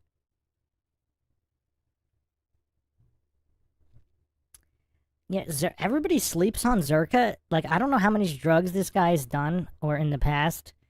I mean, he's absolutely insane, but his debating prowess is actually quite solid. I mean, obviously, smoking Destiny's no big feat, but or Sartain in those obliterations. But yeah, no, he actually he doesn't fall for that many logical fallacies. Little Star says, I can't see any of Witsit's comment in his chat. So there's two things. You have to change the chat from from top chat to live chat. Otherwise, it won't show all responses. Other than that, he should be showing up. Like, if some people see him, everybody should be able to see him. Because if YouTube is censoring certain comments, nobody's going to be able to see them. Yeah, just make sure you enable live chat all messages visible. Usually by default, it's not enabled. Now, that being said, YouTube still censors a lot of comments and shadow bans. But there's really nothing anybody can do about that in terms of live chat. In the comments under videos, the channel owner can go into the spam and manually allow certain ones, but sometimes YouTube doesn't even let you do that. You know what would be hilarious? Zerka versus Soy Lodge in a boxing match as well, because Zerka's huge, right? What is he, 6'5", 6'6"? With some experience.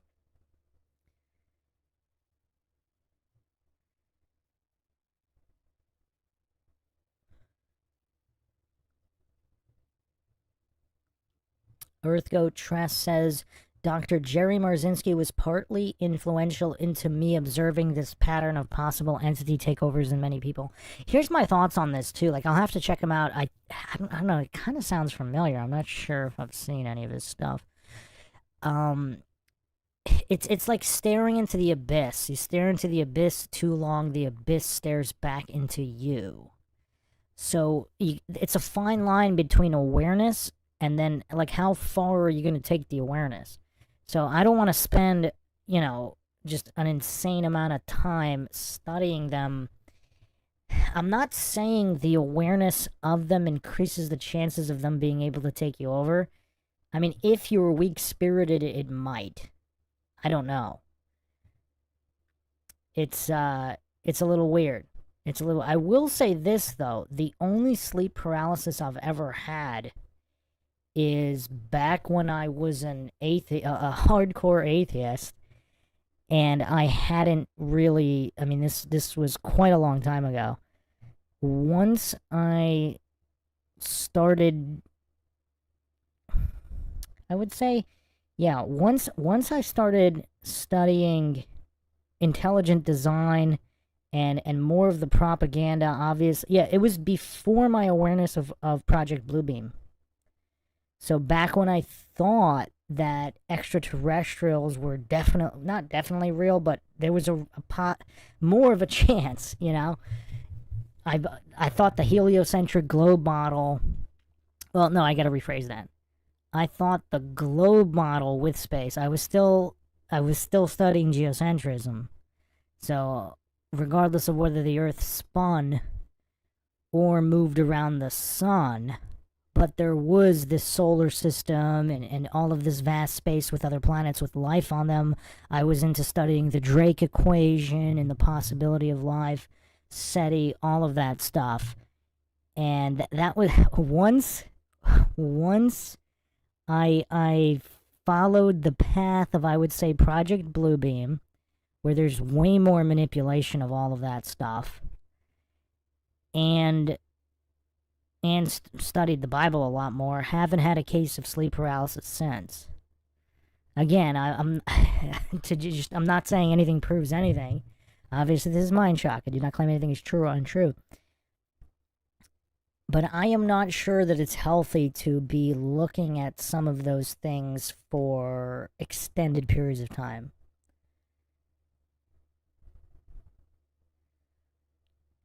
But obviously, to not know about them at all. I mean, it's kind of weird because this is more of like a psychology podcast.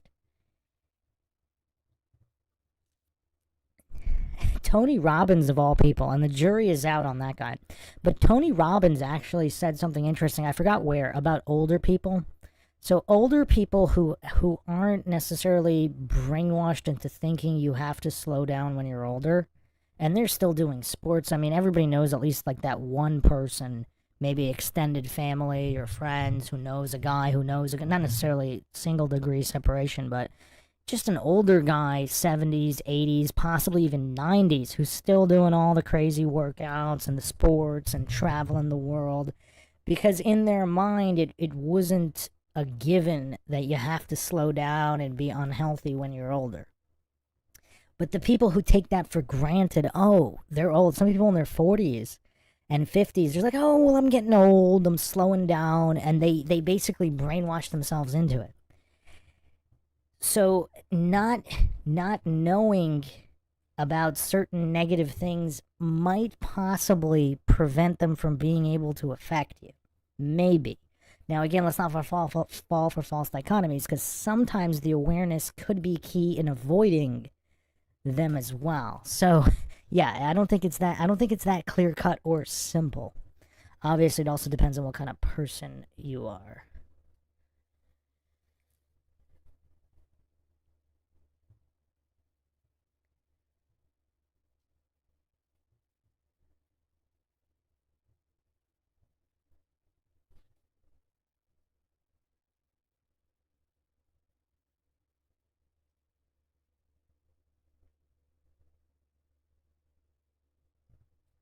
Joy says, I have only watched an interview of Jerry on other channels. That was enough for me, too.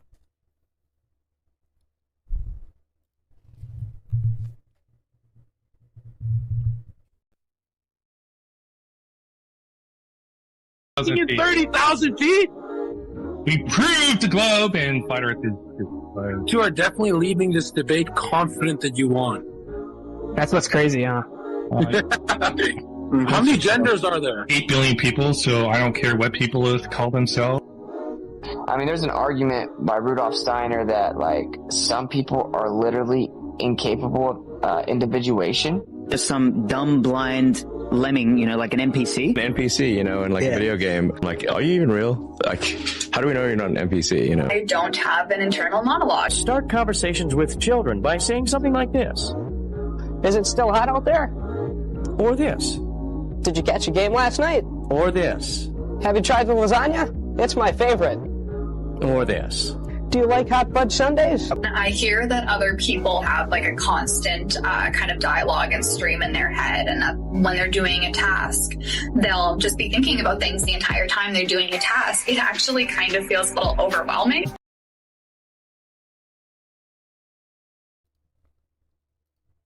Here's another mind shock for the for the evening. Who's heard of the theory that your internal monologue isn't really yours? Those are the other entities, not necessarily taking you over, but whispering to you, and your thoughts are not truly your own. You know what's super creepy? I don't know if we've talked about this on MINDSHOCK before. We might have a long time ago. Who's been on maybe an observation deck or on the roof of a high building, and there's a nagging thought in their back of the head, jump. Like, you don't want to jump. You're not suicidal. You have no intention of jumping. But there's a nagging feeling in the back of your mind. It's like a compulsion. And it's does anybody else get that? Because I've gotten that. It's like the higher you are, the more powerful it is. And it disturbed me because I remember those even when I was a child. And they kind of scared me because I had no intention of doing it. I would never do that. But the fact that that feeling was there in the mind, it unsettled me.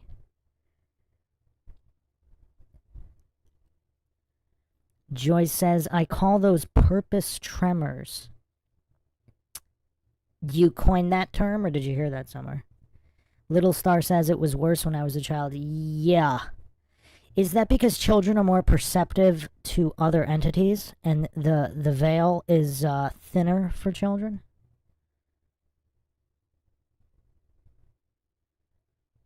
EarthGoTress says, yeah, that's how I noticed it, because I noticed something was wanting me to stomp on a small creature like a rabbit, and I thought that was not my thought. And I thought, WTH is this. I've never got that in terms of harming others or animals, but in terms of for some reason it was jumping. Or actually, a few times, maybe swimming in a lake or at the bottom of the pool, it was like a compulsion to stay down. Now, obviously, not just instinct is so much more powerful that it can overcome that. I mean, I haven't had that in a while either. Harmon says, MindShock, you are one sick puppy. No, it's definitely not just me. Like, I've read a lot of essays on this. I mean, I don't know if they actually did official polls on what percentage of the population feels this compulsion. You know what's really creepy, though? I remember a video. Who remembers those crazy videos? Maybe it was Fox. I don't remember. In the late 90s, like craziest videos, like caught on tape, whatever. There was a woman who shot her own son in the back of the head at a shooting range. And watching the video, they didn't show the exact moment, but they showed her, like, they were both normal shooting. Apparently they go shooting like every week. And then she just randomly shot him in the back of the head. And I remember thinking, I wonder if that was a weird compulsion that she couldn't overcome. Because the after story was, I mean, this is a perfectly normal family, etc., etc. I mean, this gets crazy, too, because of alcohol. Supposedly, when you drink alcohol, etymologically, that's the origin of the word ghoul. Alcohol, obviously spirits, when you drink spirits, you are more perceptible to be taken over by spirits. But yeah, no, I like some of those videos where people randomly do things that are so out of character. I wonder if they couldn't resist the compulsion in that moment and it wasn't truly their desire. Flatless says, I get the jump compulsion constantly and I work up on heights regularly. Because you know what's weird? Like, I read this all. I mean, we're getting crazy into MindShock land. But fear of heights or fear of drowning, some people believe the people with the extreme fears, like they won't even go in the water or they won't even go on anything even remotely high, that's coded in their genetic memory. So their recent ancestors died. And somehow in the cosmic consciousness, genetic, however you want to call it, somehow it becomes what some call an irrational level fear for them. But that's the opposite of having a compulsion to harm yourself, because that would be anti-self-preservation instinct.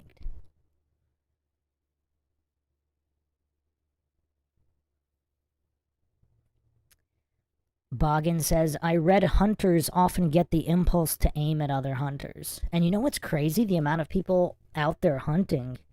You would think there'd be more incidents, too. Especially, like, I bring this up in gun control debates. Back in the, even as late as the 80s, and maybe even the early 90s in certain rural areas, they used to have rifle clubs at high schools. Nobody ever shot anybody. It's, like, weird.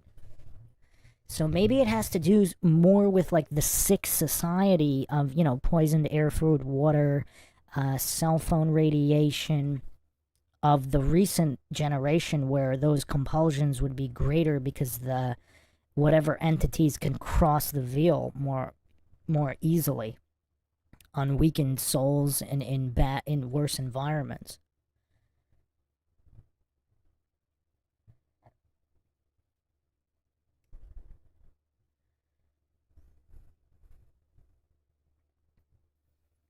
And you know what's scary, too, because thinking back on those compulsions, I don't really get them anymore. It's more like, it's weird.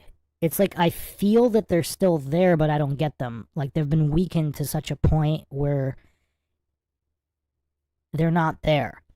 But what did scare me, even when I was a kid, kind of thinking, if they were more powerful, would they be irresistible?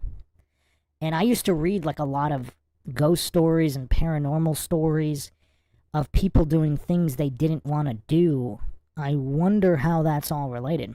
We got a little off track for this one, for this stream, huh? Oh, yeah, that's true. Zane says compulsion to go left to center in a semi-truck. Yes. While driving, not recently, but yeah, now that you mention it, when I first started driving many years ago on the highway, I didn't get these You know what else is weird? Did anybody get these compulsions driving 5 miles an hour where there wouldn't be any death? I don't remember ever getting that. But my first, I don't know, maybe 20 times on a highway, I did get that compulsion to just weave into oncoming traffic. Like, I didn't want to do it at all, and I would never do it. But there's this weird feeling in the back of the mind.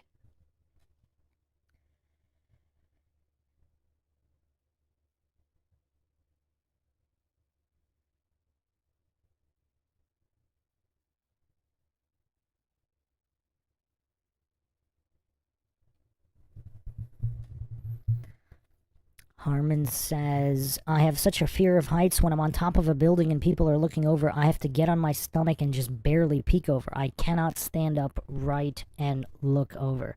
You know what's weird, too? Another fun MINDSHOCK factoid. Usually don't reveal a lot of personal details. I actually used to cliff dive. And what's weird is when I intentionally wanted to jump off a cliff into water, obviously perfectly safe. Relatively. I don't want to say perfectly safe. Relatively safe. I obviously, you always check the body of water you're jumping into. But I mean, I only did known dive spots. I never dove anywhere that wasn't an established dive spot.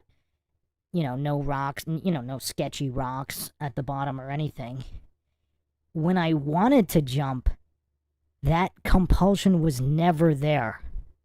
When I climbed a cliff to intentionally jump, it was the opposite. Like, if it was really high, I'd have to talk myself into it. It was only the natural self-preservation instinct there. I never got any compulsion to jump when I intentionally planned to jump. What does everybody make of this information?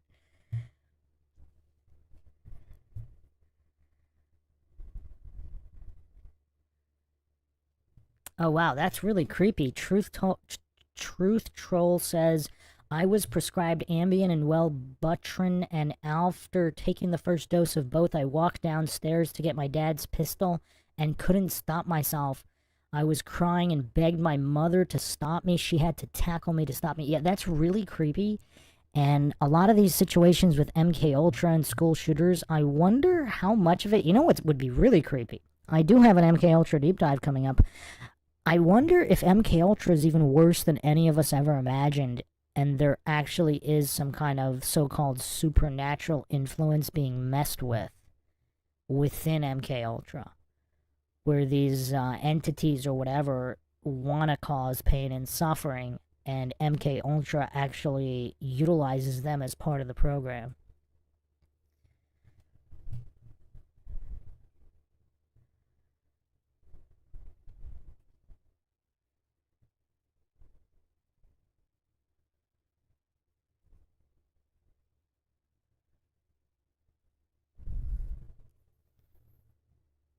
Wow, that's crazy. Dojo says, Jerry tells a story where he was treating a patient with schizo, and when he tried to make contact with the demon in the patient was told by the demon to shank him. Run Boston Bear says, I had the driving one a few times. Scary for sure. I mean, it's really terrifying. I've never had any ones that were anywhere near strong enough for me to be actually worried in the moment that I would do it. Because especially as a child, for the jump compulsion, I was only... The fear was that the compulsion would be stronger. Because at the current level of the compulsion, it was relatively low. So that's not what was scary. But I was kind of thinking, like, if the compulsion got really bad, that would be kind of scary. If it got really extreme.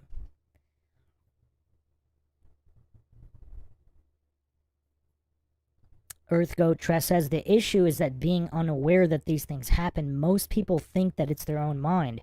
Being aware and rebuking them and saying, no, that's not my thought or my intention. Another interesting point, too, like, what percentage of suicides are actually not intentional? And they're results of these weird compulsions that are not from the human. The human that couldn't resist the culture. There was actually a TV, I forgot what it was. There was totally an episode of a TV show where they went into this, and it wasn't like a paranormal TV show with demons or spirits or anything like that. Man, I'm having trouble remembering what it was. I think it might have been one of those weird shows like Castle or something like that, where that was part of an episode. They didn't really go into it deeply, but it made me think about that. Shifty Eyes Shady says, that's demons hunting for weakness.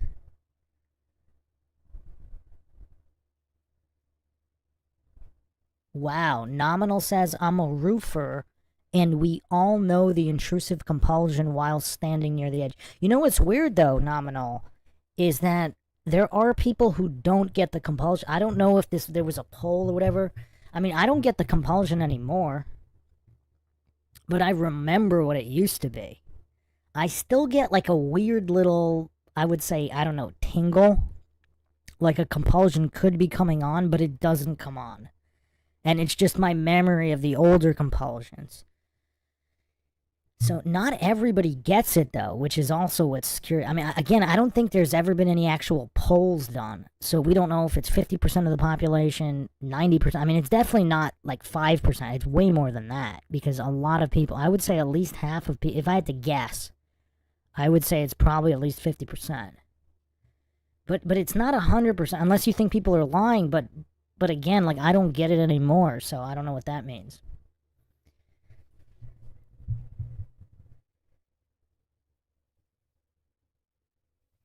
Boggin says, I could get that while downhill skiing, wanting to ski off a cliff. Oh, you know, it's weird. Like, I skied as well in the past, never got it a single time skiing as a child or adult. You know, and that's weird too, right? Because if people are saying that's a natural thing, whatever, why would it only happen during certain activities for certain people at certain times?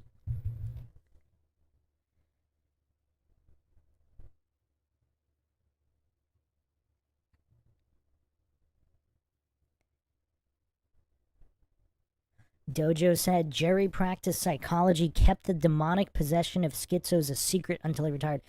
No, that's been, I mean, that's exorcism. I mean, that people have a lot of mental illness. There's plenty of theories there are theories that all mental illness is actually a result of demon interference. I really didn't think we would be going here tonight on this stream, but I don't know what reminded me. Oh, because of these people being possessed, whatever I got.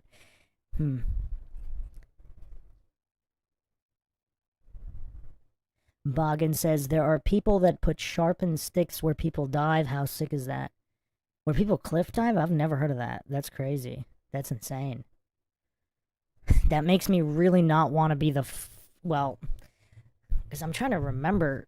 I don't recall if I've ever dove anywhere where I didn't swim first where I would be landing, even though other people were diving. Yeah, I mean, I can't remember ever not checking out. I mean, I didn't check it out. I mean, I didn't, look at the very bottom, but I wasn't gonna hit the bottom, but... Dojo says, this topic opens up a whole can of worms. It does indeed, doesn't it? We're going to have to do a follow-up on this one. Boggin says, what's up with the fact that some people can get hypnotized, others not? Okay, that's definitely its own episode. That is, I've actually read quite a bit about that. I've never been hypnotized. Somebody brought that up in the chat before, how they used to do this at middle schools and high schools, as if it was part of some kind of widespread MKUltra experiment. I will be doing an entire episode on that. That's definitely its own episode. Yeah, Dojo says, in the interview, the kid was crying and saying his parents were good people. He kept saying, get the voice out of my head, and was in great pain. Yeah, you know what's weird? Like, a lot of serial killers and all these, like, they have they're saying they have literal voices in their head. What if they're not lying? What if those voices are not their voices, and so-called mental illness is not simply contained to their own mind? There's other entities at play.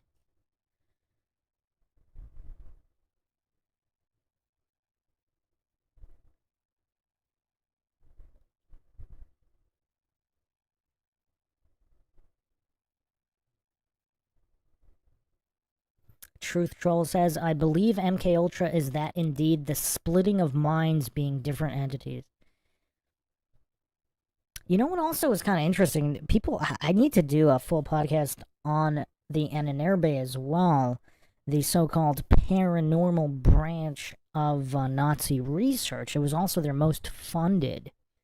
It was their most funded division. And they did a whole bunch of stuff with channeling mediums, going to Tibet, Antarctica, South America, who knows what they were doing. The more I read about that, the more I'm kind of thinking, what if stargates are real? Like portals? Certain places in the world, and that's why they were going there and researching all this. EarthGoTress says, yeah, the thoughts come out of nowhere to divert you from doing what you actually want and intend to do. If you want to get really let's get less crazy, actually. Who's had those thoughts where they remember thinking, like, either about a family member, a friend, or a coworker, just thinking something like, I don't like you. Like, I don't like this person. I hate this person.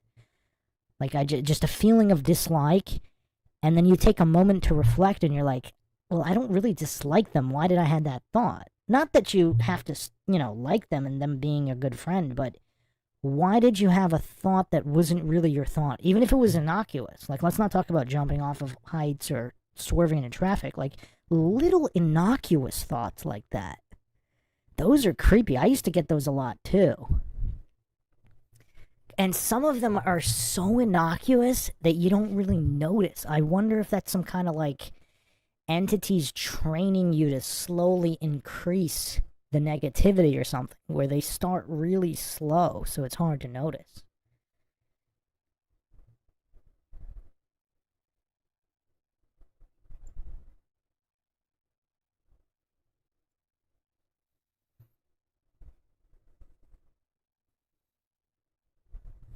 Harmon says, my wife was on that Ambien, and coming off of it, she said she'd get crazy flashes and that she just wanted to jump out of a tower. She worked in a high spot.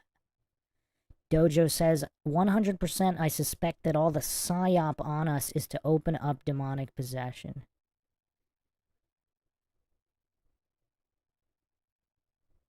EarthGoTress says, probably most suicides because I get those same thoughts, but I notice that they are not mine. Because if our creator wanted me gone, I would have been gone, and I didn't need to do it myself. Run Boston Bear says, this convo made me think of the viral video Hi Ren. Have you seen it? He did that music video live, and it's one like, I don't know. I don't know if I want to see it now.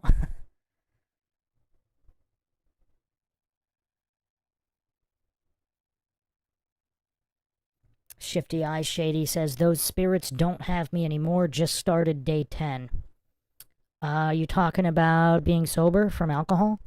Congrats. I've actually never drank alcohol, so I don't think alcohol is a requirement for this. I think a lot of it could be, HARP, could be other frequencies, cell frequencies, plenty of documentation and even patents on mind manipulation via frequencies, like Wi-Fi, all of that.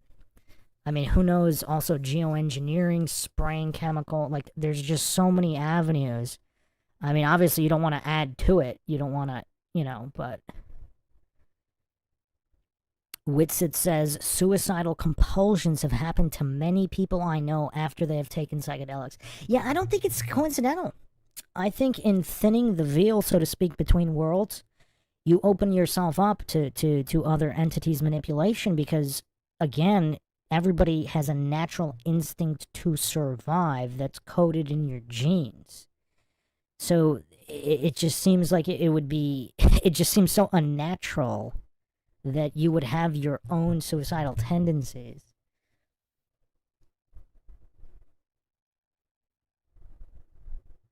Wow, that's really creepy in a different way. I'm a little behind in the comments.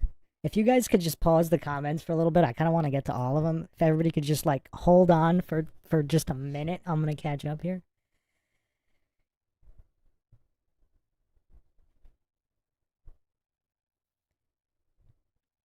Jeff says, had a buddy that would go unconscious drunk and a new guy came in like a light switch. I've seen that before too. That's really creepy. Or what about even multiple personality disorder?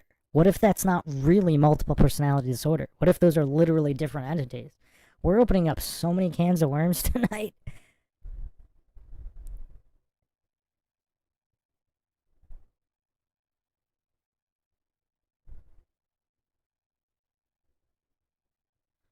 And quite a few people having multiple conversations here. Can be a little hard to keep up with all of them.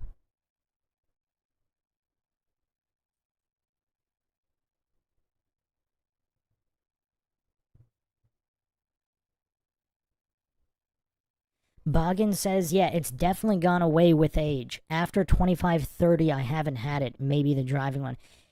Yeah, that is kind of weird. That is kind of, because I definitely remember it more when I was younger. Do you still feel something, like not the compulsion itself, but something? Because like at heights, I still feel like a weird, it's almost, I don't know if the memory is accurate. It almost feels like the feeling like the feeling right before the compulsion would come on. But then the compulsion no longer comes on. But that feeling is still there.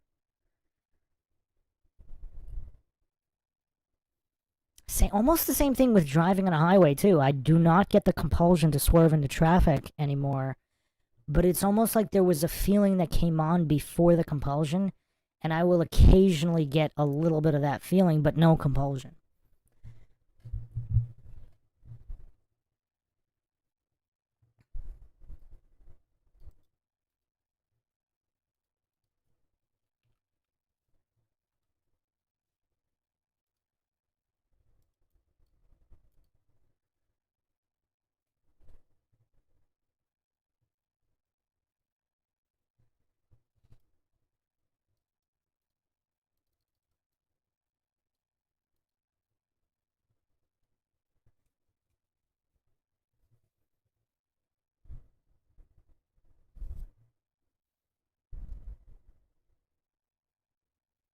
You know what's interesting? Ambien, some related words to Ambien.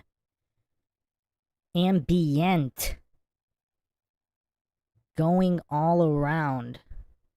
Ambience. Environmental surroundings. Ambiance. Atmosphere, mood, character, quality, tone. Going around. Going around. Encircling. I wonder if it kind of means, like, the... Yeah, I don't know. I just keep going back to the thinning of the veil or whatever between worlds. And a lot of these drugs do that to your mind.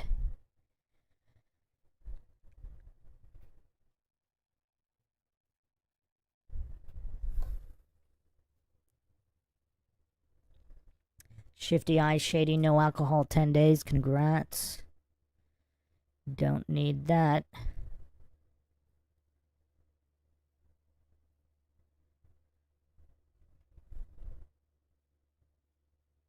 Dojo says, why do demons possess us? It's because they're souls that have lost the ability to create a body for themselves, and they need to possess us in order to live. Very dark, yeah. Boggin says, we definitely need an exorcism episode. Yeah, I don't really like the energy of watching those videos. I've seen them. I've even seen a documentary that was quite convincing, because back when I was an atheist, like, I didn't believe in any of that stuff.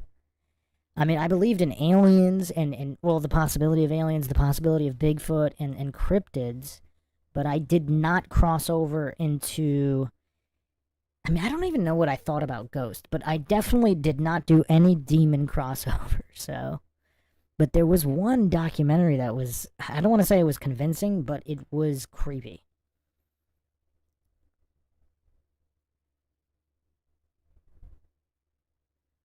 EarthGo Tress says, it would be cool to see you tackle Dr. Marvinsky's work and get your thoughts on it. All that you are speaking of is what has been documented for years.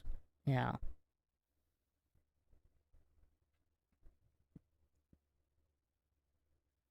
Nominal says, I thought that everyone had the two angels on the shoulder phenomena. I wonder where that's from. I don't think I want to go down that rabbit hole right now. Whitsitt says the chemical imbalance theory of mental illness is purely theoretical pseudoscience, so wouldn't surprise me if it's actually spiritual. Well, I actually think it might be both. Because, like, what if the chemical imbalance is what weakens someone's soul?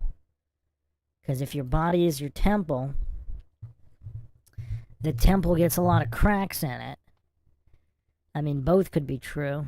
I think that's actually the case for a lot. Like, within scientism, some of it crosses over into real science, but that doesn't preclude spiritual explanations as well.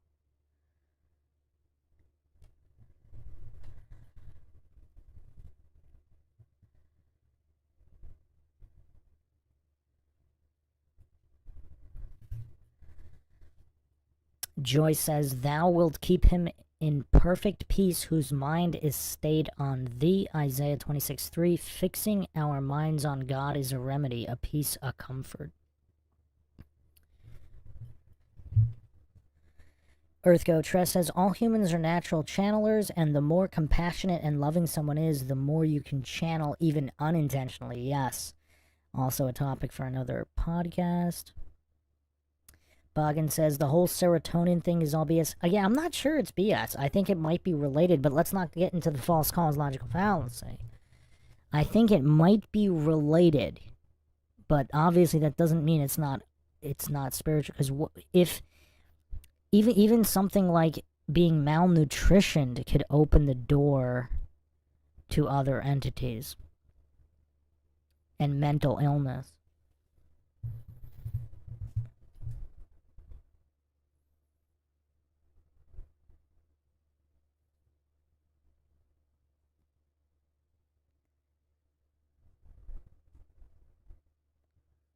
Harmon says, I think all pharmaceutical medicine is black magic. They used to be called mad scientists, now they're called doctors. Well, what does doctor mean? To make fraudulent?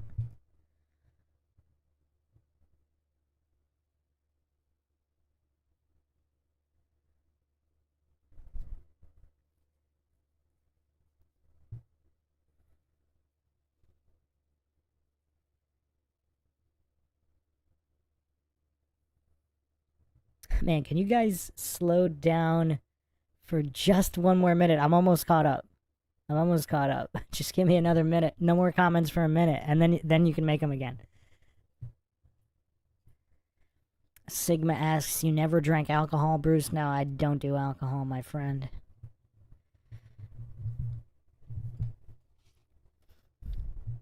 You think this logical mind could be this logical if it was ever impaired by any kind of brain-impairing liquid?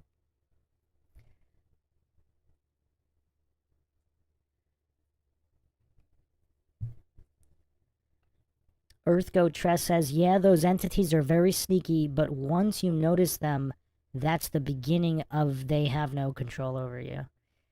You know what is weird, though, Earthgo Tress? I would say, even though I didn't necessarily believe the Bible, and I'm still not claiming it's true or untrue, I wonder, I don't remember exactly when I started studying the Bible more deeply.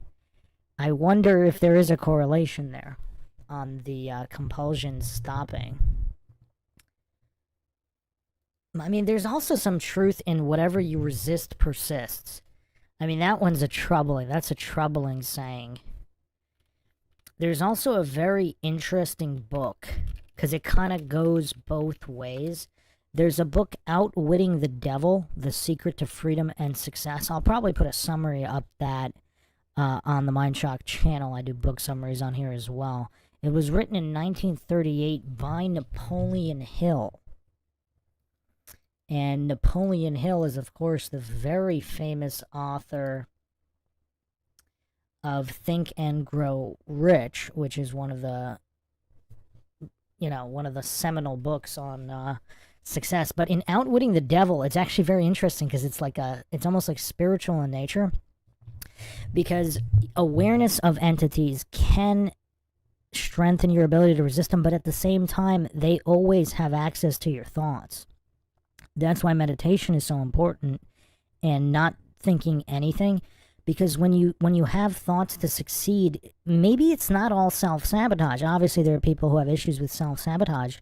What if it's demons sabotaging you or other entities? Because they can always read your thoughts. And outwitting the devil is kind of like having tricky thoughts where you just do things and accomplish things without thinking about them. So that way any kind of negative entities cannot read your mind because there's literally no thoughts in your mind to read. And that's an interesting can of worms to open up, because in a lot of spiritual practices, meditation is viewed, meditation and breathing exercises are viewed as of the utmost importance.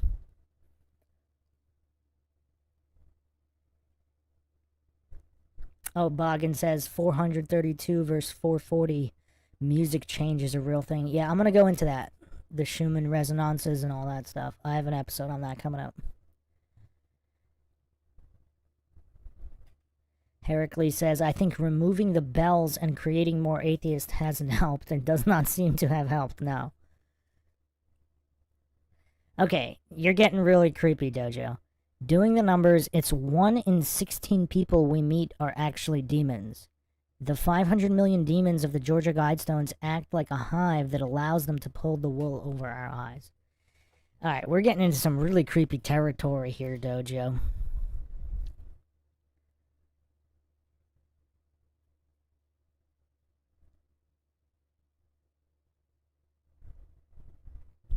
Truth Troll says, I understand that, I believe that too, sorcery.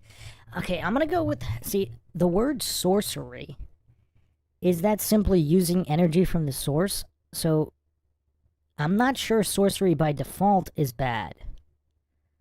So, like anything, it could be good or bad. White magic, black magic, gray magic, whatever.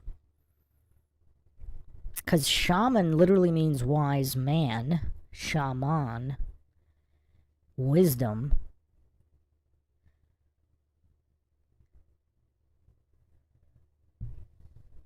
That's really creepy. Should I bring it up now? I brought this up before. There's a short story that is so creepy. One of the creepiest ones I've ever read. It's called, I believe it's called The Perfect Soul. And I believe it's by the same author who did that. Let me see if I remember the name of it.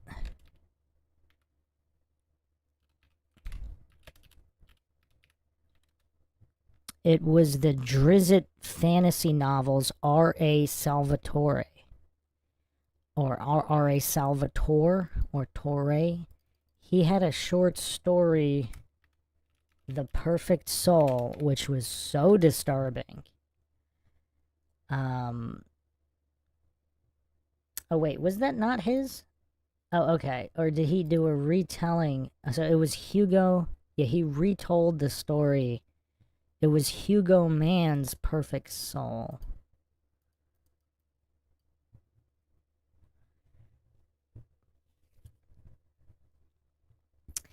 It's one of the creepiest, and it basically, I mean, I don't even really want to go into it here, but it's kind of like how many people have full souls that you deal with. So I'm not sure, like, again, let's not fall for false dichotomies. 1 in 16 people you meet are demons. Are they really demons, or are they just simply demon affected?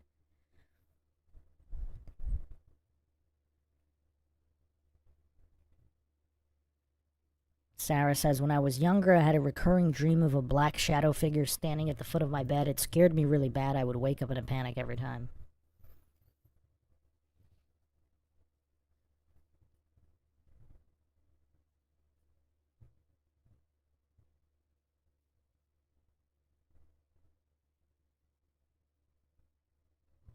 Miranda says, I have waking dreams and sleep paralysis. Yeah, I also read sleep paralysis is actually nutrition related as well. With proper hydration and nutrition, because I haven't had that in a really long time, but my diet was not that great when I did have it. I had it a couple times a long time ago.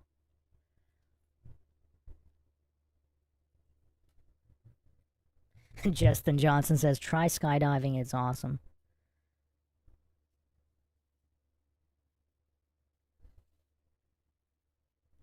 Oh, EarthGoat Tress says, I think the compulsion to do those things may be good for self-preservation in emergencies. So it's good that they're not completely gone. Are you see, here's the thing, though. I'm not sure about that.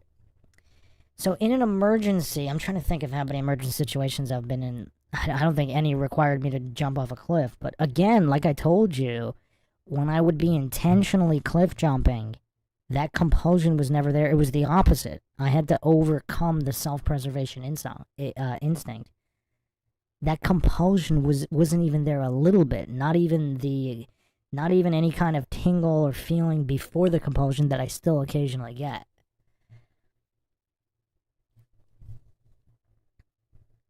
I see what you're saying, though, where I'm not sure that's related, though, because I think in the moment with adrenaline, you're not going to rely on any compulsion. You're just going to do what needs to be done, and it's not going to be because of a weird feeling in the back of the brain. There won't be time for it. I don't know if I've told this story on MindShock. I might have once.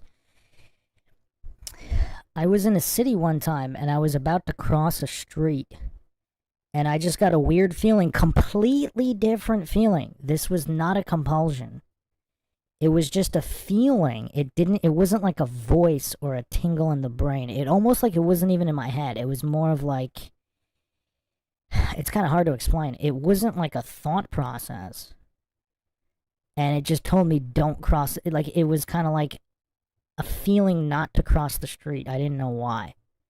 So then I just stood there like an idiot on the sidewalk, and maybe like 5 seconds later there was a car accident in the intersection. I don't know if I've told that story before. So it was completely different. It wasn't a tingle in the brain. It was almost just like a sense of things that wasn't in my head, if that makes sense.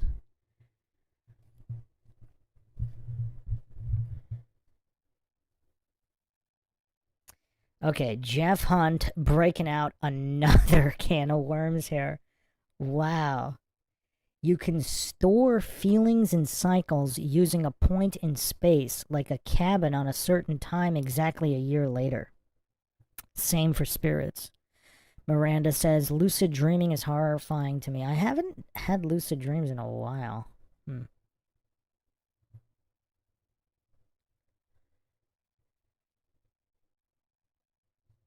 Dojo says, yeah, it's better to stay away from watching horror and supernatural type content as it does encourage demonic possession to Catch-22. Okay, I'm going to push back a little there. Here's what I think about that.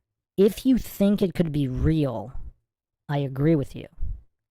If you don't think it could be real and you're watching it, let's say for comedy purposes, like I watch some of the Friday the 13th movies type now, then yes.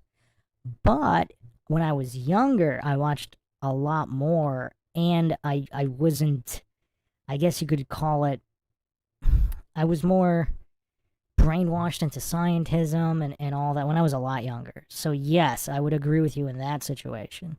I mean, it kind of depends on what you think is or isn't possible and your level of exploitation. Although, again, I'm not saying that the purpose of those movies, I mean, it could be shady. I did a whole podcast on horror movies and that possibility. But for example, it doesn't affect me now, but it did affect me probably more when I was younger.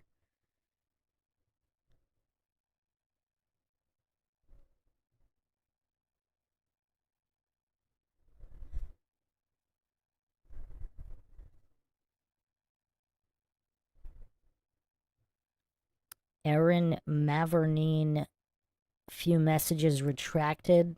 Let me know if you want to rephrase whatever you were saying.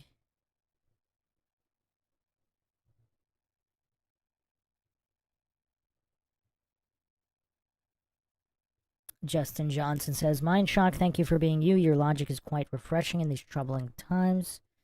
Thanks for the support, sir, and all the people in the chat. I mean, like, some people think I'm, you know, as a tax, they're saying you only have, like, less than 40,000 subs. I actually never thought there would be this many people interested in logic. Just because you don't meet that many people in real life that actually care about logic.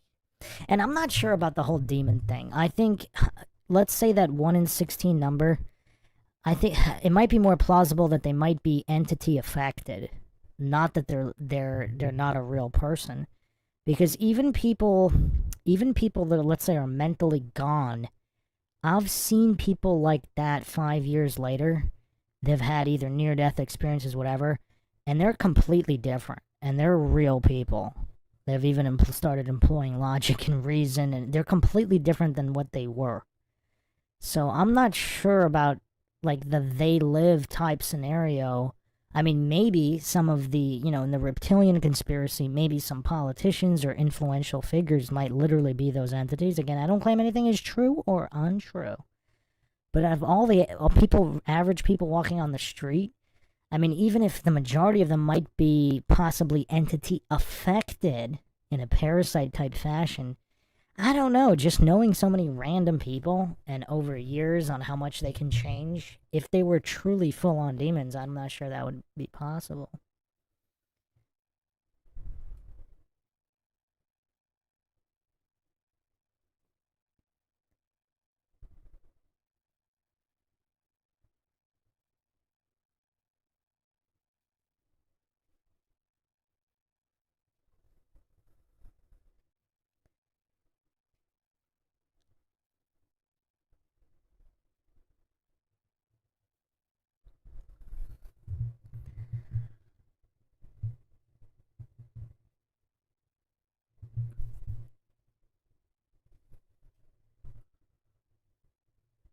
Man, can you guys slow down for another minute? I'm really trying to get to all the comments here,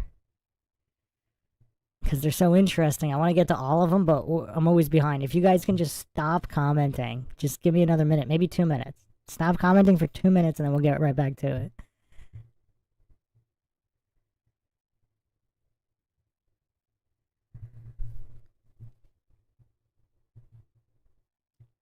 Aaron Mavernine says, my consciousness, I observed it calmly for a few seconds, then it disappeared. I had wondered why people say that demons look like clowns. I have a clown. I think it's too coincidental that clown is basically phonetically clone. Send in the clowns, send in the clones, clown clones. What? There's something weird there. And obviously, I think everybody gets weird feelings regarding clowns, mostly negative.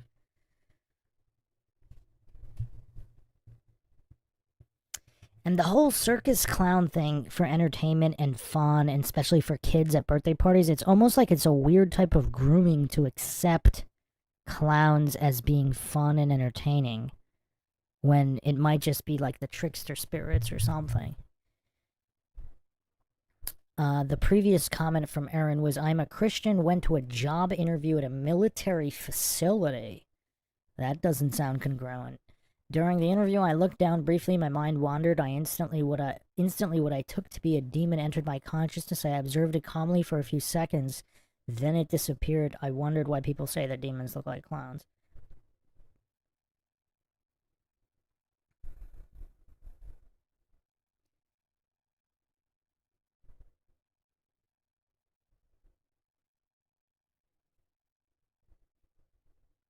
Little Star says parasites are tied to entities as well.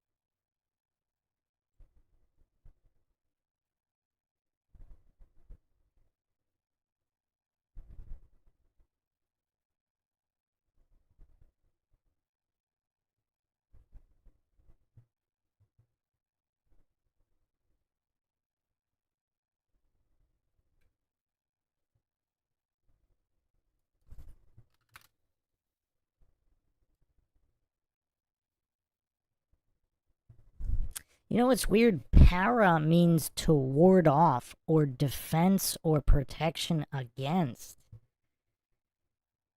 It can also mean from Greek origin alongside, beyond, altered, contrary, irregular, abnormal.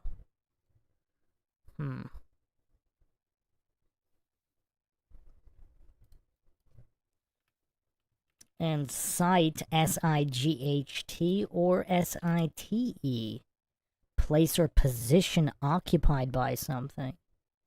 To give location to. So something beside you to give location to? That's kind of weird.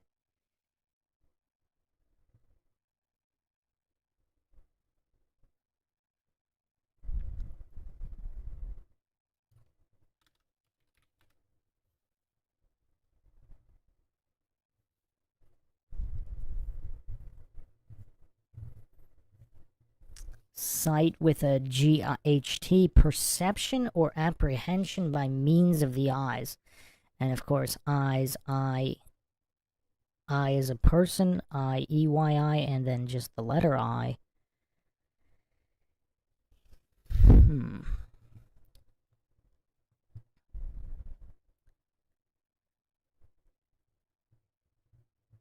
Sight, to bring into view as well. Yeah, I mean, a lot of these names, very, very curious. Probably all coincidental.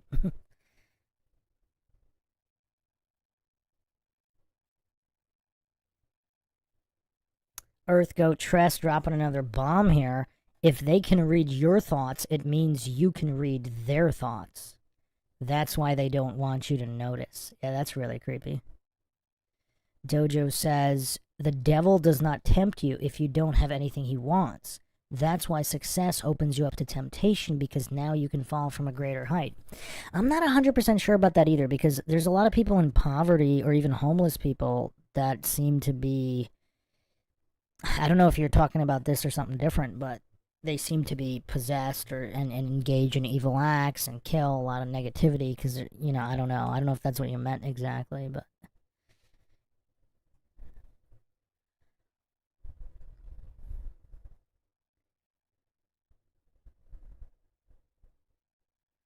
Oh yeah, Lord Zed bringing up Jinn, G-I-N, and also the Jinn, D-G-I-N-N, or J-I-N-N, the other demons and spirits, etc. Truth Troll says, sorcery using chemicals and so-called medication to supposedly do good but causes harm instead. Earthgo Tress says, a demon is just an unbalanced entity which is extremely polarized, and there is nothing to fear if you know yourself.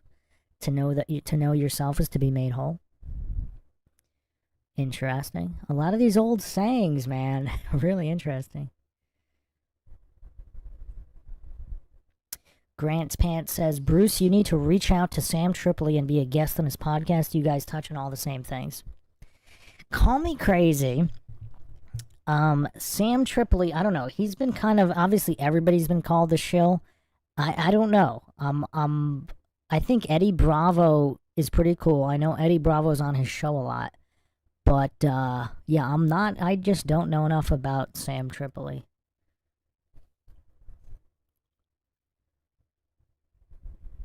Dojo says, the 1 in 16 is demon affected. They're not demons per se.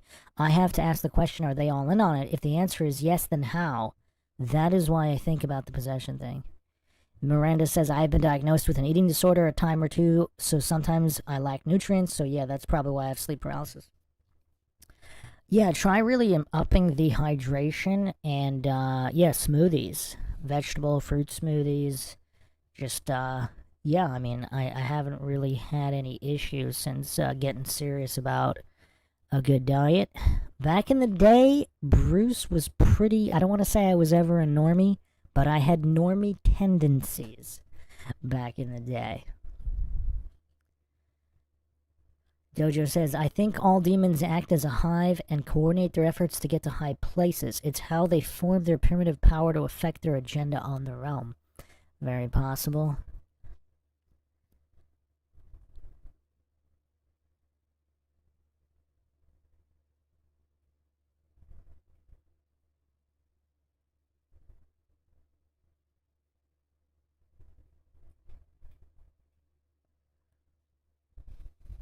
Earthgo Tress says, MindShock, thanks for figuring out the compulsion versus feeling thing.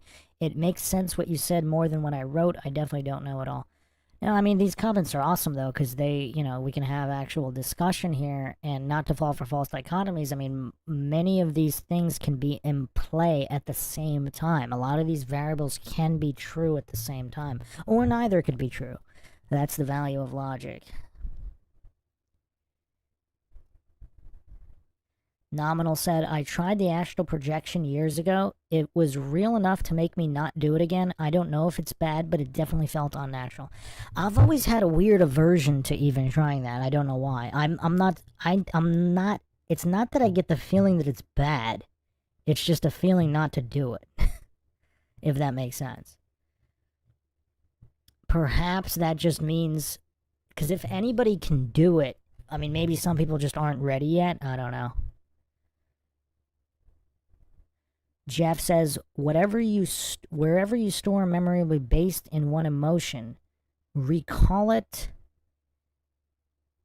in the same. I write them to recall them.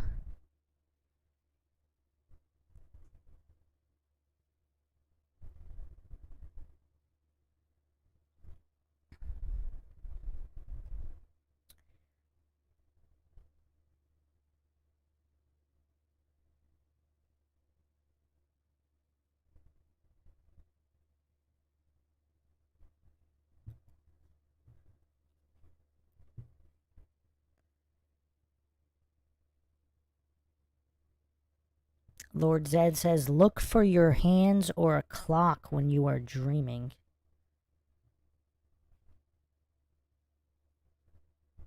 Joyce says, I avoid horror genre. I can do M. Night Shyamalan type thrill suspense. That's about my limit. Okay, I definitely need to do an M. Night Shyamalan series because there's something really weird about his movies. I'm not going to get into that here, but I'm not saying he's channeling, but there's something really weird, abnormally weird about all of his movies.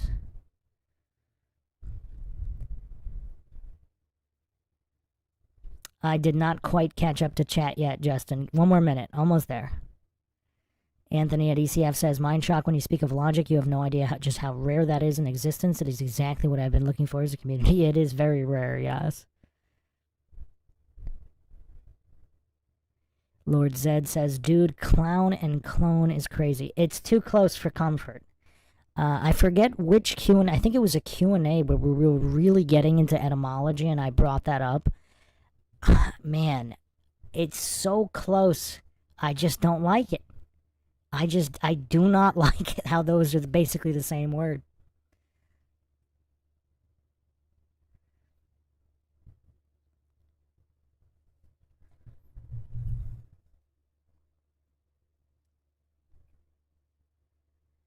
Boggin says, some people find clowns look scary AF.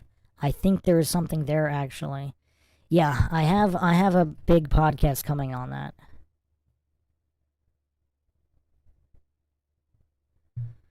Earthgo Tress says, some societies, mostly Native Americans in the Southwest, consider the clown sacred. The sacred clown, Heihoka, which teaches through making a fool out of him or herself.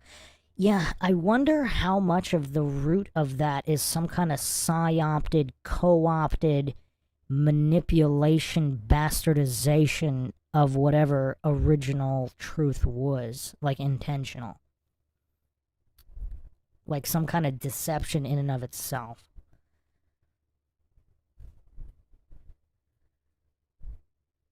Uh-oh, Witsit's really opening cans of worms here. Have you heard about the red night vision goggles used in Vietnam? Dicyanin dye? Pretty wild stories of soldiers going mad after seeing spiritual entities? Yes. There's quite a few stories, not just in Vietnam, about that. I have an episode coming up on that as well.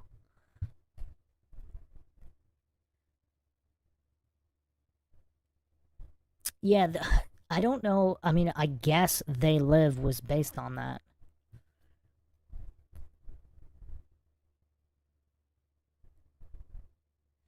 Somebody was selling them on eBay, right? Or their own store, and then they got shut down. There's a whole lore about this. I remember reading about it a long time ago on the internet. Little Star says, very hard to find those goggles now. Yeah, supposedly there's somewhere you could still get them, but they might not be authentic.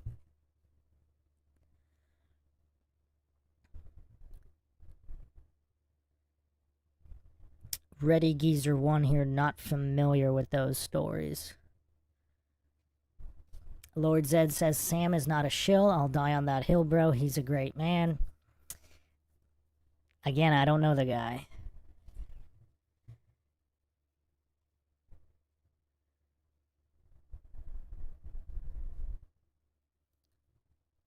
Thanks for the super chat, Anthony at ECF Logic Rocks. May Abba bless this channel.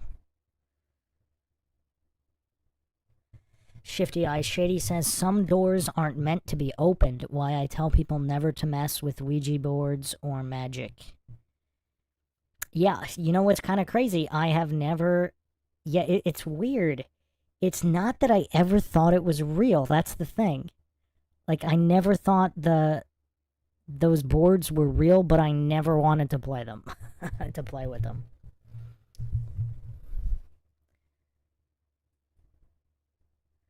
I'm almost caught up there. It's okay, Lord Zed. I'm almost caught up with the chat now.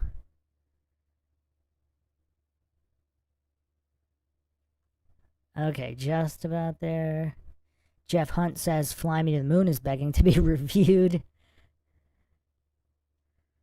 Okay. Oh, the miniseries V. Yeah, the revelation of the method, predictive programming. Okay, I'm caught up.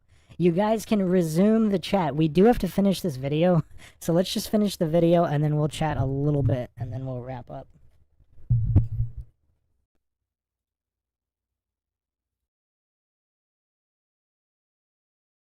I think that helps, knowing how other people think. You can kind of react better and maybe expect less. Try asking a question, answer in a sentence or two. Making friendly conversations like this, you say, we're glad you're here. That's absolute and fixed. Can both of those things be true? Yeah, depends how you look at it, I suppose. Oh my goodness. No one likes to be wrong, especially ignorant people. No one wants to figure out that their understanding of the world is flawed or foolish. That's why narrow-minded people display an unrelenting loyalty to their opinion. I'm not making arguments. I don't know. I mean, like, certainly not logical ones. I mean, what clip this, man? You're coping. Do you know what coping is? I mean, perhaps not the way you're talking about it. Think about it. If there's an idea and then you're convincing yourself that idea is not true, don't you think it's pretty ridiculous to, in order to do that, you have to misrepresent the actual idea so you can make it more ridiculous? You think this is science and you've used the word 50 times. You don't know what it is. It can't be verified. You automatically default hand your brain over to the idea of other experts, and you've yet to even research and understand what it is that you believe. How do you not see a problem with that? Armed with an unhealthy bias of illusory superiority, these low-ability people cannot objectively evaluate their own mental shortcomings. In other words, they are too stupid to know how stupid they are. Are you vaccinated? Yeah, obviously. I'm like, hold on. I'm like 3 boosters in. Some of the boosters, I love them. I'm going to take them all forever now. They're all NPCs and you can say whatever you want to them. There's actually some people you literally just have 0% chance of getting through to. Right? Like they're gone, bro. Yeah, so thank you everybody for realizing that the default position is that the Earth is stationary topographic. The default position is the Earth is rotating. And a negative result. You can't just declare something to be the default. I'll declare the same thing. So dishonest when they assert that flat Earth is the default. That is completely an asinine position. Completely. To be honest, in a debate, as a globe proponent, I don't have the burden. The default position is the globe. The world doesn't appear to be moving. Doesn't that really mean the burden of proof is on you to prove? Because it's counterintuitive, so wouldn't you have to convince me that the world is moving? I think it's intuitive to me that the Earth is rotating. I have my intuitive version of the world that thinks that the Earth is rotating and spherical. Okay, so you want to dig a hole straight through the center of the Earth? Yeah. What if I should fall right through the center of and come out the other side where people walk upside down? but that's silly. Yeah, okay. So you move once you get towards the center, and you go past the center, then down is the other direction. Yep. So down becomes up. No, it's still down. There is no up or down. Down is everywhere then. Down is everywhere in your model. Nobody is upside down. That's one of the dumbest things you morons say. You reach the center, right, Toon? Yeah, you keep going. Yep. Keep going. Yep. And then what happens? And then the direction of down is now the opposite of what it used to be. Intrinsic down direction caused by the gravitational pull of Earth. So down became up. You can't geometry. say it, huh? Is this geometry? It, right? Is this geometry beyond you, S.E. Montreal? Are you really that difficult? Is it hard for you to understand? You can't this bring is yourself seriously to say it, right? Middle school geometry, and you seem confused by it. No wonder. I know it's ridiculous. That's why you don't want to say it.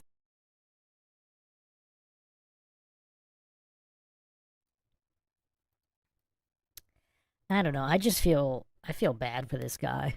I mean, this guy, look at his eyes. I mean, just the shame in the eyes for having to do this. It's almost like he's forced to have to do these debates and read from the script.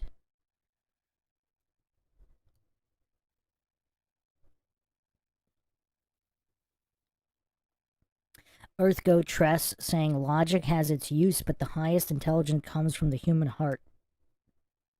And many studies show this from the heart. Math Institute mostly. Yeah, there's actually, I forget the origin of this saying. We've covered so many topics, but truth cannot be known, it can only be felt. And that your true emotions are the link to the cosmic consciousness, the source, the universe, whatever.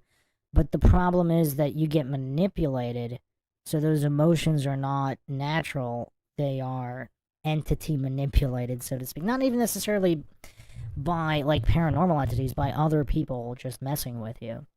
So are your emotions even your real emotions? But obviously, if they are, that would be the measurement of truth.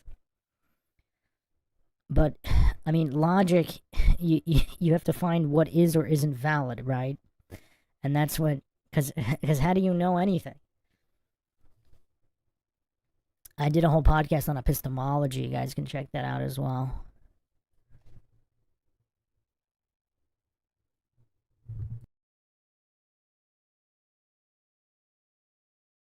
That you don't understand it. No, down is still down. What's the difference? What's down on a globe? Now down is the other direction.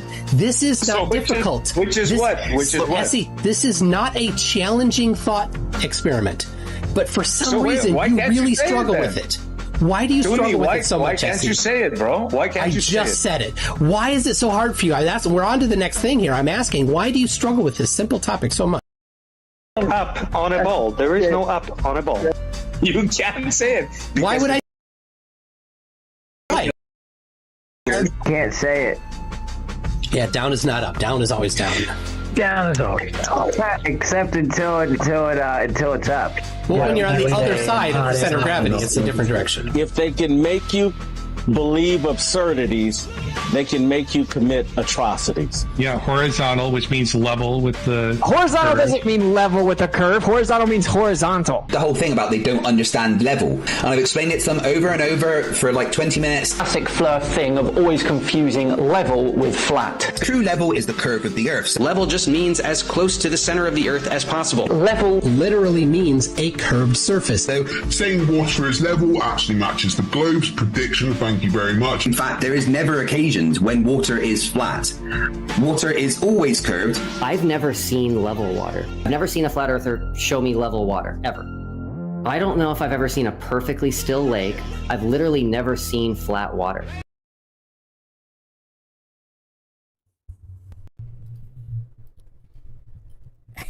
Wait, who is this guy? I have no idea who this guy is.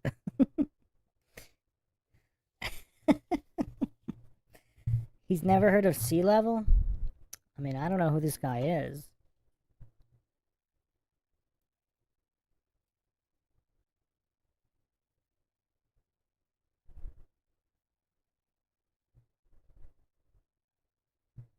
Lord Zed says, Tom Cruise's life definitely got stolen. What a waste. I have an extensive Tom Cruise podcast coming up. I mean, it's kind of tough, though. I mean, is he still inspiring people, though? Like, in his old age, doing his own stunts, if that's all legit? I mean, that's kind of inspiring for older people, right?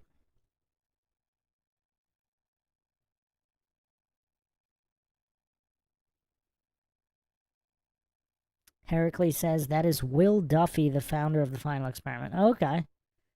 Yeah, I actually didn't even, Okay, so he's the the funder. So wait, is he the one who initially suggested it, or is he the one that's just funding it, providing the money?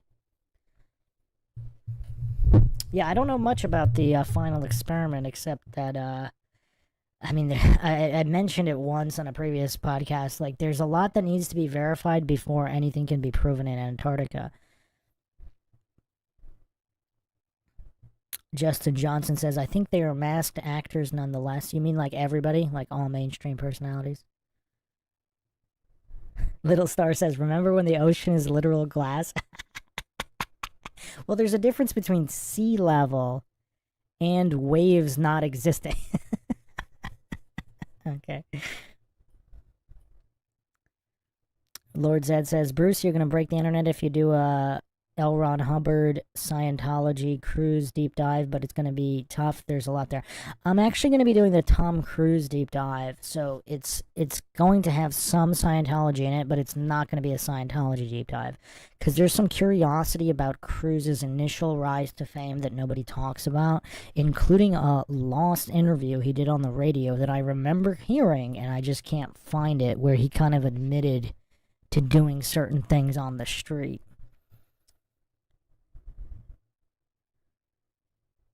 Witsit Gets It says, couple weeks ago I asked McToon why he behaves this way, and he told me my hobby is to follow your every step and expose you. I love it.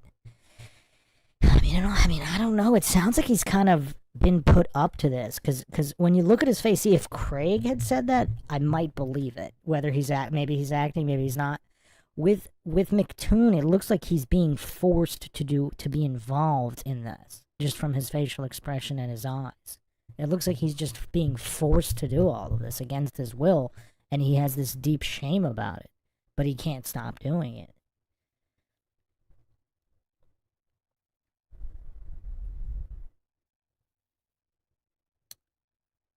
Render Reason says, have our population woken up? Are we now discussing the old world buildings, the topographical plane, and the fact that this world has a creator?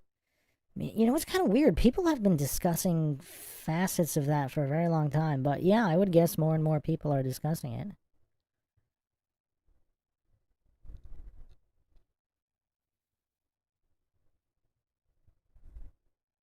Joyce says, McToon may be getting compensation from someone. I think it's very possible, and he's just not, I don't think he's a good enough actor, because he's got shame and reluctance written all over his face, like, pretty much all the time. His smiles are all forced. His laughter is all forced. I'm not sure Craig's laughter is forced. Witsit Gets It says, it's pretty funny you were saying that, because that's actually my wife's opinion. Are you talking about McToon? There's like a little bit of lag on the chat, but McToon looks so miserable and unhappy in all of the videos. Again, I'm not saying his family got kidnapped and he's being forced to do this, but if that were the case, are those the types of expressions we would see on his face? Boggin says, I think it's the same with Bob the Science Guy. Witsit says, yes, she's convinced McToon is hired and or forced to do this. I mean, out of all the anti-Flat Earth grifters, he'd probably be my top pick. And again, Craig is just such an anomaly. I'm just not willing to dismiss the possibility that he's a brilliant actor. I don't know.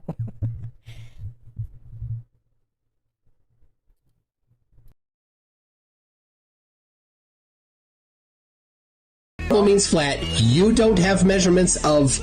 Level means curve. You said level means flat, bro. Yeah, water's flat. Water's not flat. Sorry. You just said it. Level means curve. Slip there, McToon. You don't.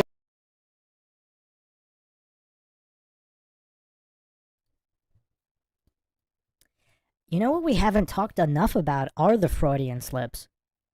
All of these anti-flat Earth grifters seem to have a lot of Freudian slips, don't they? Are we gonna ignore all that?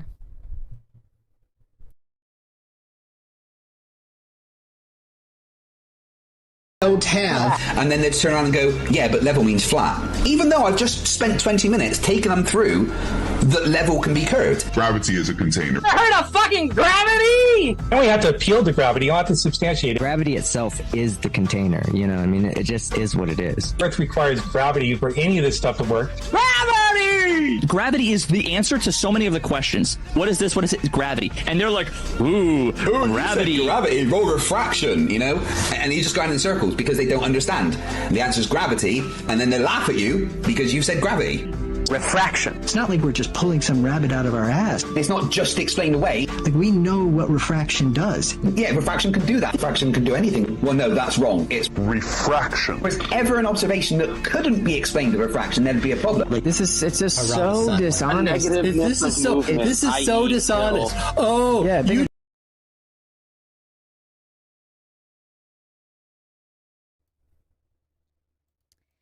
I also think a lot of McToon's aggression could be him just taking out his anger. It could just be McToon taking out his anger at being forced to do this on the people he's debating with and talking to. Because he's unnecessarily aggressive and insulting, and again, like Witsit said with all of the slander, is that him just taking out all of his aggression at being forced to do this on other people? Because he can't take it out on those that are forcing him to do this.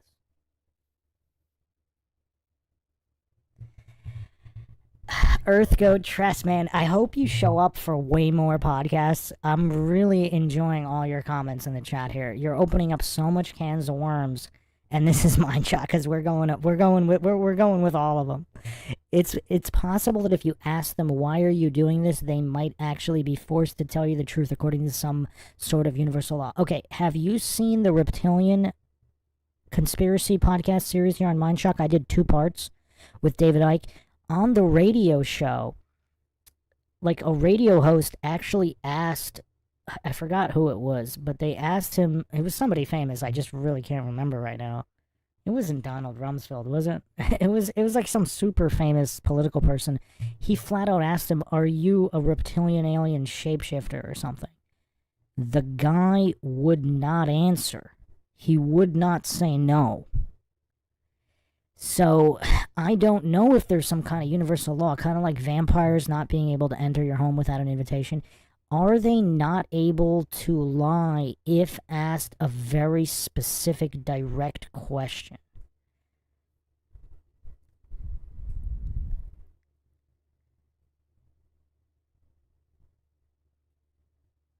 Witsit says, McToon sent me a hand-carved W. Is that for Witsit, or is that for Win in the arguments? And a cap his wife knitted as gifts when we were expecting our first child. It had a letter that basically said this was friendly sport and that he respected me. I wonder if his handlers knew about that, if he has handlers, and if he's being forced to do this. Again, I don't claim anything is true or untrue. I find his micro expressions not the same as pretty much all these other people.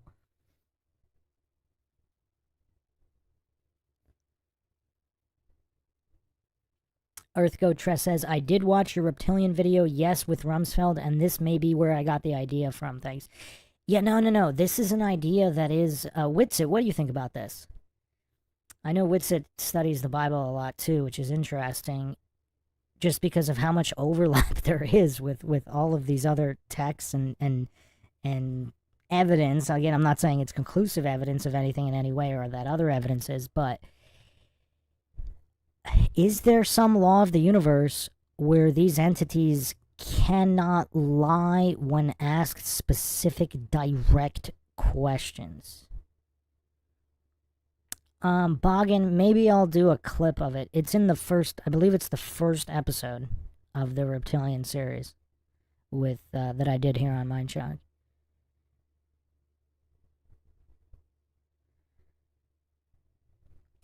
Oh, Heracles says it was Louis C.K. on the Opie and Anthony show.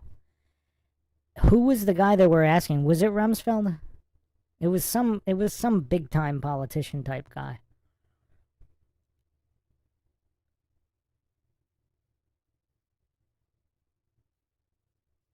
Which it says, I think so, yes. What do you think? Do you think there's some kind of universal law? Because you know what else is kind of weird? So, because supposedly, so heaven is like God's realm, and the earth is Satan's domain. I forget the exact verse on that.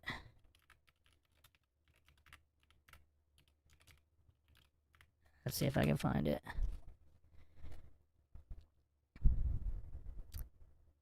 So is this 2 Corinthians 4:4?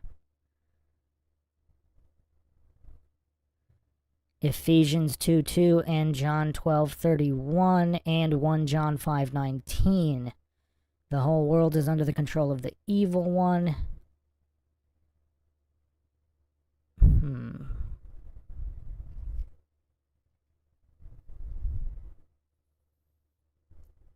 Yeah, I mean, they're philosophies. Okay. I mean, there's okay. So some people believe this is Satan's season and its dominion over Earth, and that it's not exactly his domain, but it's currently his domain. So yeah, I mean, it's tough, but is there a universal law where, regardless of what kind of entities they are, they cannot explicitly lie? So that's why there's all this subconscious manipulation all the time. Oh, wow. Yeah. That was it, Goat Tress. Yes. C.K. Lewis was asking Rumsfeld if he ate people. He would not answer. But when asked if he had ever shot anyone, he immediately said no. Wasn't it a longer question, like if he was a reptilian that ate people or something like that? I thought there was reptilian involved in that interview. Because why would I... Otherwise, I don't think I would have included that in that episode. Yeah, that was the series. Joyce asked, is that the series where you showed celebrity faces and they morphed into reptilian-looking creatures, especially their eyes? Yes.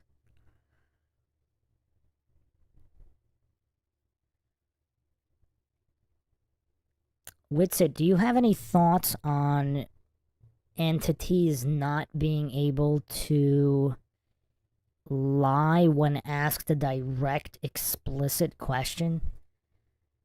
Heracles says, yes, they can use semantics, but not lie. Because if God gave man free will, they can't violate the will against the consent. So they have to use subconscious manipulation, symbolism, etc.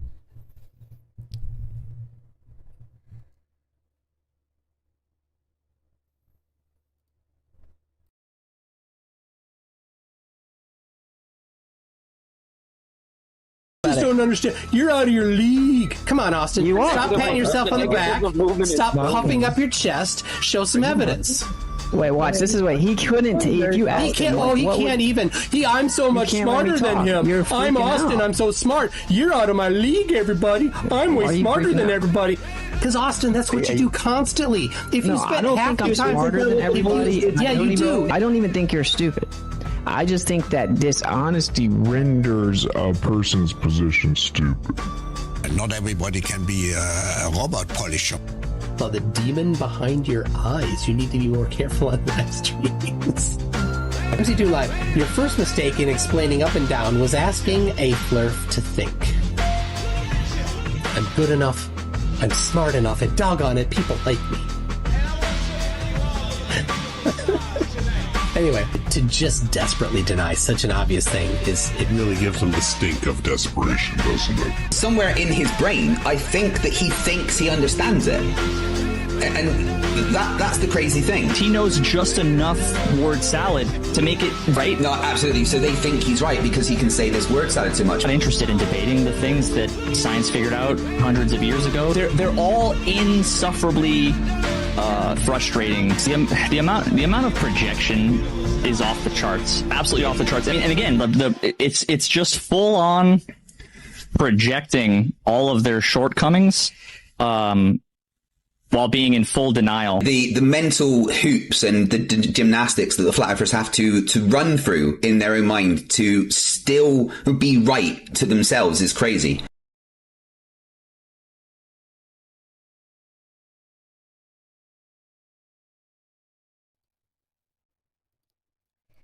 Well, these totally on point regarding the projection. Like, these anti-flat earth grifters are definitely champions of projection.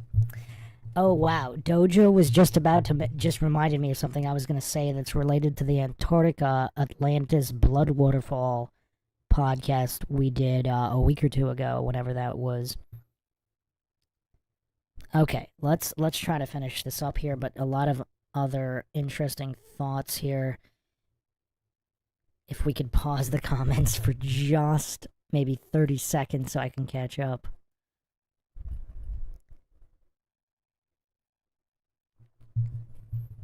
Witsit says, I think they are not allowed to lie directly. They have to deceive via omission or revelation of the method, in my opinion.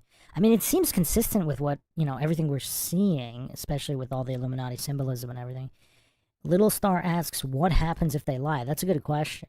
I wonder if they're just not able to, or if there's an actual major consequence. Joyce says, 2 Corinthians 2:2, Satan, God of this world, meaning he rules the world. However, it is all within God's permission, control, allowance. Satan is a created being. God is the only self-existent being. Yeah, it's a little unclear in some of the wording whether this realm is Satan's domain as Earth, or if it's his only under his dominion, his control during this particular time. Yeah.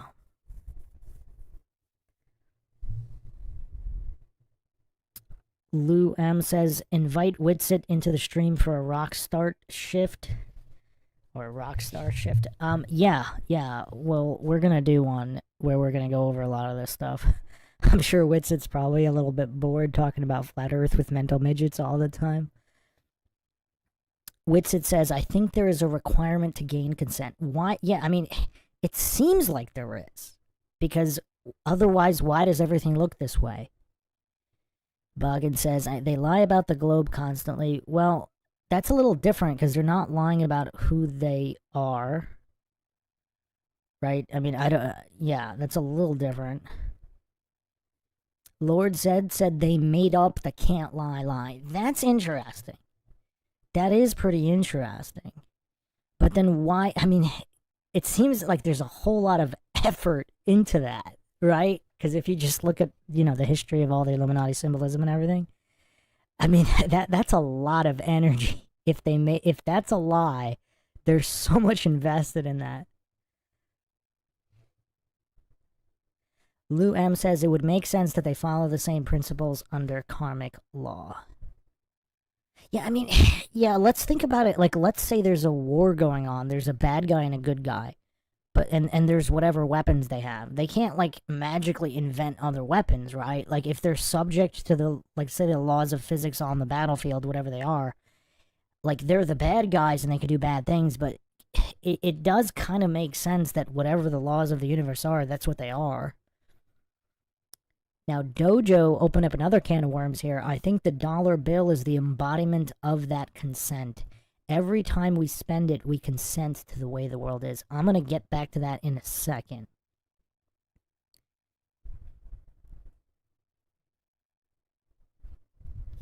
Earthgoat Tress says, I don't mean to put him on the spot, but from what Witsit wrote, he asked an entity a specific question, and he got a very clear, direct answer to what the entity's goals and plans were. Brilliant. Lord Zed said, they eat babies, they don't follow the same principles. I wonder, yeah, so, okay, what's the consent involved there? And did they get humans to do their bidding so other humans... So entities that are not them can violate, because a human can violate another human's consent. So did a human violate the other human's consent for them, and they took the fruit of that labor, of that evil labor? I mean, I don't know. I'm just theorizing here.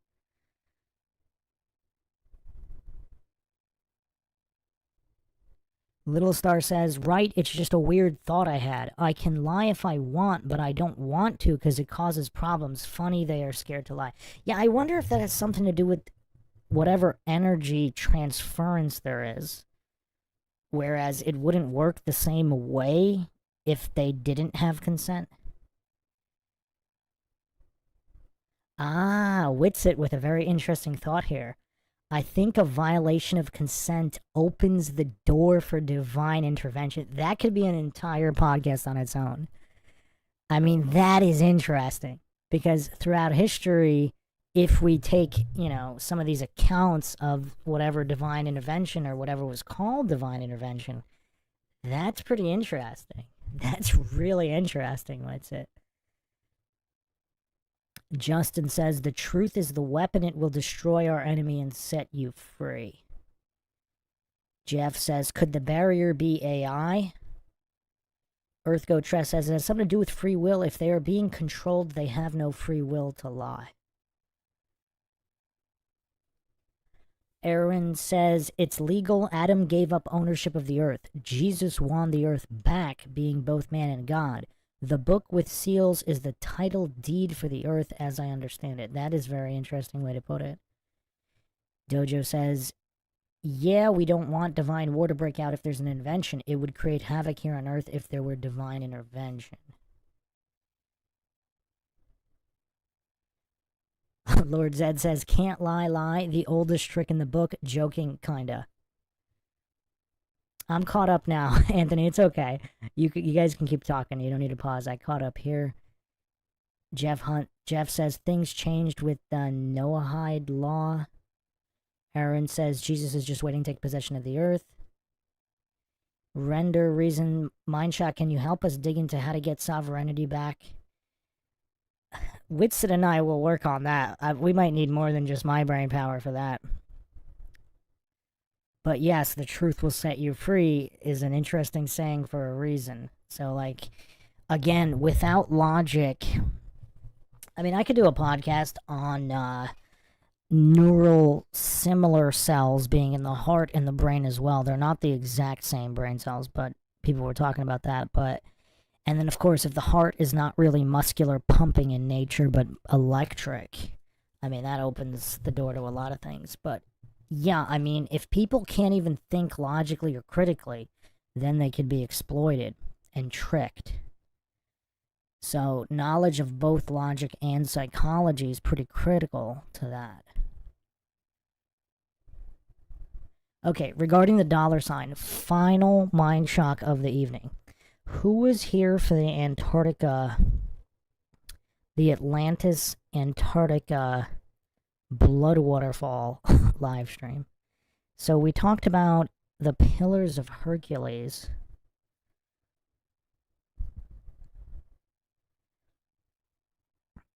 The Pillars of Hercules beyond which Atlantis lies. Now, pillars would have narrow bases, usually man-made structures, so it doesn't really match the Straits of Gibraltar.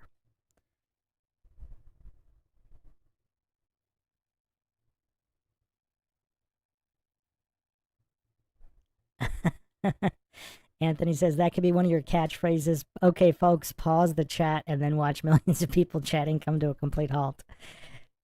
Aaron says, I saw the Red Falls. Wait, you were in Antarctica? Or did you see them elsewhere? Okay, final mind shock of the evening. Who knows the origin of the dollar sign?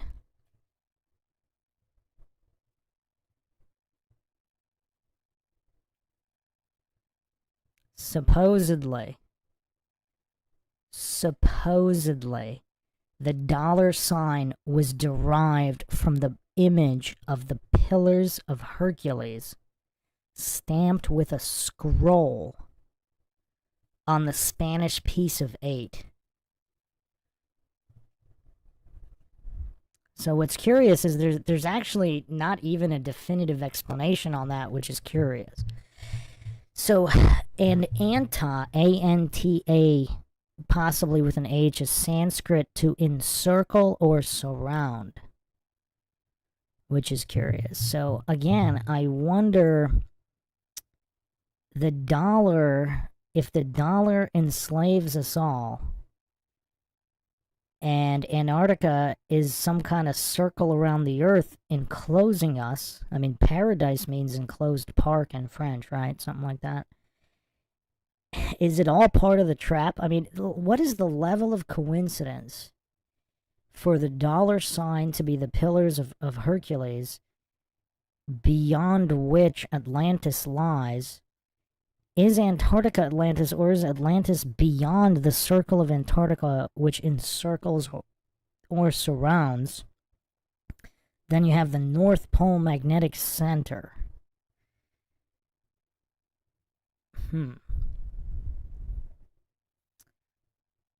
Yes, our known world, Justin Johnson. Who knows what is beyond what is known? Because that's the unknown. Aaron says brass snake on the pole. Nobody knows. Yes, it also could be similar to the double helix DNA and the serpent and the staff as well. I mean, yeah, the dollar sign is pretty crazy. Also related to Pharmakos, I mean, the medical symbol as well. I mean, it's all kind of, I mean, the level of coincidence here. We opened up too many cans of worms here. I gotta end this up. This is getting kind of late.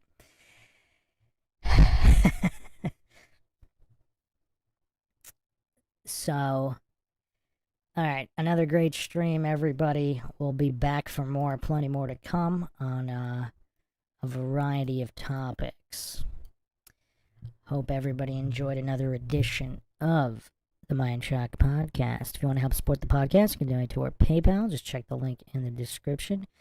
You can also support the channel by becoming a YouTube member right here on YouTube. Make sure to subscribe, like, and share. Twitter, Facebook, Reddit, Patreon. Questions, comments, theories, thoughts, suggestions, rebuttals, debunkings of any kind, leave them in the comment section. This is Bruce McGuire signing off. Catch you guys next time.